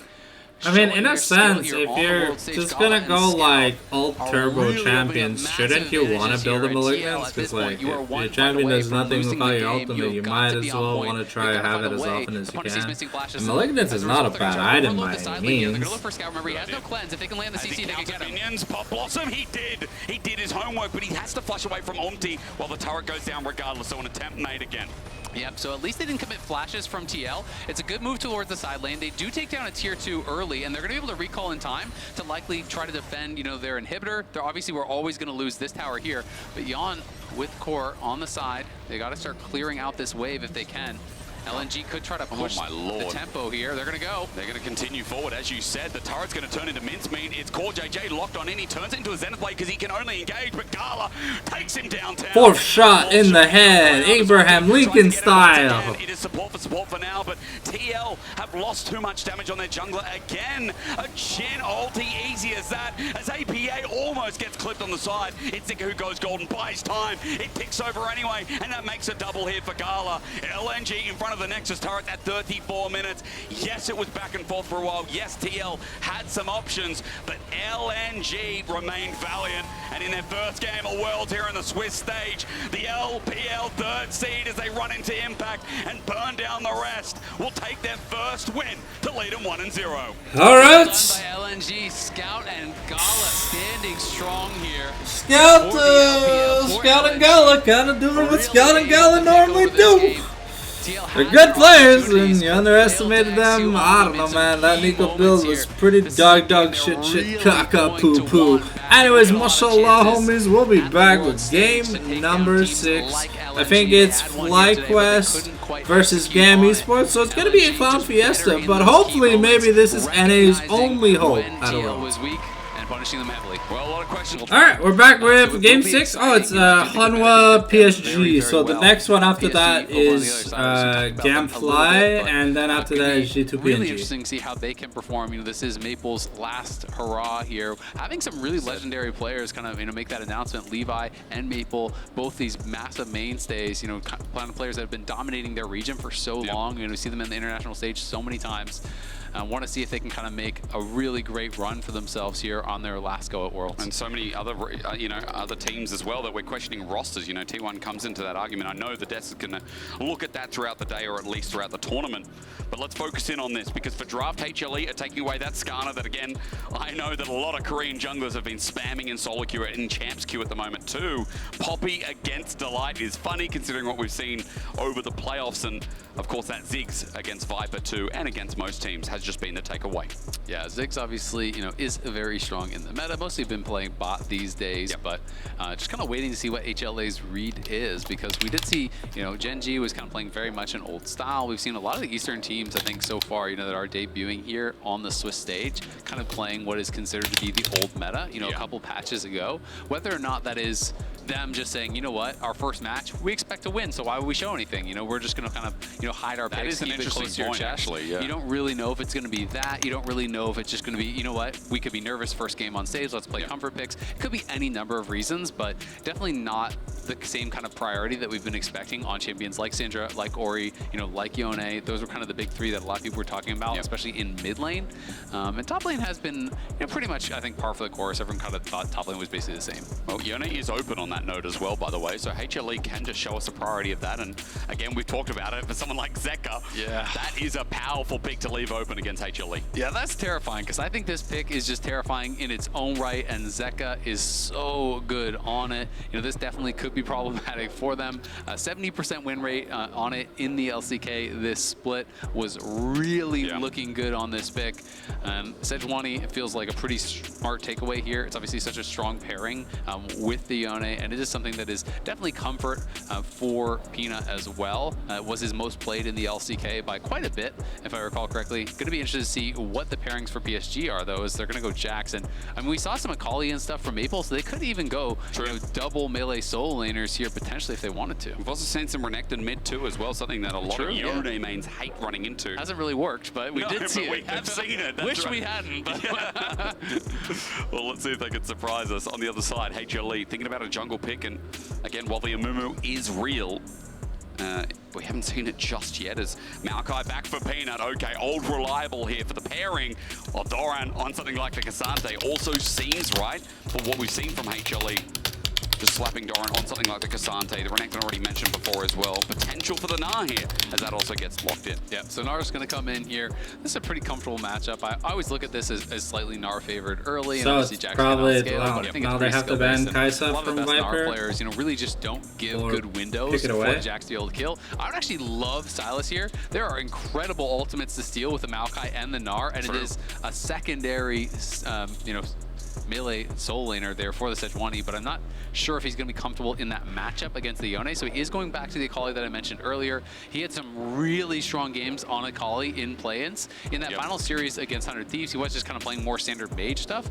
But even in the loss, he was looking incredible. Zeka is the Akali and Yone player games in play-ins where he was just straight smurfing on this bit. It's these are his chance. He has a world skin on Akali. So for Maple, again, he's going to try and run that back, and Azale, you already pointed it and acknowledged before, it's double solo laners in melee, which means it's going to buff Junja as well here for the early skirmishes. On the other side, the pick potential getting taken away as PSG take that Ashe off the board. No 80 carry yet here for HLE or PSG, so expect maybe those pulls to get mighty pinched here as we go into the second phase.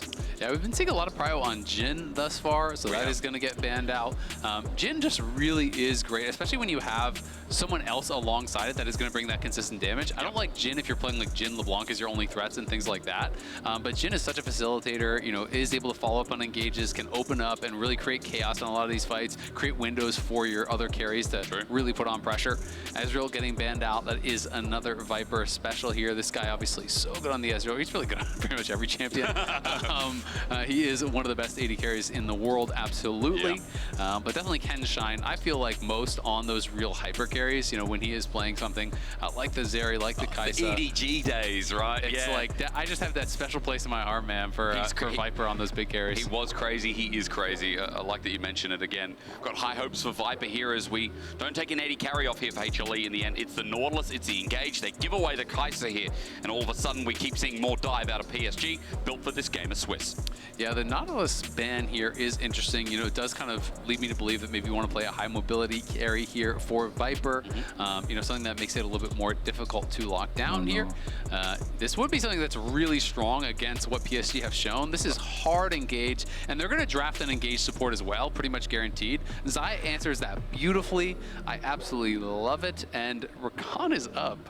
And Delight is incredibly good at it. About it. I was just going to say, it's just going to be the pairing. Does Delight get to play Rakan? Let's find out. And they say, whatever, take Rel, we'll just We'll just put Delight on Comfort. We'll put Delight on that same champion that he's so well known for. I mean, he is so well known for it. I just feel like it is just screaming out to call out at that point. Yep. And he is going to answer. We are going to get the Delight of Rakan.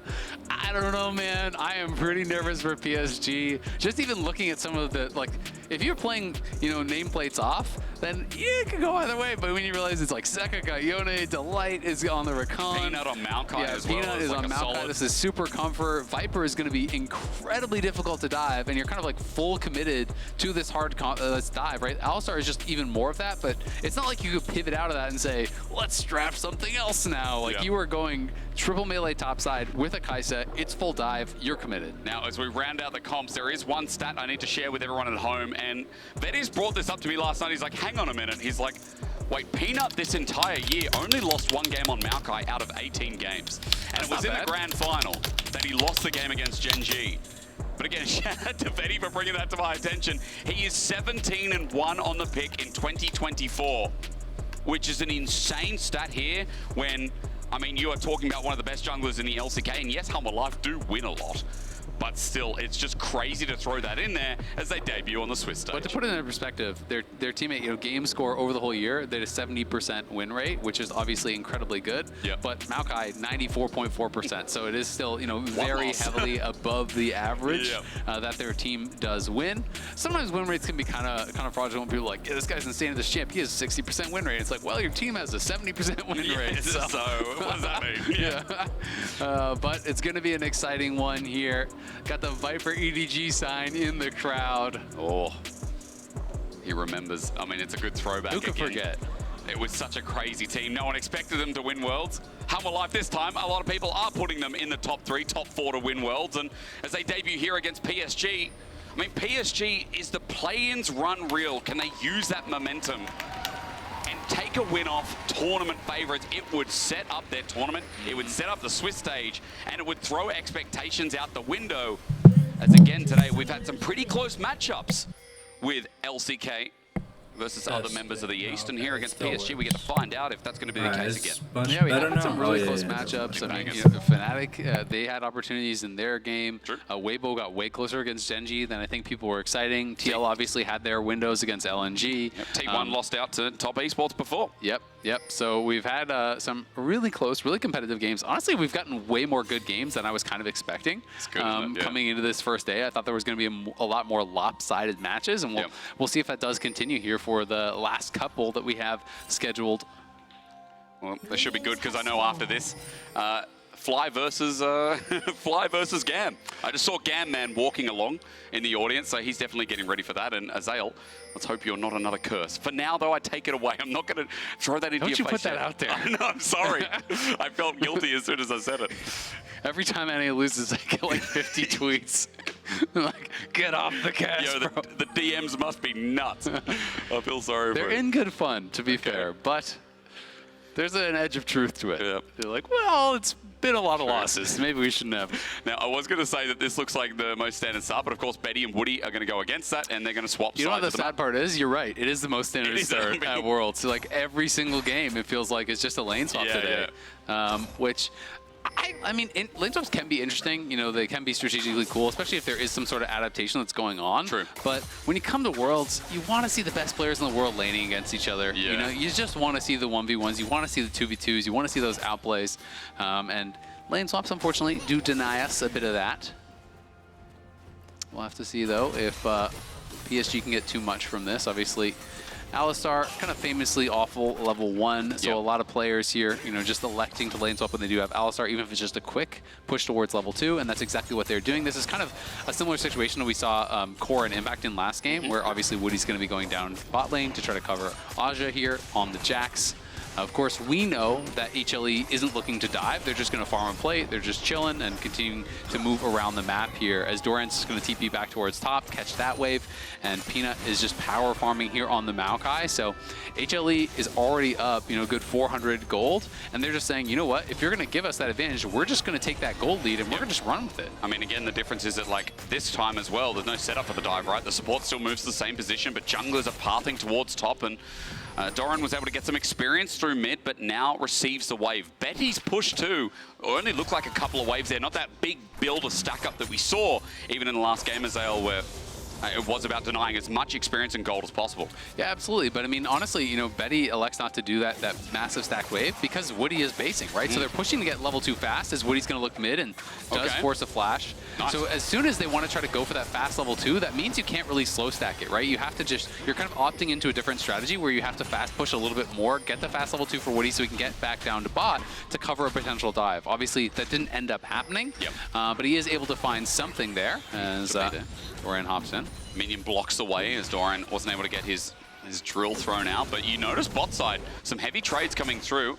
Ardra at half HP, but Viper and Delight just keep walking on up, getting some heavy trades once again, and looking for more plating. Well, this is the thing, right? You know, they're just farming plates. They're saying, great, like, you're going for this. Peanut's just going to cover Dorian. There's no way you're ever diving this. Just like absolutely zero chance it would work in a 3v2. So, you know, it's great cover here from HLE, and they're saying, yeah, sure, do the lane swap. Who cares? We're going to have Viper way ahead in gold. We're going to get, you know, a gold lead as well on Dorian. We're just in a much better spot in this situation. Maple didn't want that. He took a turret shot as well. He does level up, so some health gained back on in, but still, that could have been more disastrous here as Zeka takes him with him. I mean, this is just looking so miserable for Aja, because every time, generally when you play Jax in these kind of 1vx situations, the way that you get any farm is every time Counter-Strike's up, you walk forward, you use the Counter-Strike, and you actually just use that to protect yourself from the AD carry, and then pick up a minion or two.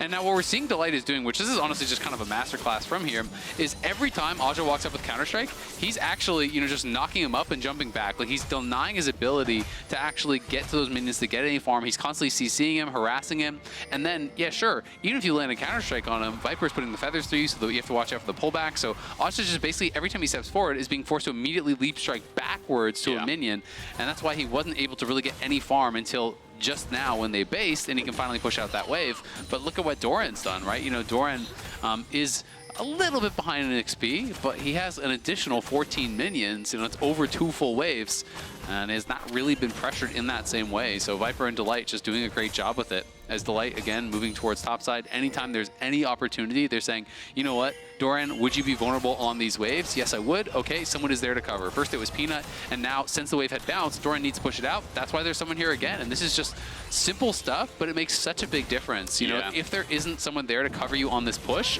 you could easily int it in this situation, but because HLE have them covered entirely, it just looks like there's nothing happening. Such clean assignments and such clean map play here from HLE, and as Delight moves up top to also cover Doran, as Junja was spotted in the area, he just moves away after the waves pushed up. Doran can walk back if he needs, but cancels his back for the meantime. Grubs are also up and available.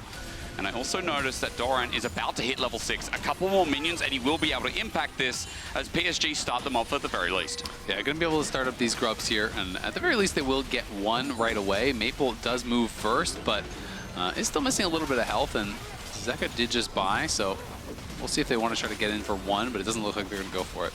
Junja's almost level 6. He won't get it off this last grub. No, he will not indeed. Just got the massive boost from the first. So 3 grubs go over to PSG, despite what was happening, but when your bot lane is still up at the top side, I mean, I guess it's least to be expected. And it's still an 800 goal lead for HLE with really nothing happening, right? You know, we barely had any fighting.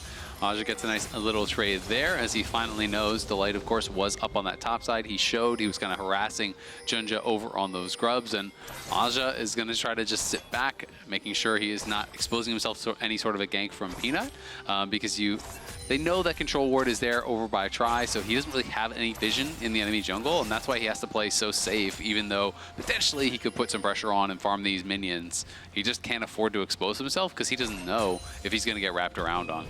I like the vision talk because the river right now is controlled, at least towards mid lane, as Zeka and Maple, we get a quick snapshot of what's going on there. There's a good control ward, there's a river ward up in topside as well. So HLE just doing their due diligence as Delight once again makes himself known towards mid. Peanut now has level 6 as well, sees Junja in the jungle, just does a bramble smash to get on out while he also covers for Viper again. I mean, just covering these lanes seems like the early game talk here. As once again in a lane swap, it feels like every game we talk about who's covering who and how important it is at the time. Absolutely, and I mean, especially if you have really a lot of confidence that you can win out in the later stages, why not? Well, on to Zeka. Remember, his flash was burned early. It's still not up. Great timer from PSG. First blood taken away as Zeka can't get his fate sealed. Instead, he gets his fate put in the dirt as first blood over to PSG. Nicely done. Woody just finds the engage and no hesitation from him. Woody impressed me so much when I was watching the PCS. This guy is mechanically very, very good. He has that killer instinct. He has that edge that you need as an engaged player to find that small window and just no hesitation. You have to immediately have confidence. You have to go for it. He absolutely rinsed 100 Thieves with some of those engages, finding flanks, especially in that last game with River on the Lilia. It just felt like anytime River showed himself, Woody is flashing on his head, Woody is finding the kill on him, and setting up his team for success helps to eliminate almost all that gold lead that HLE had been slowly growing. And from the bottom lane especially, Viper was the one with a bit of a lead. Betty picks up the kill, and now he's in the driver's seat here already. He's got the Rectrix, he's got the recurve bow, and as Betty looks to push in this wave with Peanut, not spotted on a ward, but will be on the Pixel Brush, he walks away in a very good spot in this early game. So nice setup from PSG. They also picked up Grubs before. Dragon sits there, but Grubs in 1 minute 30. And some of the early game mitigation is nice to see, considering that we're hyping up PSG as not this walkover if they play like they did from the end of play-in stage. Yeah, absolutely. And I mean, if they play like they did at MSI, this team went 5 games against BLG, right? Like, this is a team that is having a very good year. I think people sometimes talk strangely about the PCS. It's like they almost pretend that they have always been like they were, in like 2015 and stuff back in the Flash Wolf days. And it's not really true. I mean, last year alone, they failed to make it out of play-ins at MSI and Worlds. And that's not to criticize. That's to say, we need to call attention to the improvement and to how good of a year they're having. This is a standout year. They did so well at MSI. Doran in trouble here. Junja's behind him. He's flashed over the wall, but going to be met. The counter-strike and the stun in place. No Mega Nah. And they take him before he evolves. Now for Peanut, he's left here without his top laner. He needs some assistance, but following over the wall, Arja gets the flash out of him, but Junja matches, presses W, gets the kill, but for HLE they need a response. They pull the feathers in, and for Viper, it's good damage down. He takes down Junja, gets a 1 for 2, but remember, PSG took the fight there and won it out. And we are dead even. It's just a great read and great play from Arja and Junja.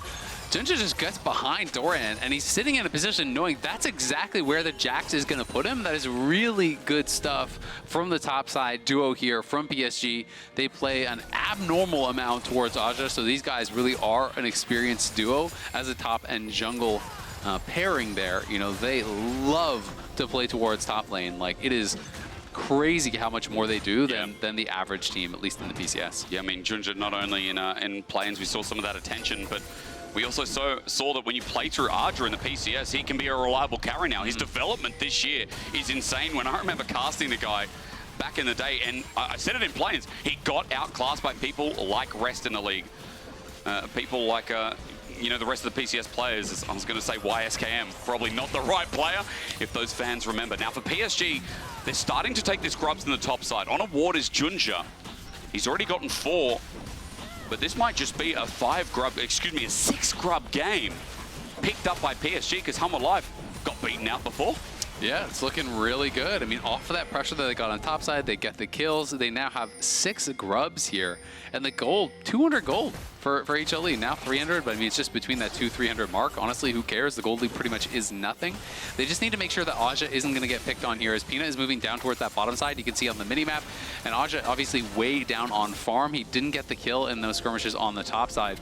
Peanut knows he hasn't been spotted yet. Aja is playing with respect to this, but again, that means he's just going to be losing even more farm. He desperately wants that cannon. This could be his life.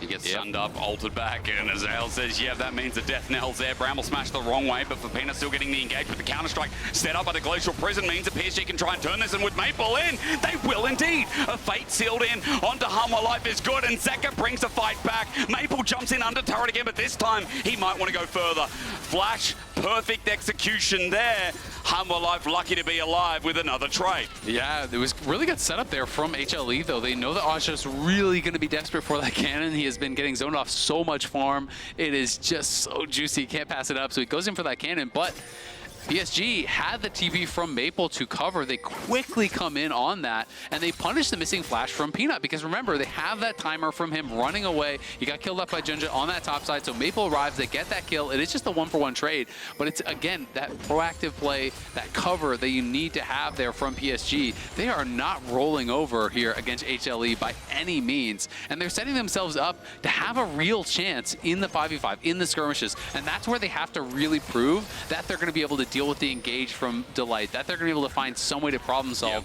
the issue that is going to be Viper here on this Xayah. Well, at least Jax is going to have impact, and Junja again has had impact in this early game. We already talked about him shadowing Arja. I think the big thing is people forget that coming into Worlds, he was first in CS per minute as a jungler. And this guy's on Sejuani, ganking, and still up here onto Peanut as bot side turret goes down while we're glazing PSG a bit. Humble Life do get themselves first turret blood, which leads them into a gold lead.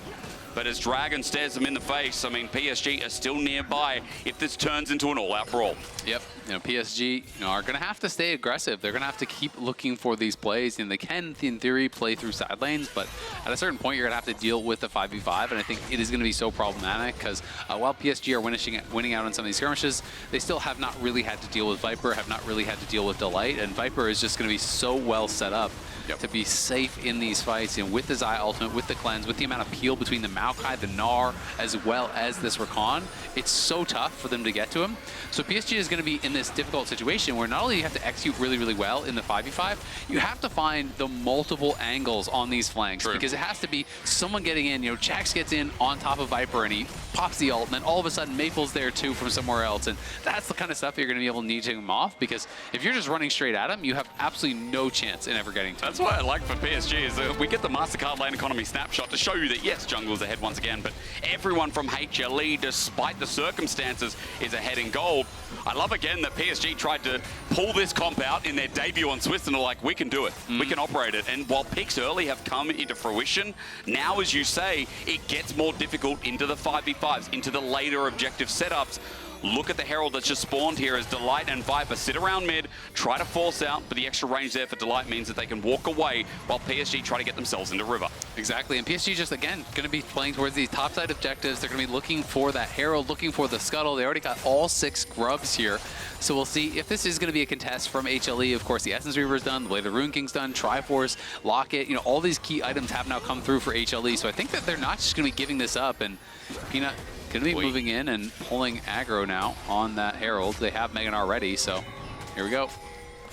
On a ward, so they'll know the exact health bar here. PSG still angling for the fight. Betty took a bit of damage, which might hurt a bit, but at 4K, it goes down. HLE draw PSG in, but Arja wants a 1v1 off the back end. 1500 on the health bar. Junja for the steal. The ulti sent out. He runs into Herald. It's not taken, but now for the quickness. HLE take the fight and take the brute force. Get the damage down. The fate sealed as well. 5 members left standing as the feathers fly out. You said it, Azael. You said how hard it's going to be. Doran whacks him back for the kick flip ulti. Arja sent packing and a double over to Doran with a beautiful Gnar. You can't give the young guy his young. It don't matter who Maple is. He ain't better than the young guy. Outplay in that 5v5. They have the Herald as well. They get 3 kills on the Gnar. They're going to push top for that tower. They're going to take the mid lane tier 1. And they're going to get a charge on the second tower here as well. They may not finish this off, but this just exploded the game here for HLE. They're in an incredible spot now. Look at the Gnar gold lead as he gets the solo gold on that. He's nearly 2k ahead. Now Zeka is 1.6k ahead. Sure, you killed Viper, but at what cost? I mean, it just all exploded at once. Maple's going to make a teleport play. He flashes for the 5-point strike, but HLE Imagine he's about to go to Mega Gnar, gets a stun, ulti again. Maple's against the wall as Zeka starts free firing, and Junja can't save the situation. It's a turnabout play, and Junja needs to run the hell away.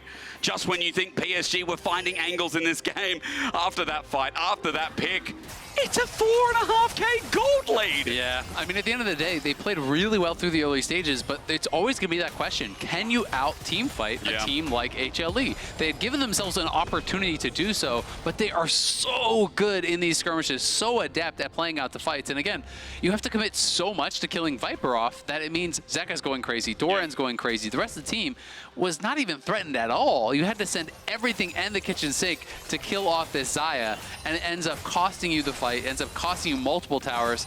And some people might meme on that play from Maple, but he knows after that fight and all the towers they lost, they're in a terrible spot. So he TPs before Doran buys to try to get the bounty. And honestly, I kind of respect it because you are just in a terrible spot from this position.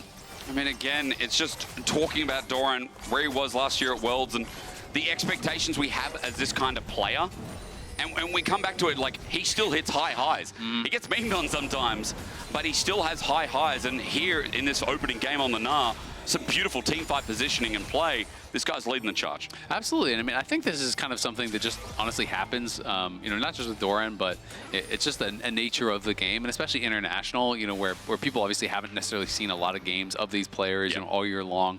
They see one moment or one thing, and that's kind of what you latch onto, and that becomes, you know, the reputation or the narrative or whatever for players. But I do think it is kind of sad sometimes because it can erase, you know, all of the good work and all the things that these players are doing so well. And so I just always like to kind of call it out a little bit when I see it. I mean, it's valid. And in this game, HLE, again, I said it before, working with their hands, like, it just felt like you watched the finals and you watched some of the best HLE games of this split, of playoffs itself. And it's always this team just finding the margins. I'll never forget game one as long as I live of them versus Gen G, of that fight top with Zeka and Viper. Absolutely hand-stiffing again, to use the word, in that first game against Gen G. Yeah, I mean, with you. They can absolutely pull it off. They are spectacular at that highest level. Some incredible mechanics on this team. And now PSG are in for a world of hurt. You know, we'll see if they can find any sort of a way to really make some magic happen here. You're gonna have to look for some sort of a pick. You know, you basically at this point are depending upon, you know, getting an instant kill at the start of the fight on one of the key members. It basically has to be Zeka or Viper dying as soon as the fight starts, or you're just not gonna win the fight. So it is gonna be up to Junja. Sorry if I'm not talking much. My throat's kind of sore. Also, we've been doing this for 4 hours. And I'm on like 45 minutes of sleep. It'll be better for tomorrow, trust. In every brush. He's going to be throwing down things like this. The ulti is just to secure Viper that tier 2 mid, so he grabs that, gets the local gold on it, and there's no way that PSG can actually move to contest. As they take the turret, we move to 5k. Baron's up in 3 seconds is something that can be forced, and again, you've got Yone, you've got Gnar, and you've also got Xayah, HLE. One mistake can lead into this objective that'll go down quite quickly. And side lanes now for Doran too are looking even better and better. He's heading towards the Asterix Gauge, it looks like, for a second item. And he should be there relatively soon. He's also got a 60 CS lead over Arja. Now, I know there were lane swaps. I know that Doran got to play out his solo lane for a little bit longer without much stress. But it's still just kind of showing you how this guy knows how to push a lead, as HLE all individually have shown us that in this game too. Absolutely, and also just, I mean, yeah, someone's from the lane swap, but credit to HLE on how they actually handled that. Every time there was any sort of window of opportunity for PSG to punish Gnar, there's someone there covering him. Peanut's there covering him. Delight's there covering him, you know, helping him push out the wave.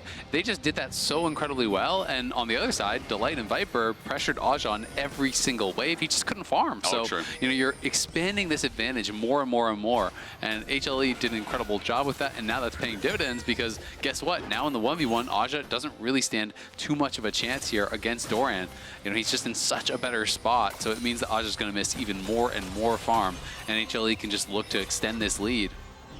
You expect the same as Zeka, who's 2 items up versus 1.5 for Maple. Is damage even to Junja here. He goes over the wall. Maple tags him. They might take this all in. They hit everything onto Zeka. He's caught a fish in headlights, it looks like, as the shutdown's there. Now for HLE, the rest of the fight won't go as smoothly, but a good Maokai ult from Peanut stops PSG from the chase as they get the pick that gives them a numbers advantage. Yeah, that's actually huge. They got the shutdown, and they got both Summoners and ulti off Viper. That is massive there for PSG. It's exactly the kind of play that they do need to continually make here against HLE. They are staying competitive. They really are making it difficult here for HLE to just run away with this game. But HLE are just going to say, you know what?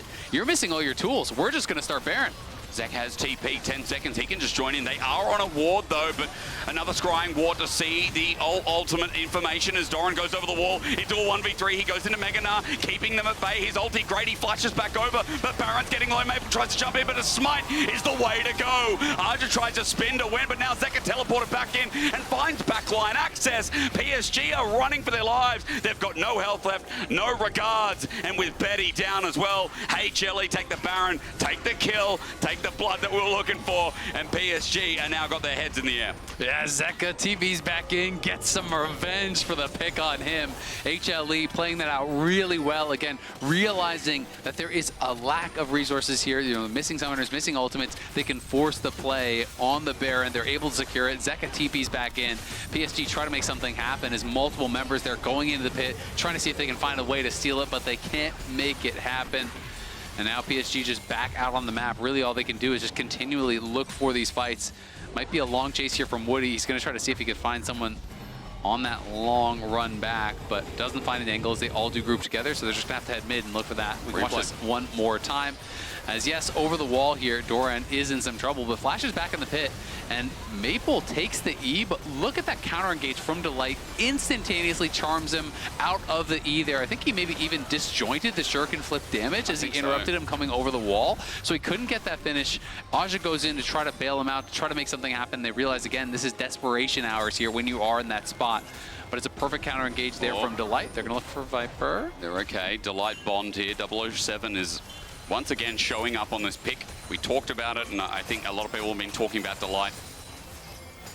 I could flash back to the final Blitzcrank game. He's got a lot of picks that really resonate with me. Here is HLE in the river, and PSG want to take another fight. I mean, they're falling so far behind as Zeka re-engages, looks for the angle himself, gets a 4-man knockup, sets him into the corner. The Fate Seal on 3, rather, as Delight comes in with a perfect quickness. It's beautiful to watch as everything used on Archer. Maple tries to get in the thick of it, but he can't get anything more than a kill. Over the wall, he finds himself, but a feather through the heart seals the deal. A triple over to Viper, and Humalife are not taking any prisoners in their debut. Man, it's just PSG going into the bounce house there. HLE, CC him up against the wall. The knockups from Zeka, the stuns from Doran, the knockups and CC from Delight just set up so incredibly well there for Viper. It's just a really well-executed team fight there as Doran was able to push out Betty. He couldn't really be involved in it. Maple goes in, tries to salvage something, does get a kill onto Zeka. But again, there's no pressure on Viper when everything is being set at Zeka there, and Viper is just able to crush them in the fight. It's an 11k gold lead just about at 25 minutes into the game. It started with that fight in top. It continues to happen when PSG want to scuffle down and get dirty with it. We watch one of those fights again, and HLE pivot around. And HLE just bought so much time. This is the key thing here. They pull back, and then as that Soul Unbound is about to expire, he goes back in with the Fate is Sealed, multiple members there, then Delight, charms up 3, gets all the knockups. You can see all of this CC coming in onto PSG, and on the other side, Betty had already been pushed out there by Doran. Viper not threatened at all, and no way Maple was going to be able to take the portal out to safety.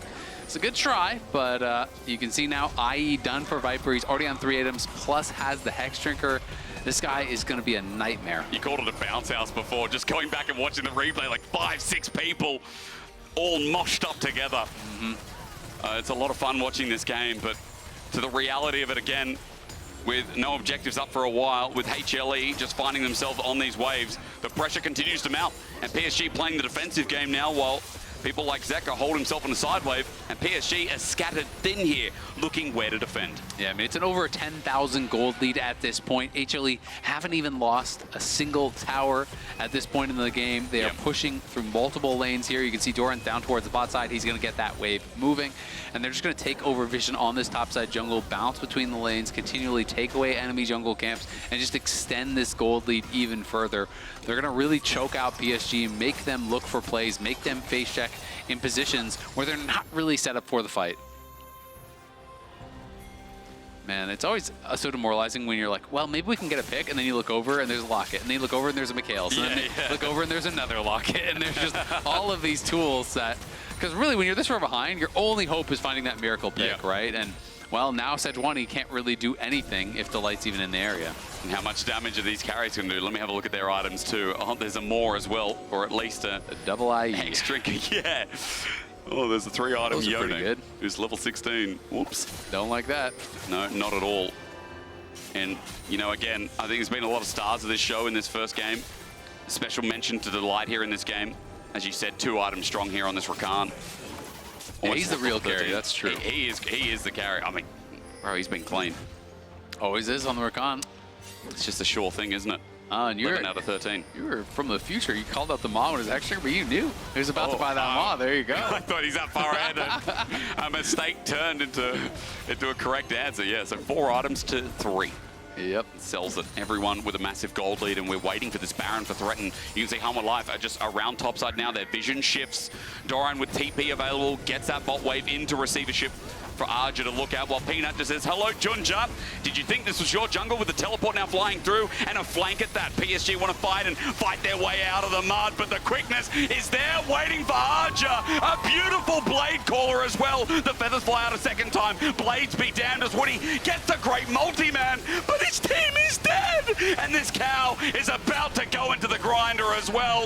I think that beef will sell for $5.99 a kilo as Junja runs for his life with Zeka on his tail. Doran as well, ha-ha! Hops over the wall, takes him down, and HLE now dealing with the top laner fed to the ground. Betty as well is like, wait, now he's going Mega Gnar. It gets more dangerous, but HLE are ignoring that because they're going to end the game. Yeah, they're going to end the game. HLE have had enough. 13,000 gold lead, 28 minutes in. They're looking for the Nexus. It's a good run. It was scrappy. It was fun from PSG, but Hanwha Life for the LCK first seed. There is no stopping the hand stiff. When so far, I've had all my predictions correct. Roster, they look for more kills. Let's see if G2 and FlyQuest can keep it up. In the end too, but that'll be taken down as HLE. We'll be back with game number 7, FlyQuest GAM shortly. Strong game there for obviously on the desk, but I was just so impressed by how much the team leveled up in playoffs, and also the shift in playstyle in playoffs was also really important as well.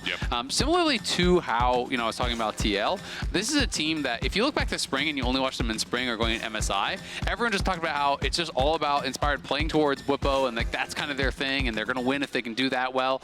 Well, it shifted massively. Obviously Raz was talking about Quad and highlighting him, but it was also about Masu and just having a lot of faith in these young carries in Quad and Masu, to be able to really get it done. And going into playoffs, Inspired really moved away from what was his heavy farming style, and he was spamming Ivern and Amumu and champions like this to just enable his team. You know what I really liked as well about both NA teams, both TL and FlyQuest? I've noticed from MSI as well, that trajectory just kept going up.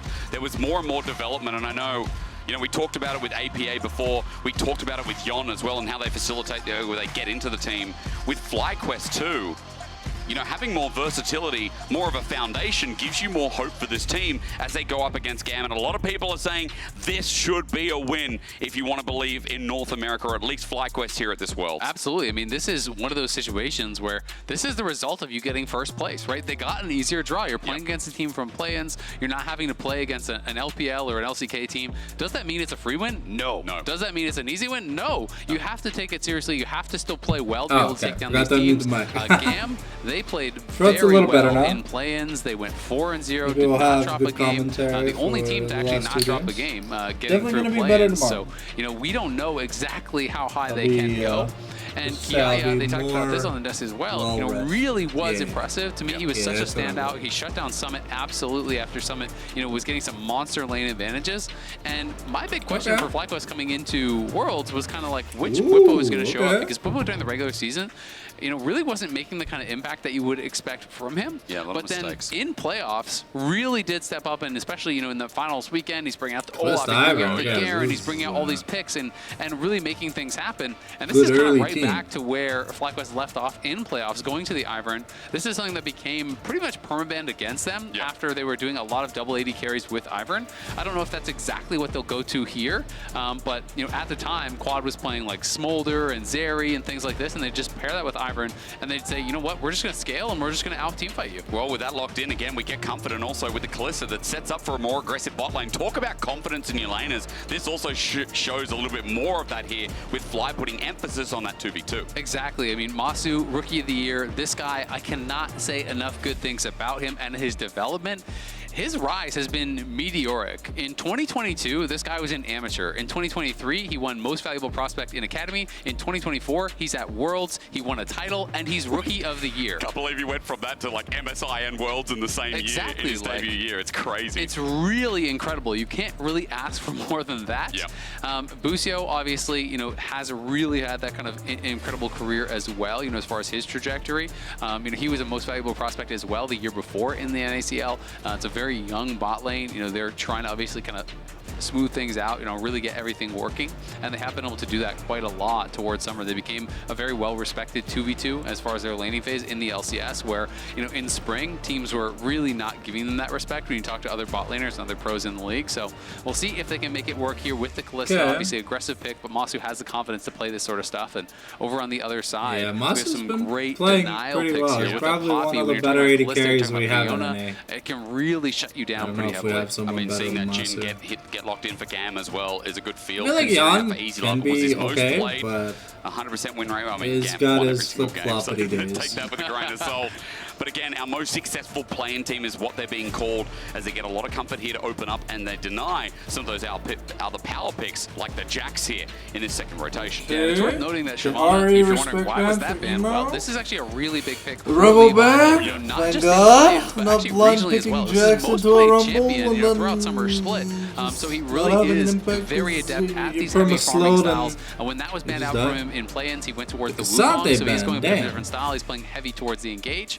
And they're banning out the Jax, they're banning out K'Sante, they're banning out Renekton. These are a lot of these picks for Bwipo that are comfort. We'll be curious to see where he does elect to go. As Kiaya has his Rumble. Also, I know why you're bringing this for fun. Okay. And it's going to be cool. I was going to be like, hey, so no way in the question is, you know, we haven't seen any of the LEC or LCS teams go back to like, you know, just on a mid and double AD carry and this sort of stuff. So I was curious with the Ivern if they were going to go back that route, but instead it is going to be the Orianna. So there's a lot of protection for Masu. If she's already been played, I must have missed it. So great scaling over on the FlyQuest side, obviously from their mid laner. And going to be curious to see how Gam rounds out their comp. You know, with the Jhin, you generally want to have dive alongside the Vi and the Poppy, and the Akali is going to give them just that. I feel like Akali in the Deuce team comp is a little easier to play. Stop Massive playing the game, right? Maokai, if you go Camille, this is absolutely just like a full send comp. Almost, Rakan, you know, full physical. Of course, Akali obviously is going to be magic, but if you went towards, you know, a tank, that could be problematic. Vladimir would be really interesting, but I'm going to start talking about hovers because it is going to be Gnar. It is all dive pretty much here. So it's going to be Poppy support, Akali mid, Gnar top, alongside that Vi. There's a 0% chance that Bwipo is going to get locked. A 0% chance. 0% chance. This is just a hover from Busio. I truly will never believe that that's going to get locked in. This is what's going to get locked in. Nice. Sion's first pick of Worlds. He will tell you, as much as, you know, he is getting some flack, you know, some people love it, some people hate it. Bwipo will tell you whatever he thinks. Whether he's right, whether he's wrong, doesn't really matter. Oh, 100%. He's going to give you his honest opinion on anything. This guy, I remember the first time I met him was actually at a Rift Rivals event when it was, you know, LCS versus LEC. And first time I had met him, never talked to him in my life, he just started telling me their whole draft plan. I'm like, you shouldn't be telling me this. Like, don't tell me this. I'm not going to leak it, but someone might.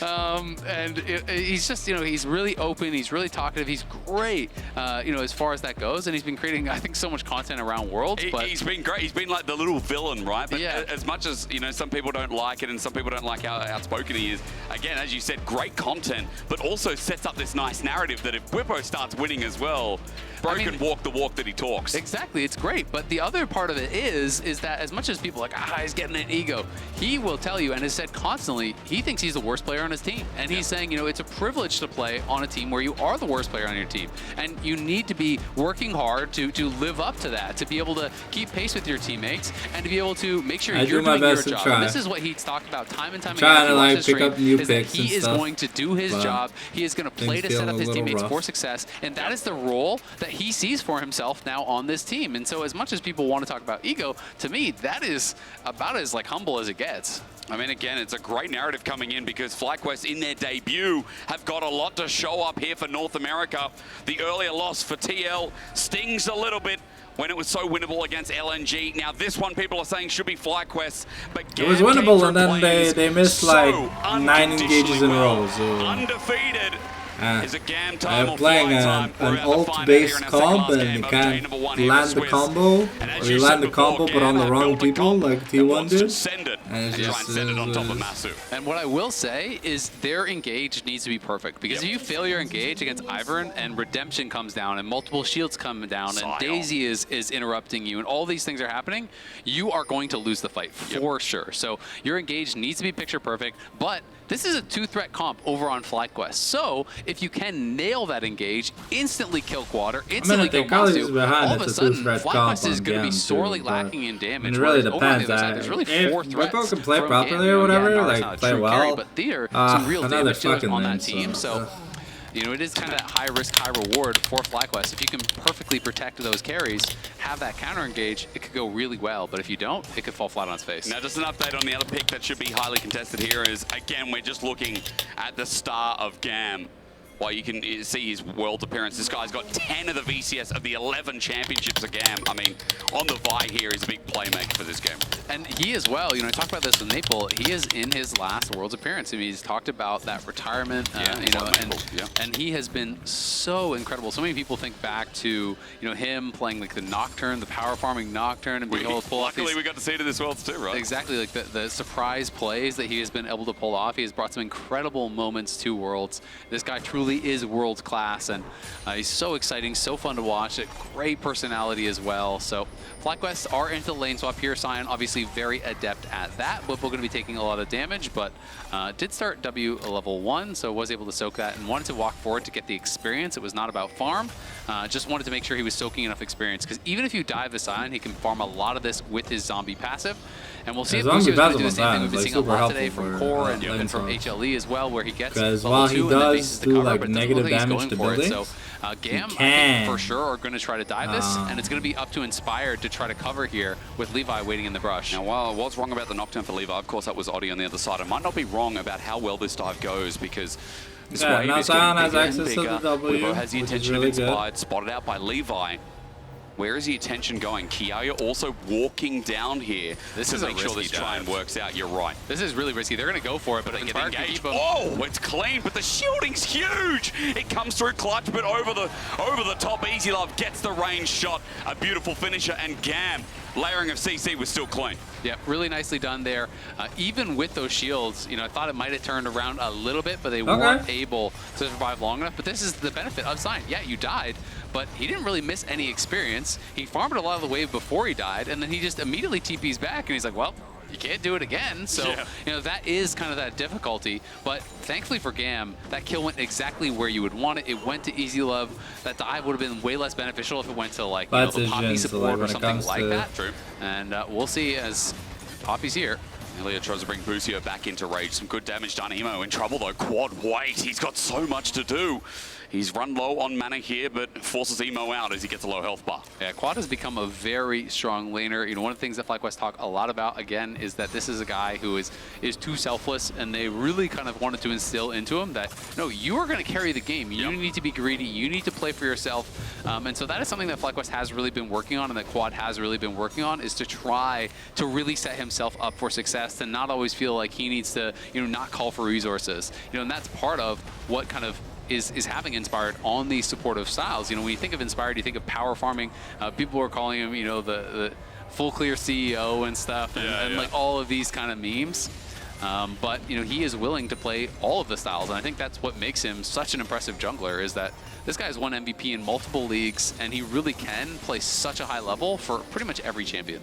And I mean, again, having so much versatility as a jungler is such a good thing here, especially heading towards those summer championships where I feel like Inspired gapped Umti in that final. It's not even a feel that happened, right? He absolutely crushed him. And I mean, he is someone that, deep for Busio, but he's okay here with the shield up. Yeah, nice little bit of chunk there. And now with that chunk, you start to get nervous about, you know, can I walk forward on this wave? You know, Masu is just kind of thinning it out a little bit. They're going to allow it to keep pushing out towards FlyQuest. And going to just hold this and make sure to keep denying as much as possible from Kiaya, whereas on the other side, guess what? Jin cannot pressure a Sion in a 1v1, so Bwipo's going to keep farming, and Bwipo is getting way ahead as far as that CS is concerned. We saw it before, you know, in what we call the T1 early game masterclass, where JackeyLove on this Jin couldn't really pressure sides, couldn't really get away with open map because the Jin was slow at pushing, slow at taking down some of these tanks as well. As you just highlighted there, it's a nice touch considering as the push comes out, Bwipo's okay for now. He's picked up quite a lot of CS in this lane as well. 400 gold lead, while Kiaya, as you said, constant pressure added there while he has to reset and go bot. Exactly. It's a smart play here from FlyQuest, just utilizing the sign, utilizing that passive, picking up as much farm as possible. As Levi does get eyes on Inspired, but he'll just use the smite and then go back towards his Krug to pick that up and be able to be there to cover any sort of thing top. As they are pushing the Poppy out, we can see Jin's moving towards top. Bwipo is going to move forward and try to proxy this wave and keep Kiaya away from it. You can see on the mini-map, they're just kind of like jostling for position.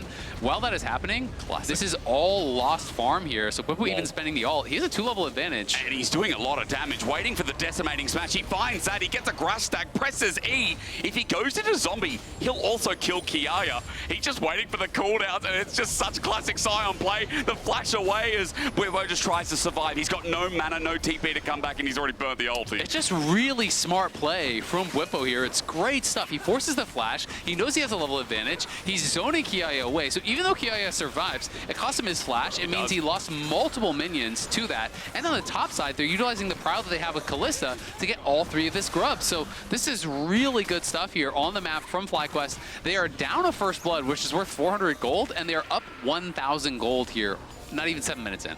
I mean, again, remember that because of all the health that he's gained off that W as well from killing the minions with the minion advantage we talked about before, makes those dives worse and worse and worse as the game goes on, and obviously it gets tankier and tankier and tankier, even in this early game. Well, Gam, at the very least, you can say they've started this dragon, they'll take this dragon. Fly were the ones who picked up 2 of the grubs before, so that's the trade we're looking at for now.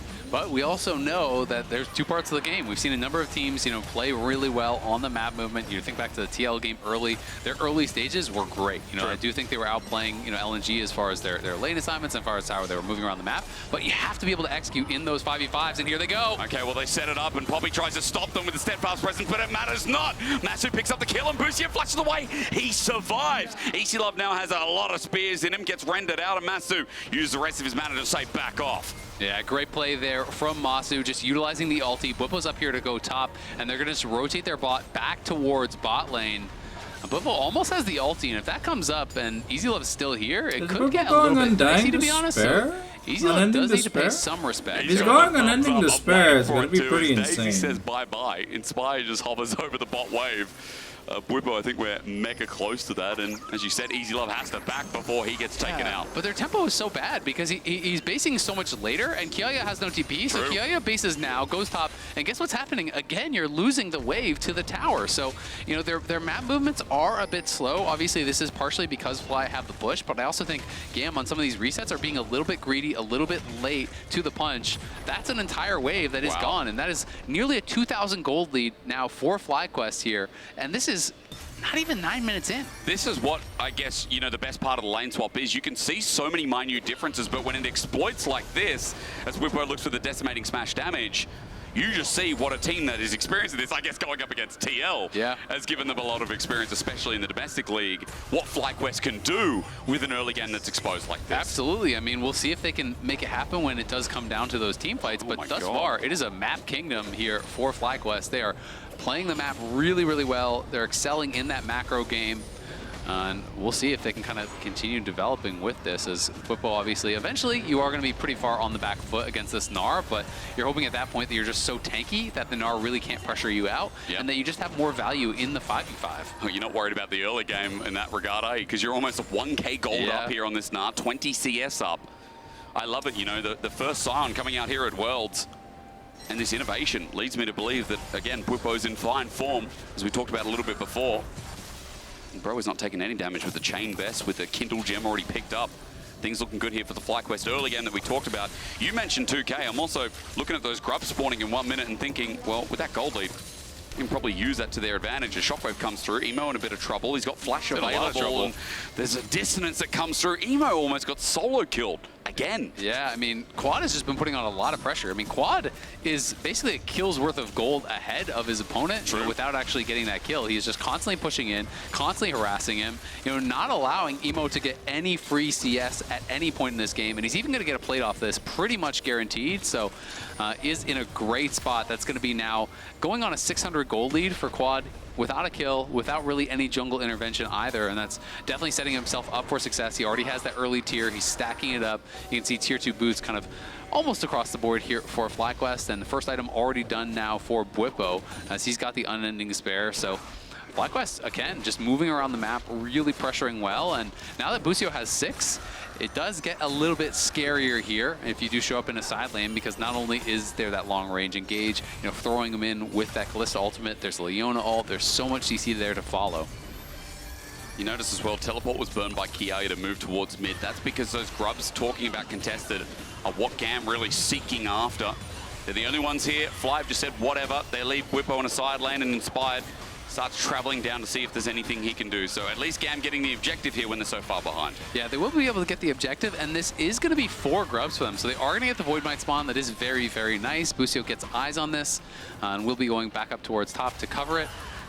You can tell he's a little bit nervous. Oh, is someone coming? So he's going to pull it back and make sure that he can secure this. Just, I think, was probably waiting to make sure that there's no chance of any sort of contest. We, of course, know that Inspired was not there, but Inspired now has the redemption done. FlyQuest starting to complete these items. They're not going to feel pressure with this style of comp. I know that they have an incredible amount of confidence that when they are playing these style of compositions with the Ivern, that they will outscale, that they will win 5v5, but they do get spotted moving in here, and Levi's coming top lane, so could be a play.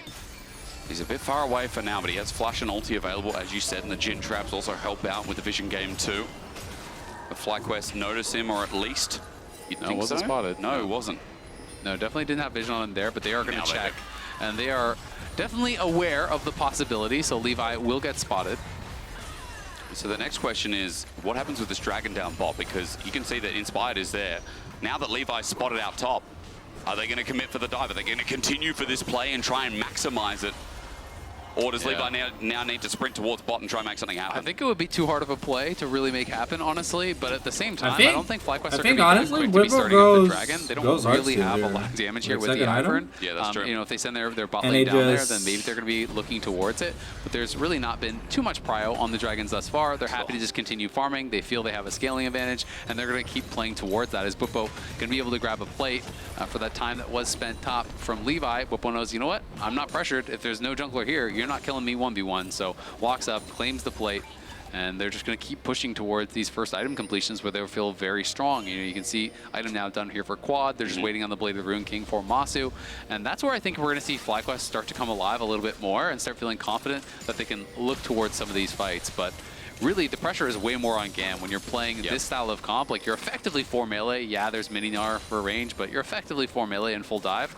Like, you need to make things happen way more, I think, than FlyQuest does. As you said, full commit, and I think that's just showing GAM, like, kind of like what we're talking about with PSG, pulling out what you'd argue is a riskier composition, right? It has good thematics, but against a team like Fly, against a Swiss team, is showing a bit of a risk. Good shuriken flip as Emo has to get on out because Quad is continuing to use the range while GAM just take care of Daisy. Now finally looking towards the bottom side with setup on Scuttle, potentially set up around the Dragon as well while Fly looked top. Yeah, nice little trick there. Didn't make too much of a difference, but he did actually leash Daisy by outranging it, sending it the opposite direction from him, so denies that kill goal from him. So one of the tricks you'll see both Ivern and Andy players do is you can actually walk the opposite way. You can also do a Shaco alt clone. True. So there's one of those little things that just kind of showcases mastery on the champ and is going to move topside, just play for some camps, but GAM are coming. They want to fight here. Leo gets a setup. It's a steadfast presence set up by the Keeper's Verdict, and Fly getting out with the redemption comes in handy. The engage is deep from Busio to try and get on out, but now he's got Quad. A one-man shockwave onto Emo means perfect execution out. No one dies as a setup, and Summoners are burned in the process. Yeah, Levi looking to try to pressure Quad here, at least to keep him away from some of those minions. The invade not working out there for Fly at the end of the day. It is going to be the flash for Inspired for a little bit of time there from the GAM squad, but the redemption keeping them safe along with Quad moving over to try to cover. They couldn't really chase past into Quad. They would have been really difficult to pull that off. But again, the gold lead just slowly but surely extending more and more. We're now up about 2.5, 2.6K, and this tower is getting incredibly close to dying. Easy Love is just going to get ignored. Jin does not hurt tanks, and he's going to be problematic. I mean, sure, like if you gave tons and tons of time to Gnar in a side lane, eventually he could deal with him. But like, you cannot win a team fight where Gnar just sits there and autos Sion 300 times. True. So who's supposed to kill this guy, right? Like he's going to be walking at Jin in almost every team fight, and Jin just kind of has to walk away. I mean, again, with all the resources Bwipo's getting, I mean, armor stacking is going to come through soon, right? He's sitting on MR, but like, you've got, got the Akali, but the rest is AD. So for Bwipo, so easy in this game to itemize, right? Oh, sorry, the Unending Despair is armor start. Yeah, and he might be going towards, we'll see, when you watch him play this a lot, he'll go towards Titanic, he'll sometimes go towards like Sterix and play these more kind of damagey bruiser styles, which can work really, really well because Sion gets so much free HP with that W passive that you were talking about. And you can see, the number below his flash TP, that's how much health he's already gotten. So, going on 700 free health already. So, can definitely make him a threat, even just with that one armor item and a ton of HP. It's tough to focus him down in the 5v5. So if he builds a little bit of damage, he then has that actual kill threat and that real difficulty where you can't ignore him and you can't really kill him. So then it becomes, okay, well, what now? I mean, the health stacking is at 715, by the way, just from that W. Yeah, and this tower top is likely going to die too. So FlyQuest just slowly but surely moving around the map, chipping away at these advantages. It's not a lot of fighting, it's not a lot of kills, but it doesn't need to be. It's frustrating for Gam. Like, it doesn't need to be for Fly, but you can see Gam are getting edgy, and they're like, we need to find a pick. Onto Busia, no, denied. Masu's nearby, Bwipo's now moved into position as well. It's all around this Herald that's just sitting there, glanting an eye to see who starts it off, but Gam don't want to do it because Fly are around, and they still keep finding a pick, but no overextensions here, as Fly still playing it so patiently, as you said. Exactly, and it's so frustrating, as you say, playing against this style, and it can sometimes make you overcommit into a dive or overcommit into a play where you say, we just have to do something, and that is where Ivern will kill you. If you do not have the perfect execution on that dive, if you go into the back line, Redemption comes down, the shield comes down from Ivern, Daisy's there peeling, Barrier gets popped, Orianna shield comes through, all of a sudden you're not even close to killing them, and you're all dead. God. MasterCard lane economy snapshot in the meanwhile, 1800 gold mid. Jesus. Sorry, in top. Mid's about 1k, and everything else is daisies and peaches here for Fly. Yeah, it is so frustrating. It's been a slow game. You guys sitting at home going, well, when the action going to happen? But, for Fly, they're picking up these 1 items, the 2 items coming across and starting to build towards as well. They have the gold lead. They'll have the item advantage. They'll have the fight advantage here as third dragon comes up, and obviously that's going to be something they'll deny. But I think they'll be happy taking the fight at that point to deny it anyway. Yeah, exactly. I think that's what FlyQuest is going to look towards, and then the question is, well, what can Gam do about it? Can Gam really make a play happen? Because as much as they are building this slow incremental lead, if all of a sudden Gam pull off that perfect fight, insta-kill Quad or insta-kill Masu at that dragon, put themselves a soul point, well, now there's a very easy win condition that you can look towards as Bwipo pops the ulti and is not going to be able to make his way back to the tower just yet. We walk slowly, but you're right, it goes down in the end, so Gam gets some more gold on the map right before this dragon. Bwipo not having the ulti before that objective might mean something here, as he just catches a wave, and you can see the rest of Fly move down to try and position and get themselves in river a little bit before this spawns. Yeah, but Masu needs to go back to base. He's sitting on 1,800 gold, so he must feel like he needs a certain power spike that he's waiting for to actually complete, at least a major component. Inspired did just go back to base. He's already on 2 items now. Of course, they are cheap ones on the Ivern, but that's part of the advantage of this champ. Like, he's already on Moonstone plus Redemption. That's full build for Ivern. Yeah, no, we're done. We're done.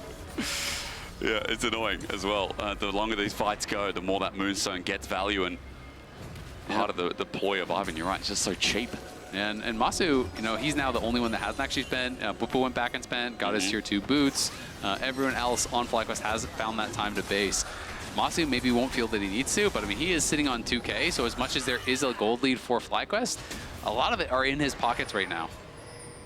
Herald might be start off the corner of that spot from Levi on the top side. Gonna be a trade, looks like. But he needs to do it quick smart, because another 30 or 40 seconds, that's going to despawn anyway, as Bwipo just walks into Emo and cares not. He gets grasp. He's got the ulti in 3 seconds, or rather 7, if my eyes could count properly. And he just sends him away. He won't pop anything while Fly deny the dragon stack, and looks like Levi will stay true to the Herald. I mean, it's kind of like, as Emo, what are you supposed to do? Sion walks at you. Are you going to E into him? Like, fight. You're going to maybe break his shield. You know, it gets very, very difficult. They just have no sustained damage. It's hard to think of a comp that's worse at killing tanks than what GAM have drafted. Of course, their goal is not to kill the tanks, it's to go past the tanks and just be able to kill off the carries. But that is very tough with Ivern, with Ori, with some of these defensive items. You can see second item now complete for Quad. And I think Masu's probably going to have a second item nearly done by the time he goes back. He's going to be working towards that Rage Blade very likely here. And they're going to be sitting in a really good spot. But I have to say, I mean, I've seen many comps out of Fly, and especially, looking back in the finals, looking back in the series versus 100 Thieves as well, this feels like a very patient FlyQuest. This feels like a very, not reserved, but like well thought out style of FlyQuest in the first 20 minutes of this game. And I can tell you from talking to some of these guys, from talking to the coaches, like this is just a draft where I think they thought they won in draft if they play slow. So they are going to try to not rush it. They're going to try to not get nervous. They're saying, you know what, our win condition is farm and do nothing, and GAM has to disrupt us. So if they feel that they're in that spot, especially playing towards Mountain Soul, which is horrible for GAM, that is really rough. They're going to be happy to just play it slow. Solar Flare, they can't kill Busio yet. He gets ignited down, but here he comes. Unstoppable Onslaught forced the flash from Elio, and Bwipo just gets in the way. He's trying to block some of these shots in the end, but they did all their damage on a Leona. At half HP, it matters not. There's a Moonstone Renewer Ivern, and there you go. That's GAM's engage. That's how hard this game is. Yeah, I mean, it's really, really tough. Again, it's one of those situations where you're saying, well, why are you engaging on Leona? Because Leona was the only one showing, and they haven't found anything, right? So you're getting frustrated. You're feeling the game is slipping away. Yeah. And it's one of those situations where we've all been in these games if you play League, where you feel like you're losing, and there hasn't even been a fight yet. Like, nothing has happened, but you feel like you're losing the game. So it really does put pressure on them to try to make some sort of a pick. They go for Busio, but he has Locket. There's an Ivern shield. There's a Redemption. And, that's kind of it. I'm going to try this because I don't normally make American references, but this game is like, for GAM, it's like going to Walmart and there's no cheese, but it's taco night. And you need cheese. You can't have taco without cheese, right? That's what this game feels like. I'm assuming Walmart sells cheese. I don't know what that shop is. How is that an American reference just because there's Walmart because there's Walmart in it. I took it away. I didn't use Woolworths. I didn't use Coles, which is what we got back home. I didn't use Reva. You know what we do in LA for taco night? We go out and get some street tacos. Oh, much better. The van's not there. GAM don't have the van. So what do they do? What do they do? Well, if you don't have a van, how are you going to Walmart? That's right. How are you going to Walmart? We come back to the setup point, and then we question, what are GAM going to do in this game? Where will they get their cheese? If you don't follow the reference, then let's go back to the start. They try to go to Walmart, and for GAM, as they defend this mid lane turret, again, maybe the doors are closed, and with Daisy out, it's a 6 versus 5, but the whole of GAM, even as they move in, are getting forced off. The Keeper's Verdict is out. It hits backline. It's good, and GAM finally pull the trigger, but Bwipo with a 3-man knockup, set up with a decimating smash, still gets them all. They find backline access, but Mazu takes so long to die, and he still survives. It's just hopeless, man. FlyQuest with the draft div, I think it's safe to say. Masu played that so well in the fight, though. They initially try to go in for Inspired, look to try to burst him out. They can't do it, and then they full send it onto Masu, but perfectly timing the flash, dancing around in the fight, dodging skill shots, is able to survive, and just like that, you get the fight you wanted.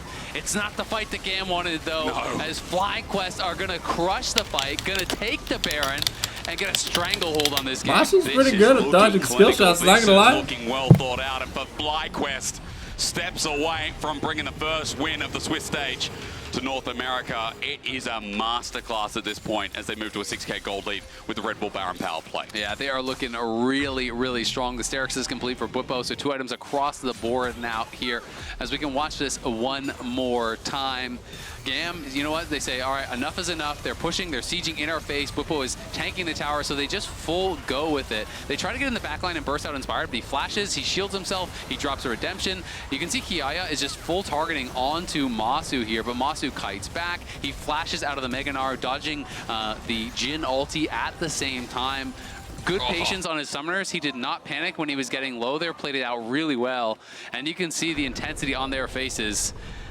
Yeah, the game is going well, but they know it is not over till it's over. True. And the coaching staff looking pretty stressed there, I'm not going to lie.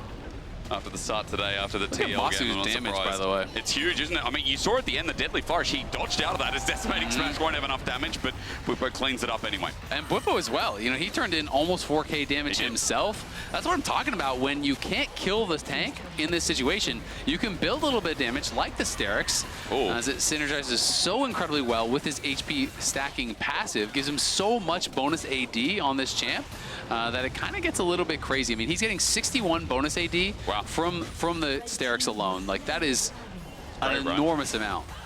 I mean, thoughts about Overlord's Bloodmail. Let's talk about that in a second. Ulti used at point-blank range. Levi in trouble as they keep trying to dive this turret. He almost dies. One hit away. That play from Gam, though, was 2 turrets in the top side. So, you know, while we are talking about Fly in the Baron play, for now, things are stabilized as Fly try to trade out through bot, as we saw on our mini-map.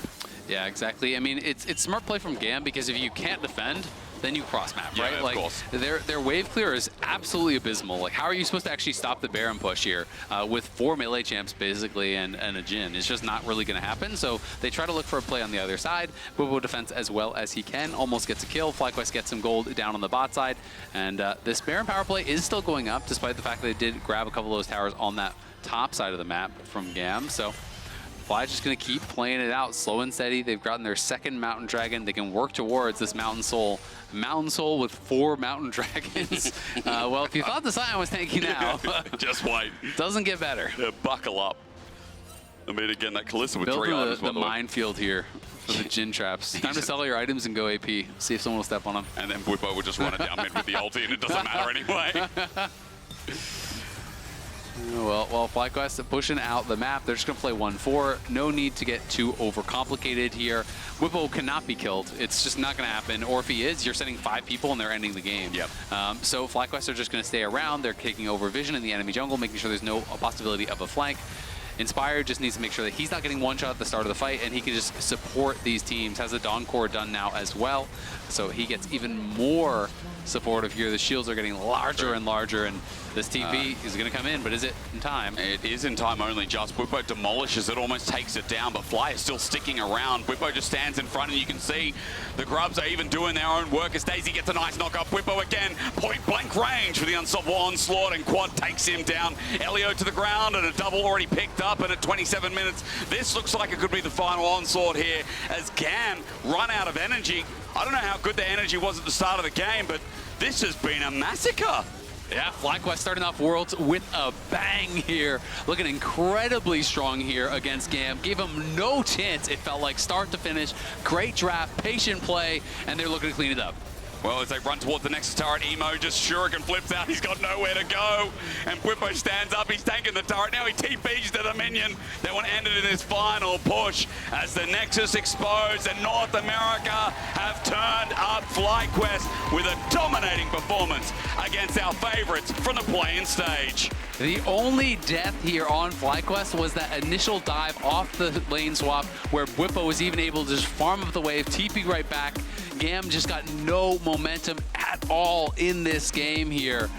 They had such a strong jump camp over on the FlyQuest side. Knew that they could just kind of play it slow, scale it up. They played the map better than their opponents. They laned better than their opponents. Game was kind of boring, not gonna lie, but it was slow and methodical. Exactly smart gameplay, good macro gap, draft gap. I mean, a strong team like Gam, you can't underestimate them. You need to standard old school Korean gameplay. We'll see you guys for G2 versus Pain Gaming. Probably especially after MSI, they really want to show up, have a circus game we're getting today. Unless G2 a clean performance that we can't really fault, and for Gam, you know, let's see if EU can do the same. It looked good for Fly. It was alright, that last game was a snoozer. PNG, a very different team. But it came through plans, but a lot messier, or maybe a lot more we believe that G2 as the master chefs of Europe, the only European team to ever actually cook. I mean, Mad Lions can cook, but they just burn their food half the time. Absolutely. I mean, it's but G2 can actually cook. You know, they cook and they take the food out and it tastes great. Mad Lions, they cook for the sake of people. But G2 they're cooking. I believe in G2 made the group stage here as well. And G2, of course, the hometown favorites. They're getting a big cheer from the crowd. The G2 chants are coming out already. They want to see Europe kicking it off, their #1 seed here. They want to see domination because already Mad and Fnatic both fell. I think we see the first Kog'Maw representing well. And the #1 team that, by the way, if anyone didn't watch LEC this year, are #1 by a large margin. Winter, spring, summer, season finals, all 4 shields were taken by G2, and every time there was a challenger like Mad or Fnatic that came up against them, G2 still, even with doubts, even with expectations being a little bit mid, was still able to clutch it out and be the better team. This is Europe's best hope at making a big run and making it out of Swiss. Exactly. I mean, and we heard Inspire talking about it, and I really did kind of resonate with him calling them just clutch, right? Because at the end of the day, we saw G2 looking vulnerable in a lot of series, way more than I'm used to seeing. I mean, they lost the best of 5 to Fnatic, they lost the best of 5 to Mad, they almost got swept by BDS and then reverse swept, but you still always feel like when you're watching G2, yeah, but they're going to pull it out. Yeah, but they're going to come back. Yeah, but they're going to win in the end. And my faith will be restored for really is just Caps. Let's be honest. This guy has been running the LEC for so many years. Last time Fnatic won a trophy, it was with Caps. And ever since he's been on G2, they have picked up trophy after trophy after trophy after trophy. And they are looking to get back to those big international performances that they had, back in the kind of 2019 era. I know it's going to hurt a lot of people, but he's the best player of the West. But I mean, I don't think that's hurting anyone. I think everyone agrees. Draven player. At the very least, but I don't know. I don't want to offend anyone. Anyway, you can offend. If they're offended by that, they need to watch back some more Caps games. He's the best player of the West. You know, I shouldn't have held anything back. At least for now, though, we get a couple of those mid-lane bans taken away from said man. But this time, Jinkieto's Akali was also pitched out of the pool, considering we saw what the hell is there an end then? In the playing stage. Yeah, it's going to be exciting to see exactly what Pain comes out with. Titan is a player who's been getting a lot of hype, a lot of excitement. You know, has been doing very well in Champs Q. A lot of people are pretty impressed with him. And let's be honest, he's just a really fun player to watch. When you watch him in the CBLOL, and also how he played, he was able to bring it to the okay, but we don't know where it goes yet. He's so aggressive. He'll look for one. Could be Mickey X's If your supports are both roaming, he's going to try to fight you. He's going to try to go for those kills. He's going to look for they coin flip to see who plays what. He's going to let you know about it if he does outplay you. They're jumping up on stage, they're popping off, and they're making those big moments here as G2 are going to get Yone, which has been looking so good so far. And again, Broken Blade do it! Top, so definitely do it! Here. And the question of the same on the side of Pain Gaming is Carioca on something to set up the Maokai here. A really solid pick.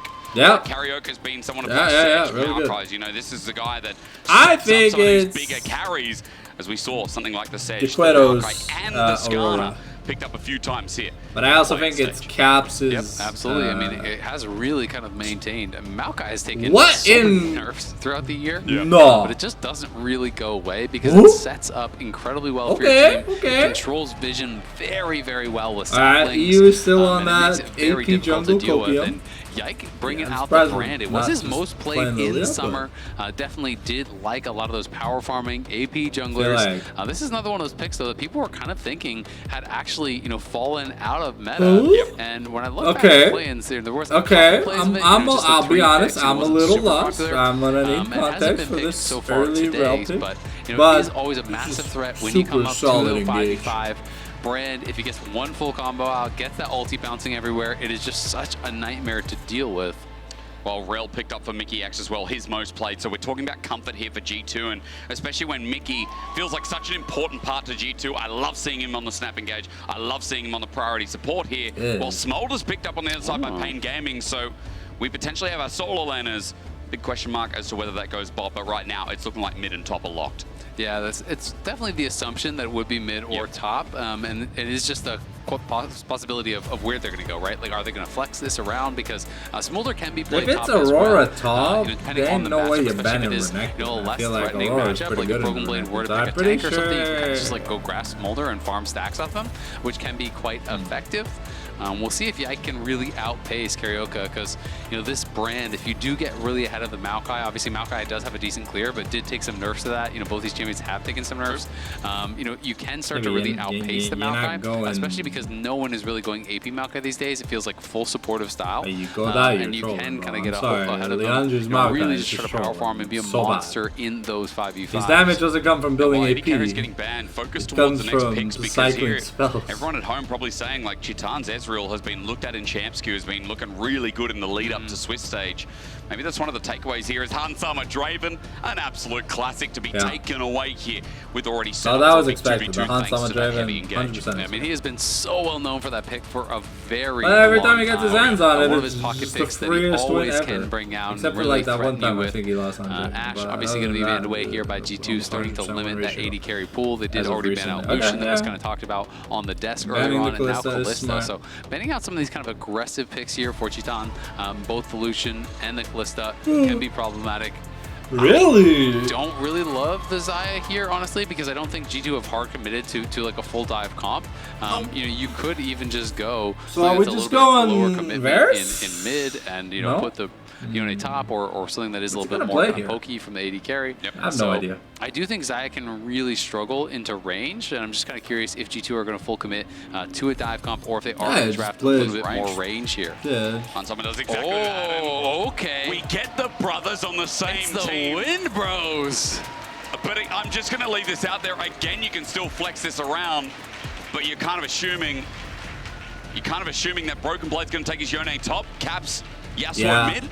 I mean, against Smolder, it's kind of the Corki effect, right? We saw a lot of Yasuo into Corki to deny the range and poke. Yeah, I mean, it's going to be really interesting. Being able to deny early stacks with the one wall and have just the like cutting them off. But you can also kind of set each other up here. Yeah. You know, there is the knockup from the Yone for that Yasuo as well. This is going to be really exciting here. Broken Blade has brought out the Yasuo in the past as well. He used to bring it out, you know, as kind of a Gnar counter pick, and he's very good on it. Yeah, that's a really good point you just brought up, Azael. He's pulled it out actually more, too, to that note as well. Caps only once here in the course of 2024, so it does look like it will be BB taking that up into the top side to deal with the Aurora. I love that you also mentioned something like the Gnar, you know, utilizing range in the matchup as well.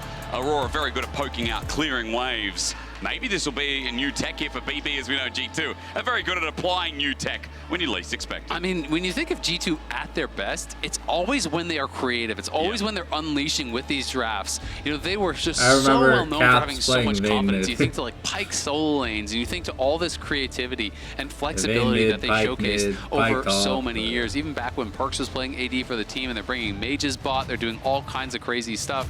That's G2 at their best, and this is going to be a really exciting start here. I do worry for the early levels here of the Yasuo against the Aurora. I wonder how confident he's going to be to just kind of dash in and trade, because Yasuo can just start E in some of these matchups and just kind of just run up and start meleeing you. I don't know exactly how this matchup does go, but it's so sad that we're not on the Lethal Temple patch. Melee matchups, and melees do need to kind of survive with D-Shield, and you're kind of looking to get some levels in before you can really start winning these trades. Then you're trying to chunk out the Aurora and be able to put her low enough health that you can threaten something like that all in.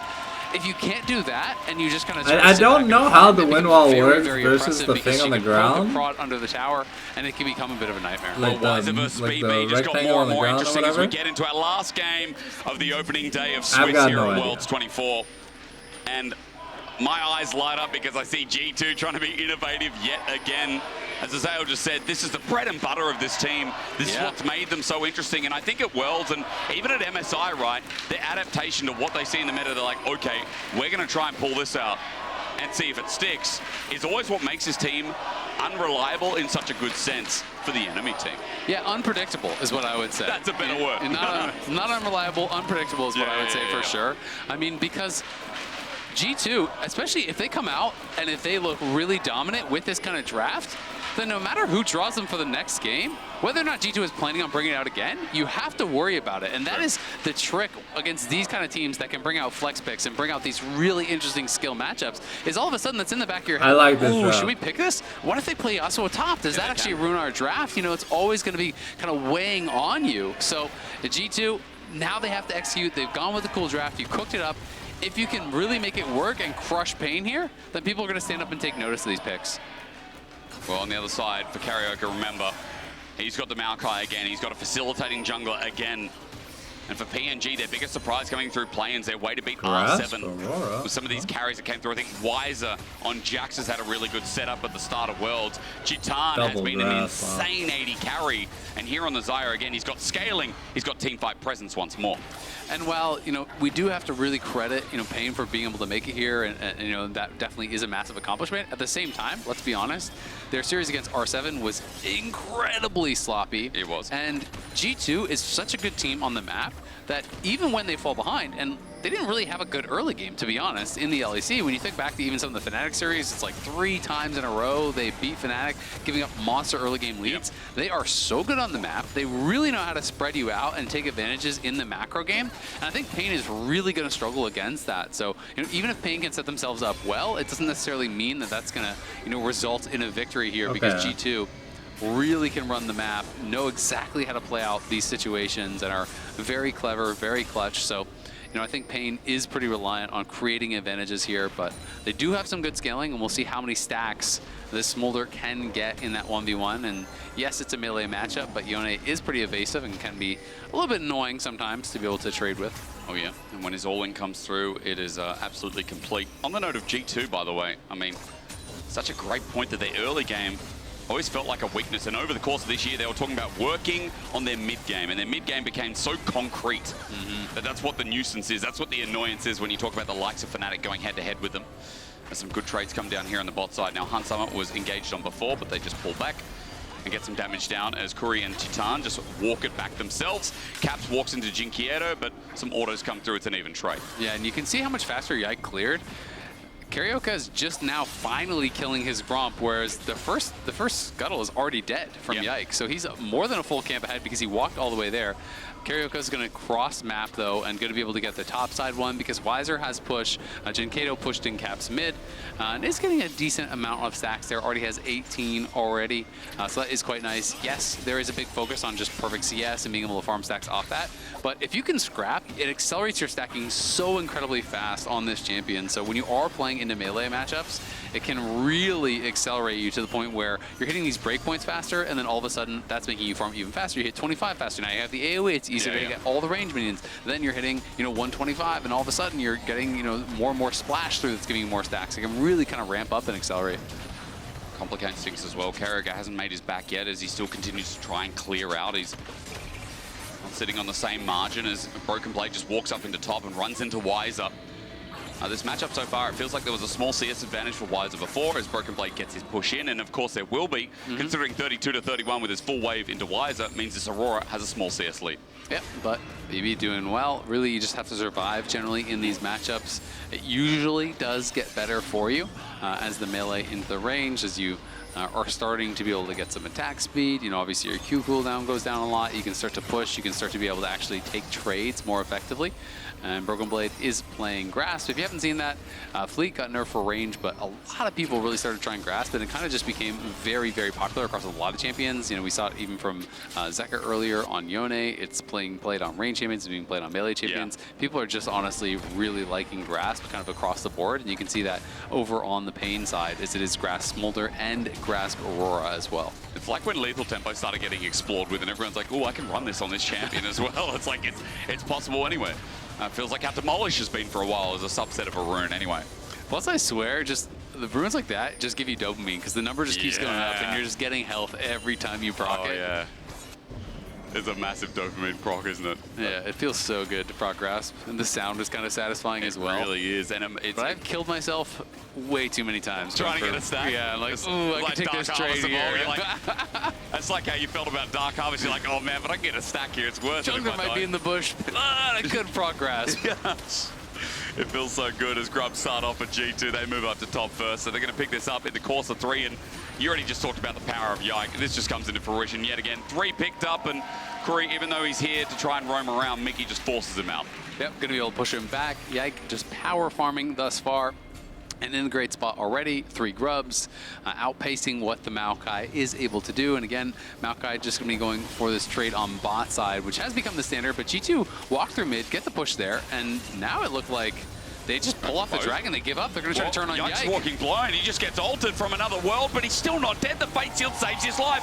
First blood goes over as Dinquieto and makes himself known to get the trade kill. Caps doesn't have anything more in the bank. He flashed away, and G2 get the first blood, but they're quickly traded upon. Yeah, they do get that first blood, but it does cost them the flash off Caps, the flash off Yike, and Yike does die. But critically, Yike using that XP advantage because he was 6. Yeah. And if you don't insta-kill a Brand who's level 6, gets one combo which spells out, and you are going to really pay for it. So was able to do just that. And it does mean that Pain gave up the attempt at a dragon, right? Because they pulled off that dragon, so there's no objective trade. It's just a 1-for-1 in kills, and G2 end up getting the grubs before that, so they are feeling very good, I think, about that overall.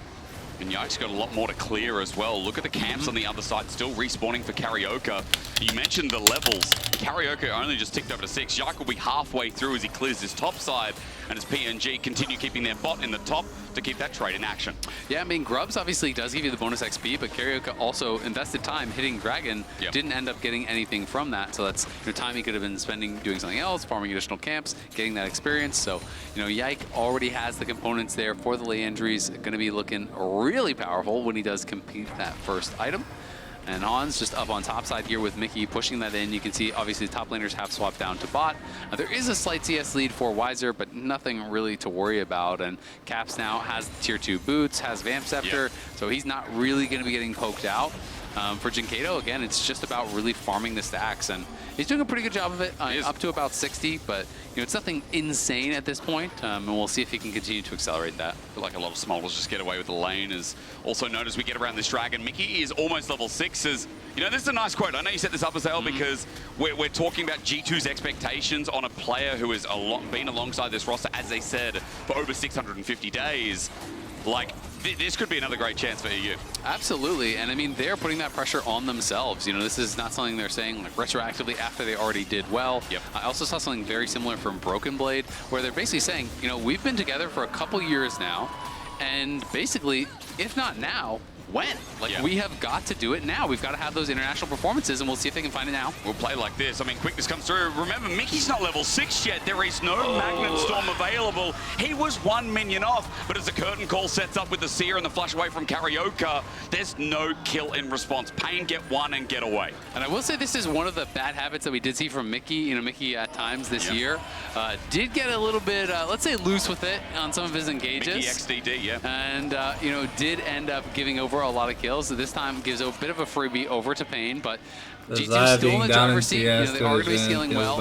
It's just such a big question about how will you engage, how will you be able to pull this off on the G2 side. Of course, Mickey X can be setting them up, but Caps can also potentially set up Broken Blade. He can also set himself up.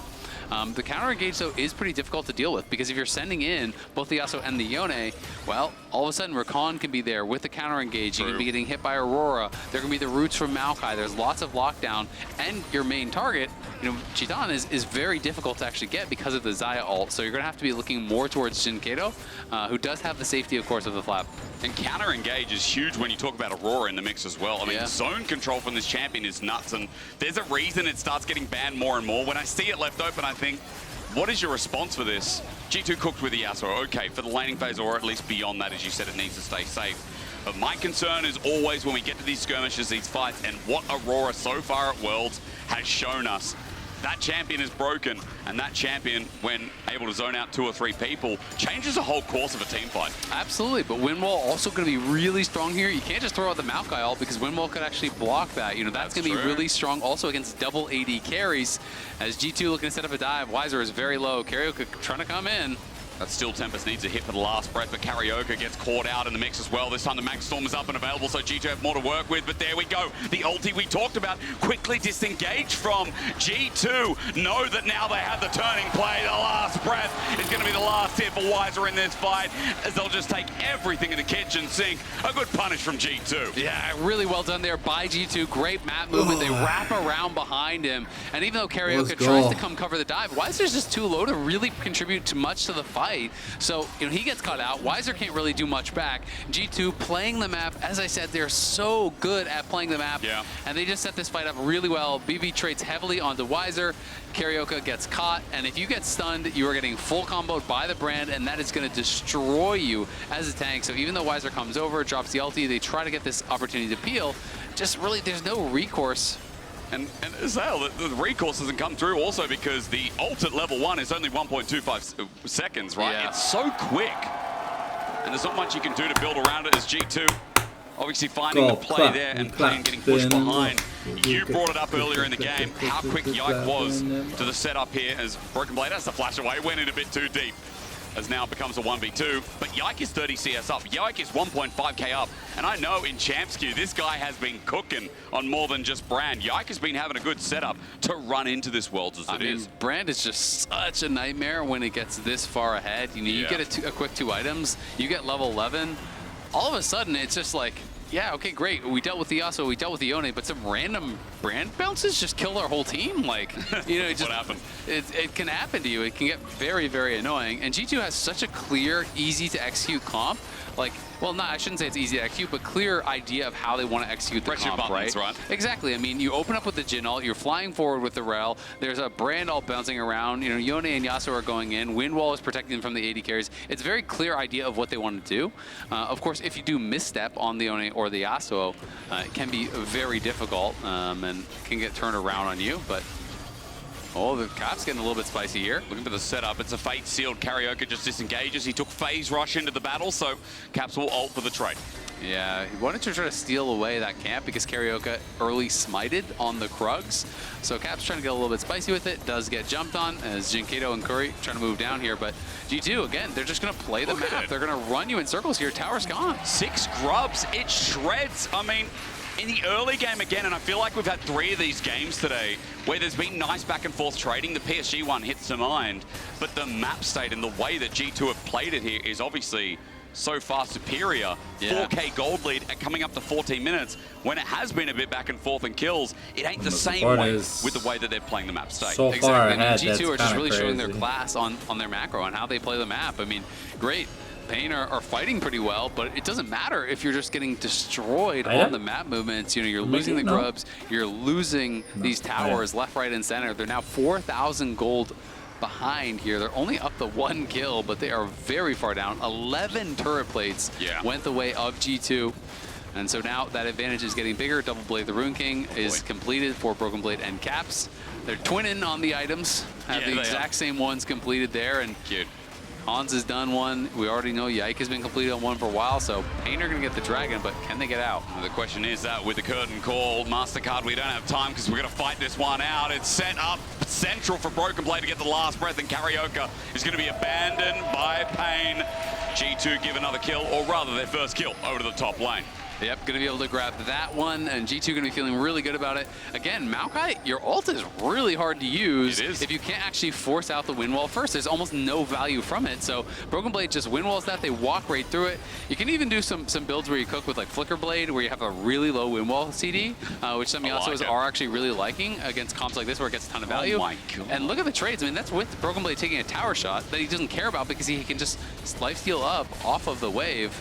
And Jinkato only at the 130 or so stacks. I mean, it's not bad, but it's not enough to overcome. Exactly. At this point, it's the biggest question. Is the game still going to be going? Oh, they're going to commit to this. From Pain. You mentioned, Azael, that the commitment is there, but I'm a little bit worried. At least the ult comes through and Yike is caught out. The most fed member of G2 is down. A Pyroclasm thrown out on his deathbed, but Broken Blade and Mickey are running afar. There's going to be no last breath here after the setup from the Steel Tempest, and G2's jungler is dead. But look at mid, right? This is the problem again. You're overcommitting. You're sending 5 members down. If they got all 3 and they got the bot lane tower, great. But you're getting 1, you're TPing, you're spending ults, you're spending Flash Ignite on Curry, you're losing your mid lane tier 1, you're losing minions top, you're losing your Krugs now as well, as Caps is going to farm those away. So sure, you got a kill, but you fell more behind in gold off the play at the end of the day.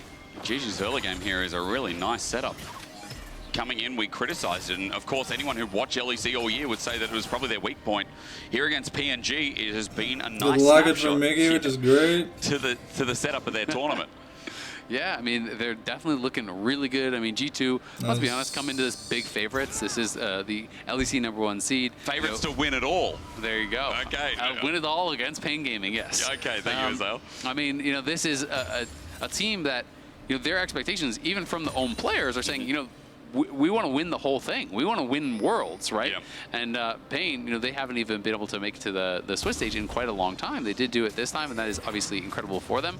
But G2 is definitely at a different level than the teams they did fight in the play-in stage. True. So they need to really step it up here.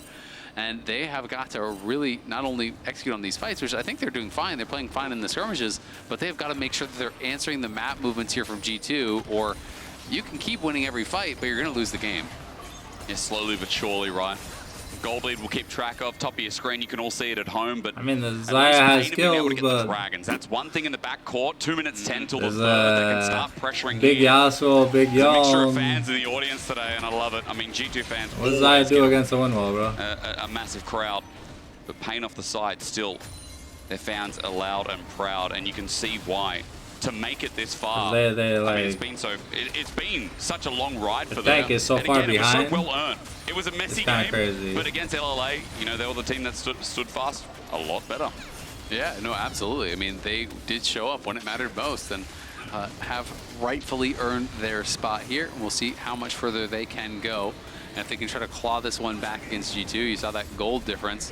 And it's just been kind of up and to the right. As, that's just a couple spells there. Okay, between two worlds and setup as Wiser has done a good ulti, but the setup from Mickey might be better. A last breath to send a world all the way to another universe. A curtain call to call it a night. And G2 are always willing to take the fight. Yeah, Pain trying to look for the engage. Yeah. It's a but in the Aurora from behind doesn't really do much. Like the blind pick Aurora against what can't they do that are doing. against. And at the end of the day, they can't even finish off Broken Blade. He's able to flash out, and look at Jinkato not having fun over there against Caps. Flashes away, and Caps almost gets a solo kill. A grasp to just tickle his fancy on the side, while in a turret on the bot side, dead. Caps with another wave, gets top, and that's dead too. Mid wave is pushing in, and everything is going G2's way in this debut. I mean, it's already been just a map masterclass here. You know, how they want to play the map. They're moving around. They're taking all of these camps away. They're taking the towers away. They're playing the map so well. So when you start winning the fights too, well, then there's not a lot going for Pain. And G2 showcasing that they can do just that.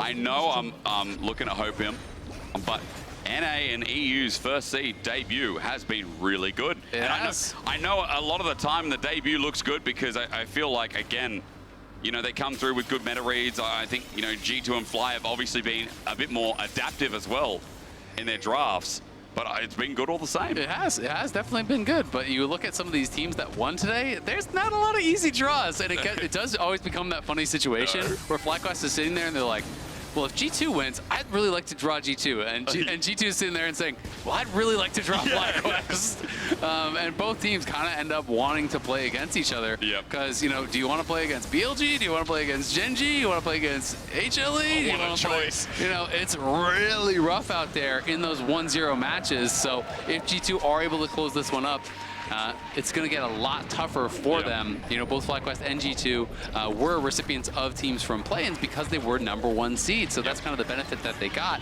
And it does mean you get a game it's going to kind of ease you into the competition a little bit more. But then it's a very steep jump in competition because as Swiss stage works, if you're 1-0, you only play another 1-0 team, and those are all beasts. And there's no rematches. Remember, unless it's mathematically impossible that you have to have the rematch, but we're assuming that choice won't come up, that chance won't come up, and no rematches is also very big, depending on how Pain goes, depending on teams like how GAM goes as well. If things go rough, it ends up being a 1-1, then you won't face them again. But for this game, it's still not over. I mean, Pain is 7k gold down. Let's be real. This game is looking real rough with Dragon stacking now stopped, thanks to G2 getting the Ocean Dragon. So Pain needs some kind of wombo, some kind of dream in this game, some kind of smolder stacking miracle as he gets the execution that they can fall back and find some gold back in this final game of the day. Yeah, I mean, it's going to be tough because even if he gets the stacks right now, then you really are still waiting for rapid fire, and there's just so much threat over on the G2 side that it's like, okay, if you're even on gold or you're a little bit ahead on gold for Pain, then it's very tough to execute for G2 because they have to be so perfect to be able to pull it off. But when you're, you know, closing on an 8,000 gold lead this early on, and they're probably going to get the Baron here as well, well then you are really in a lot of trouble over on the Pain side. Carioca spotted on a ward, and Trouble might be the middle name of G2 as they look for a turn. They fake take it, or rather fake start it, and walk away. Well, look at Caps. This is the problem. It's again the map. Pain overcommit everyone to one side.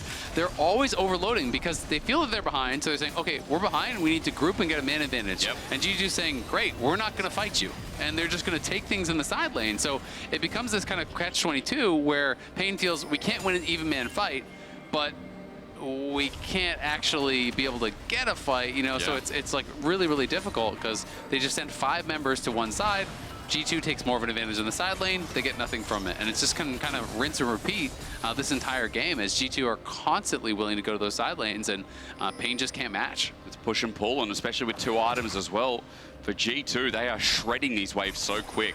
Their brother's building the same as well, by the way. So Broken Blade with the Stride Breaker second. A lot of chase, a lot of sticking potential here for the solo laners of G2 as they just return back to it. As you said, we just do it again. Look at where Caps is back. With the teleport available, he goes to bot. PNG now have to be here to be around the Baron, but G2 aren't going to start it. They're just going to go la la la. Exactly. I mean, you just keep putting pressure on it, right? If you clear all the vision and Pain aren't respecting the Baron, you start hitting the Baron. You don't have to commit to it. If they ignore it, you take it for free. But if you then get found out, you can just keep it leashed until they respond, right? If Wiser TPs or they overcommit, you can either look for a turn, or you can just take that win of getting the teleport out, of getting some small little thing.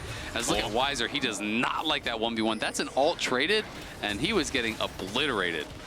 At least the ult was traded, but as he teleports in, or if he does, Wiser not having that's going to be a bigger deal. Nice Seer set up with the Blaze, and Carioca takes a bit of HP as well. Ignite burnt by Mickey as G2 still hover around this enemy jungle looking for that next pick. Oh, they're actually looking for it right now. There's an execute there, so they're going to take the quickness. At least it's the Hail Mary, and this time around again, the Nature's Grasp gets a target. Mum flies through as well, but how far ahead are they? Broken Blade with a last breath takes out 2 before himself. Jinkiero flashes out. He's trying to kite around. Some big plays from this mid Smolder, and a shutdown to boot. Jinkiero's alive for now until Caps rocks on up and takes him down. 2 left of G2 is the best you can hope for when Pain was so far behind. Yeah, Pain honestly doing a pretty good job there. It is a 3 for 4, but at the end of the day, G2 stands strong. Their jungler is alive, their mid laner is alive, and that means the Baron is not long for this world. But Wiser trying to stop them. There's so much damage though. Can he escape the wrath of Caps? Woo! G2's hopes Woo! That's clean, man. I love watching Caps. Sitting there confidently is a great start. Blade was At the very least, though, he does push them off the Baron. Let's see. And Shield Curry's able bow, to get shield vision bow. of that. Cool stat that I was curious because I didn't remember ever seeing Yone and Yasuo together, you know, in a game. The stats team did check. It's the first time Yone and Yasuo has ever been played together internationally in League of Legends. So definitely cooking here on the G2 side. Not that we needed that stat to confirm it, but it is cool to see they're the first team to ever actually bring it out internationally. Poor Megan. I mean, for the comp, it's worked seamlessly. They've been in side lanes for the majority of the game, and then they just join in, all in, and the all-ins have been hitting. And you can see Jinkedo working towards that rapid fire. That is where things start to get a lot more problematic for the other side, as you can kind of just become this poke champ. You just kind of straight back and forth, wait for rapid fire procs, and then you use that obviously on your Q. You're putting it on that true damage burn, and you're kind of poking and prodding, trying to push your opponents lower and lower and get them into a rough spot here. The Win brothers, high DPS build here. Obviously, the IE and the S-Reaver are done, but you look over on the other side, and 3 items are really starting to come through for pretty much everyone. Yike even has a Banshee's Veil, which means it's even harder to get any sort of a pick, which you kind of be depending upon. And Hans is super strong on 3, Caps is super strong on 3, so G2 obviously still massively in the lead here. About 9K is their advantage, but Pain getting a little bit of hope, I would say, after a fairly even fight over on that top side, even though Caps wasn't there at the start. It was in the same position where G2, it got a little bit messy, and Pain would take that every day of the week. You mentioned the gold lead again, 9,000 a lot to work with, and yeah, Caps, here comes the push. Look, Broken Blade's in the top lane as well. And Pain is just struggling for vision to try and claw some out of G2's hand. I mean, it's just so hard. G2 just has to sit here and wait for Caps to do his work.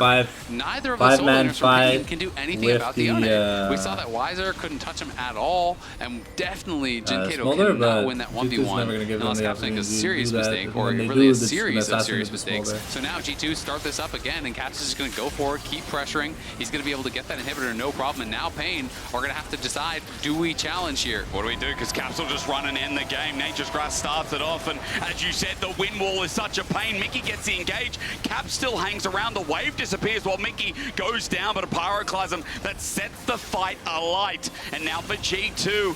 The question is whether they're all right. Caps is holding both waves at once, and with range in the making as well, G2 are just keeping them at bay. Yeah, Chitan is able to get that 1 kill onto Mickey, so not bad by Pain.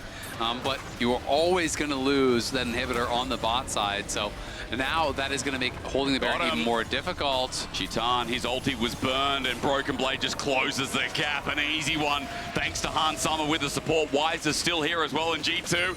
Let's dance around Baron, Mumbo number 5. Yeah, nicely done there by G2. Broken Blade just commits the flash. Hans opens up, and then when the curtain call is coming through, you basically are forced to be juking back and forth from the side there. But Pain not going to give this one up. The question is, can they actually get a fight here before Caps just ends the game? Because Caps is not coming. He's not. If someone doesn't base, you have to decide, are you going to hard engage here right now, or are you going to answer Caps? 2 people backing away to deal with him. He just walks on up with 6 grubs. Half health on the Nexus turret. Baron's still going down, by the way, and this time it might be for real. Karaoke needs a miracle steal while they commit to Caps, and he's just going to leave it. It'll go down. No contest, and Caps gets out on the side of your screen. The Red Bull Baron power play.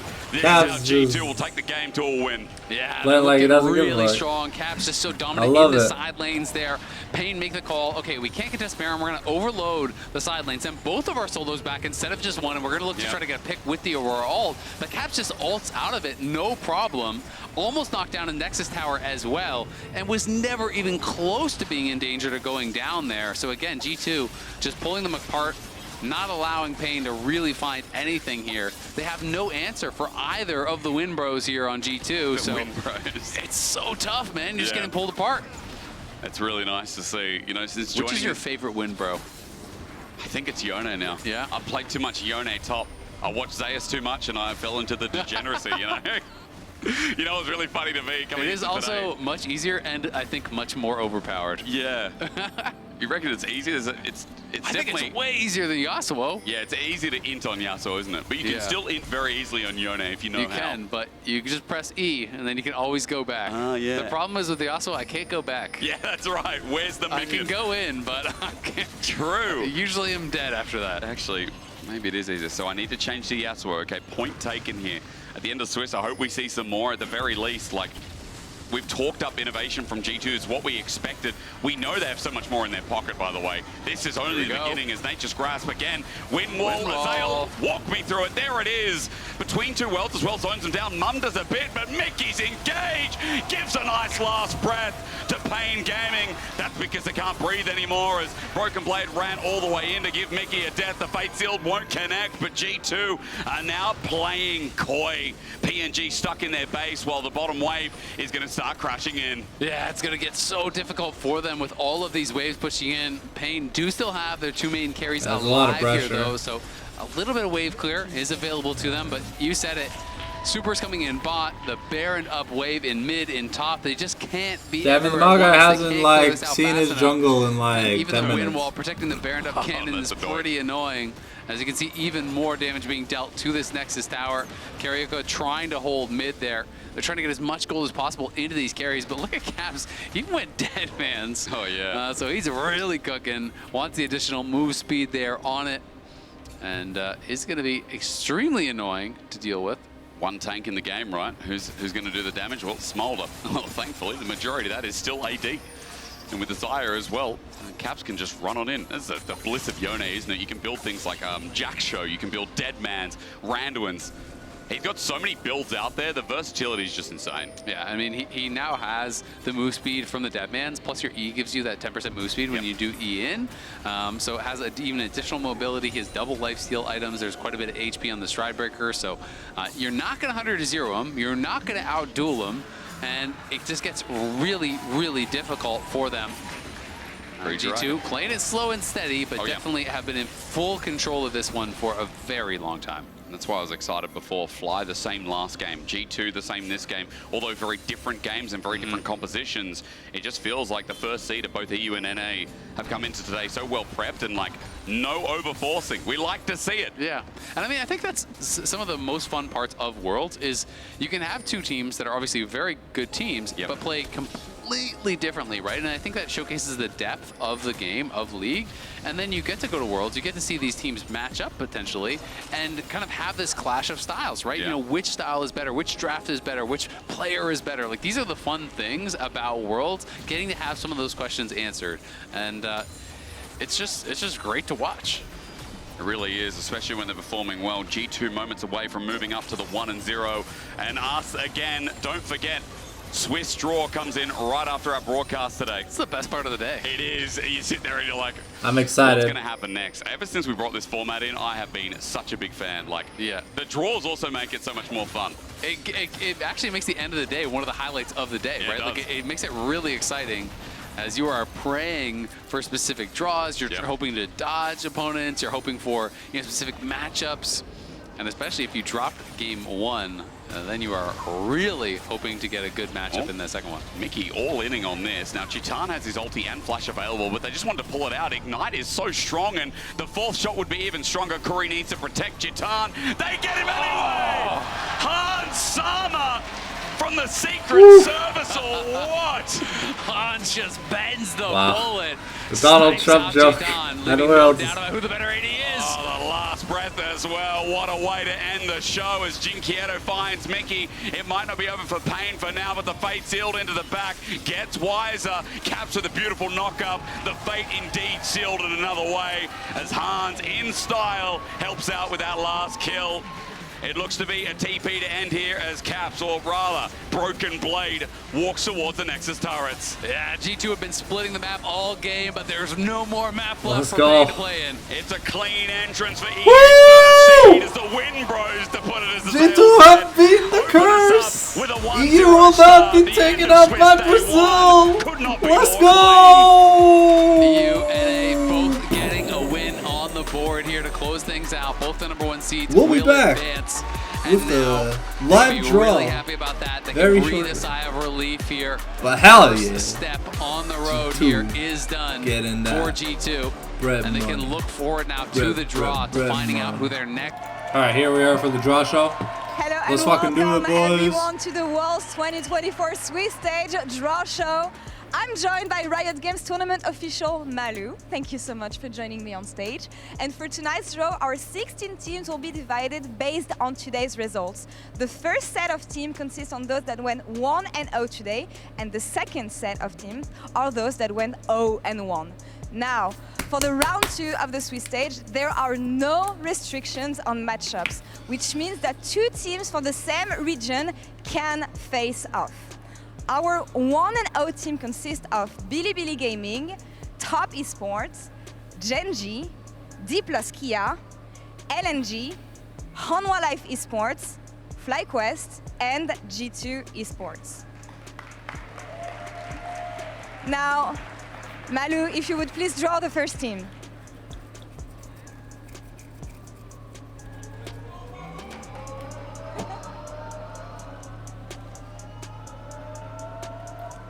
Okay, G2. G2 Esports. Oh, I'm scared. I'm scared. And they will be facing against. I'm so scared, bro.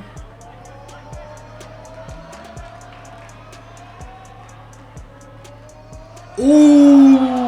Hanwha Life Esports. That's a hard matchup. All right, now to the second matchup. Malu, please, if you would draw the second team. Oh, okay. There's still a chance. FlyQuest could get a good pairing. Okay, D+. D+ Kia. Okay. And they will be facing Gen.G.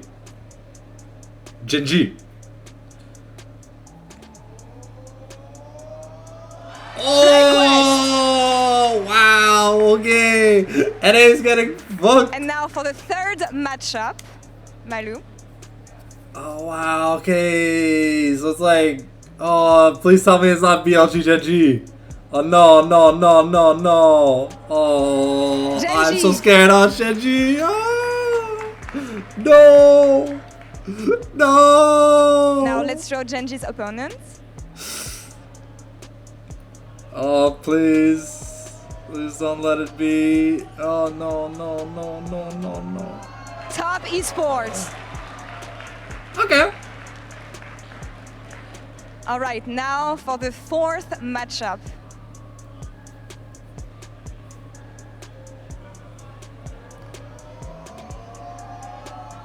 Okay, so now it's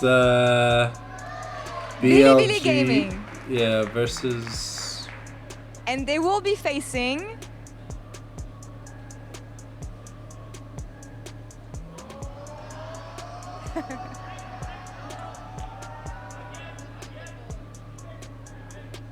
there's nothing in the bowl.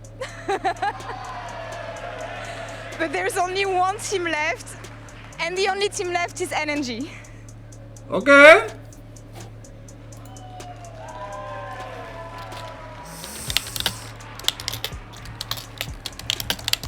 All right. RIP G2, RIP FlyQuest, RIP Top Esports, RIP LNG. T1, Weibo Gaming. Okay.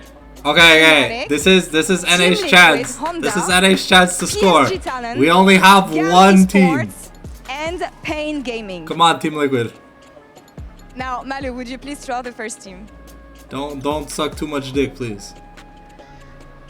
Please play properly for one game.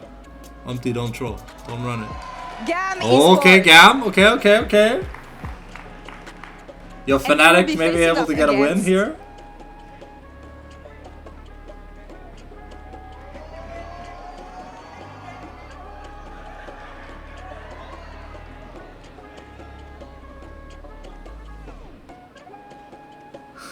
Why are the balls empty?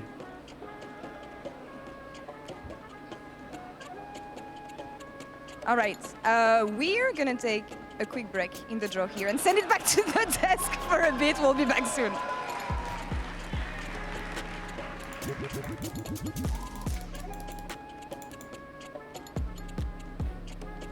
Set. I'm thinking the draw is going to be reset. I don't know. Dylan is hoping it's the whole draw. It's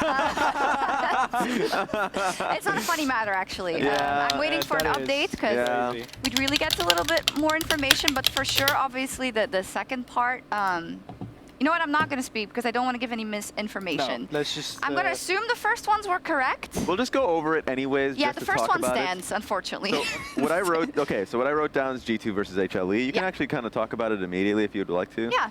Yeah, obviously one of the harder teams we could have faced. One LCK, very good. Zeka played Yone today. Beast? Very good. True, the Yone matchup. Zeka versus Caps is insane. Caps Yone was also very good. So yeah, no, I think we can take a game off of anyone, especially in this setting.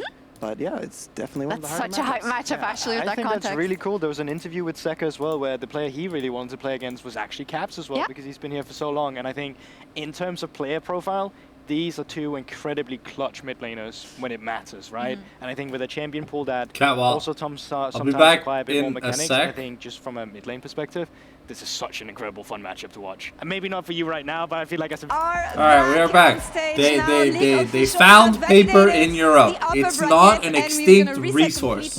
For the lower bracket and the 0-1 teams. Sorry about that. Malu, if you would please draw the first team. Alright. Okay, please. Okay, T1.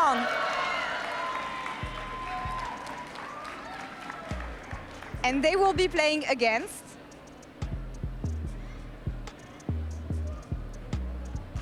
Weibo?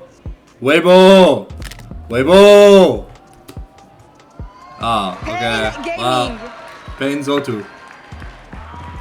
Now for the second matchup, the first team is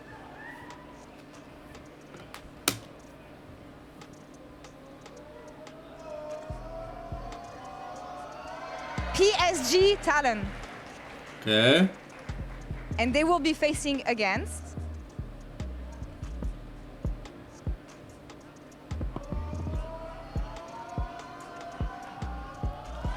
Mad Lions Koi. Lamal. So now for the third matchup, the first team is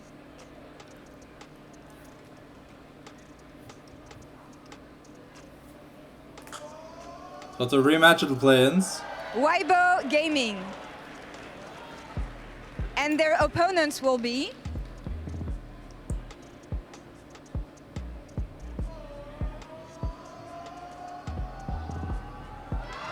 Team Liquid Honda. Ouch. And now for the next matchup.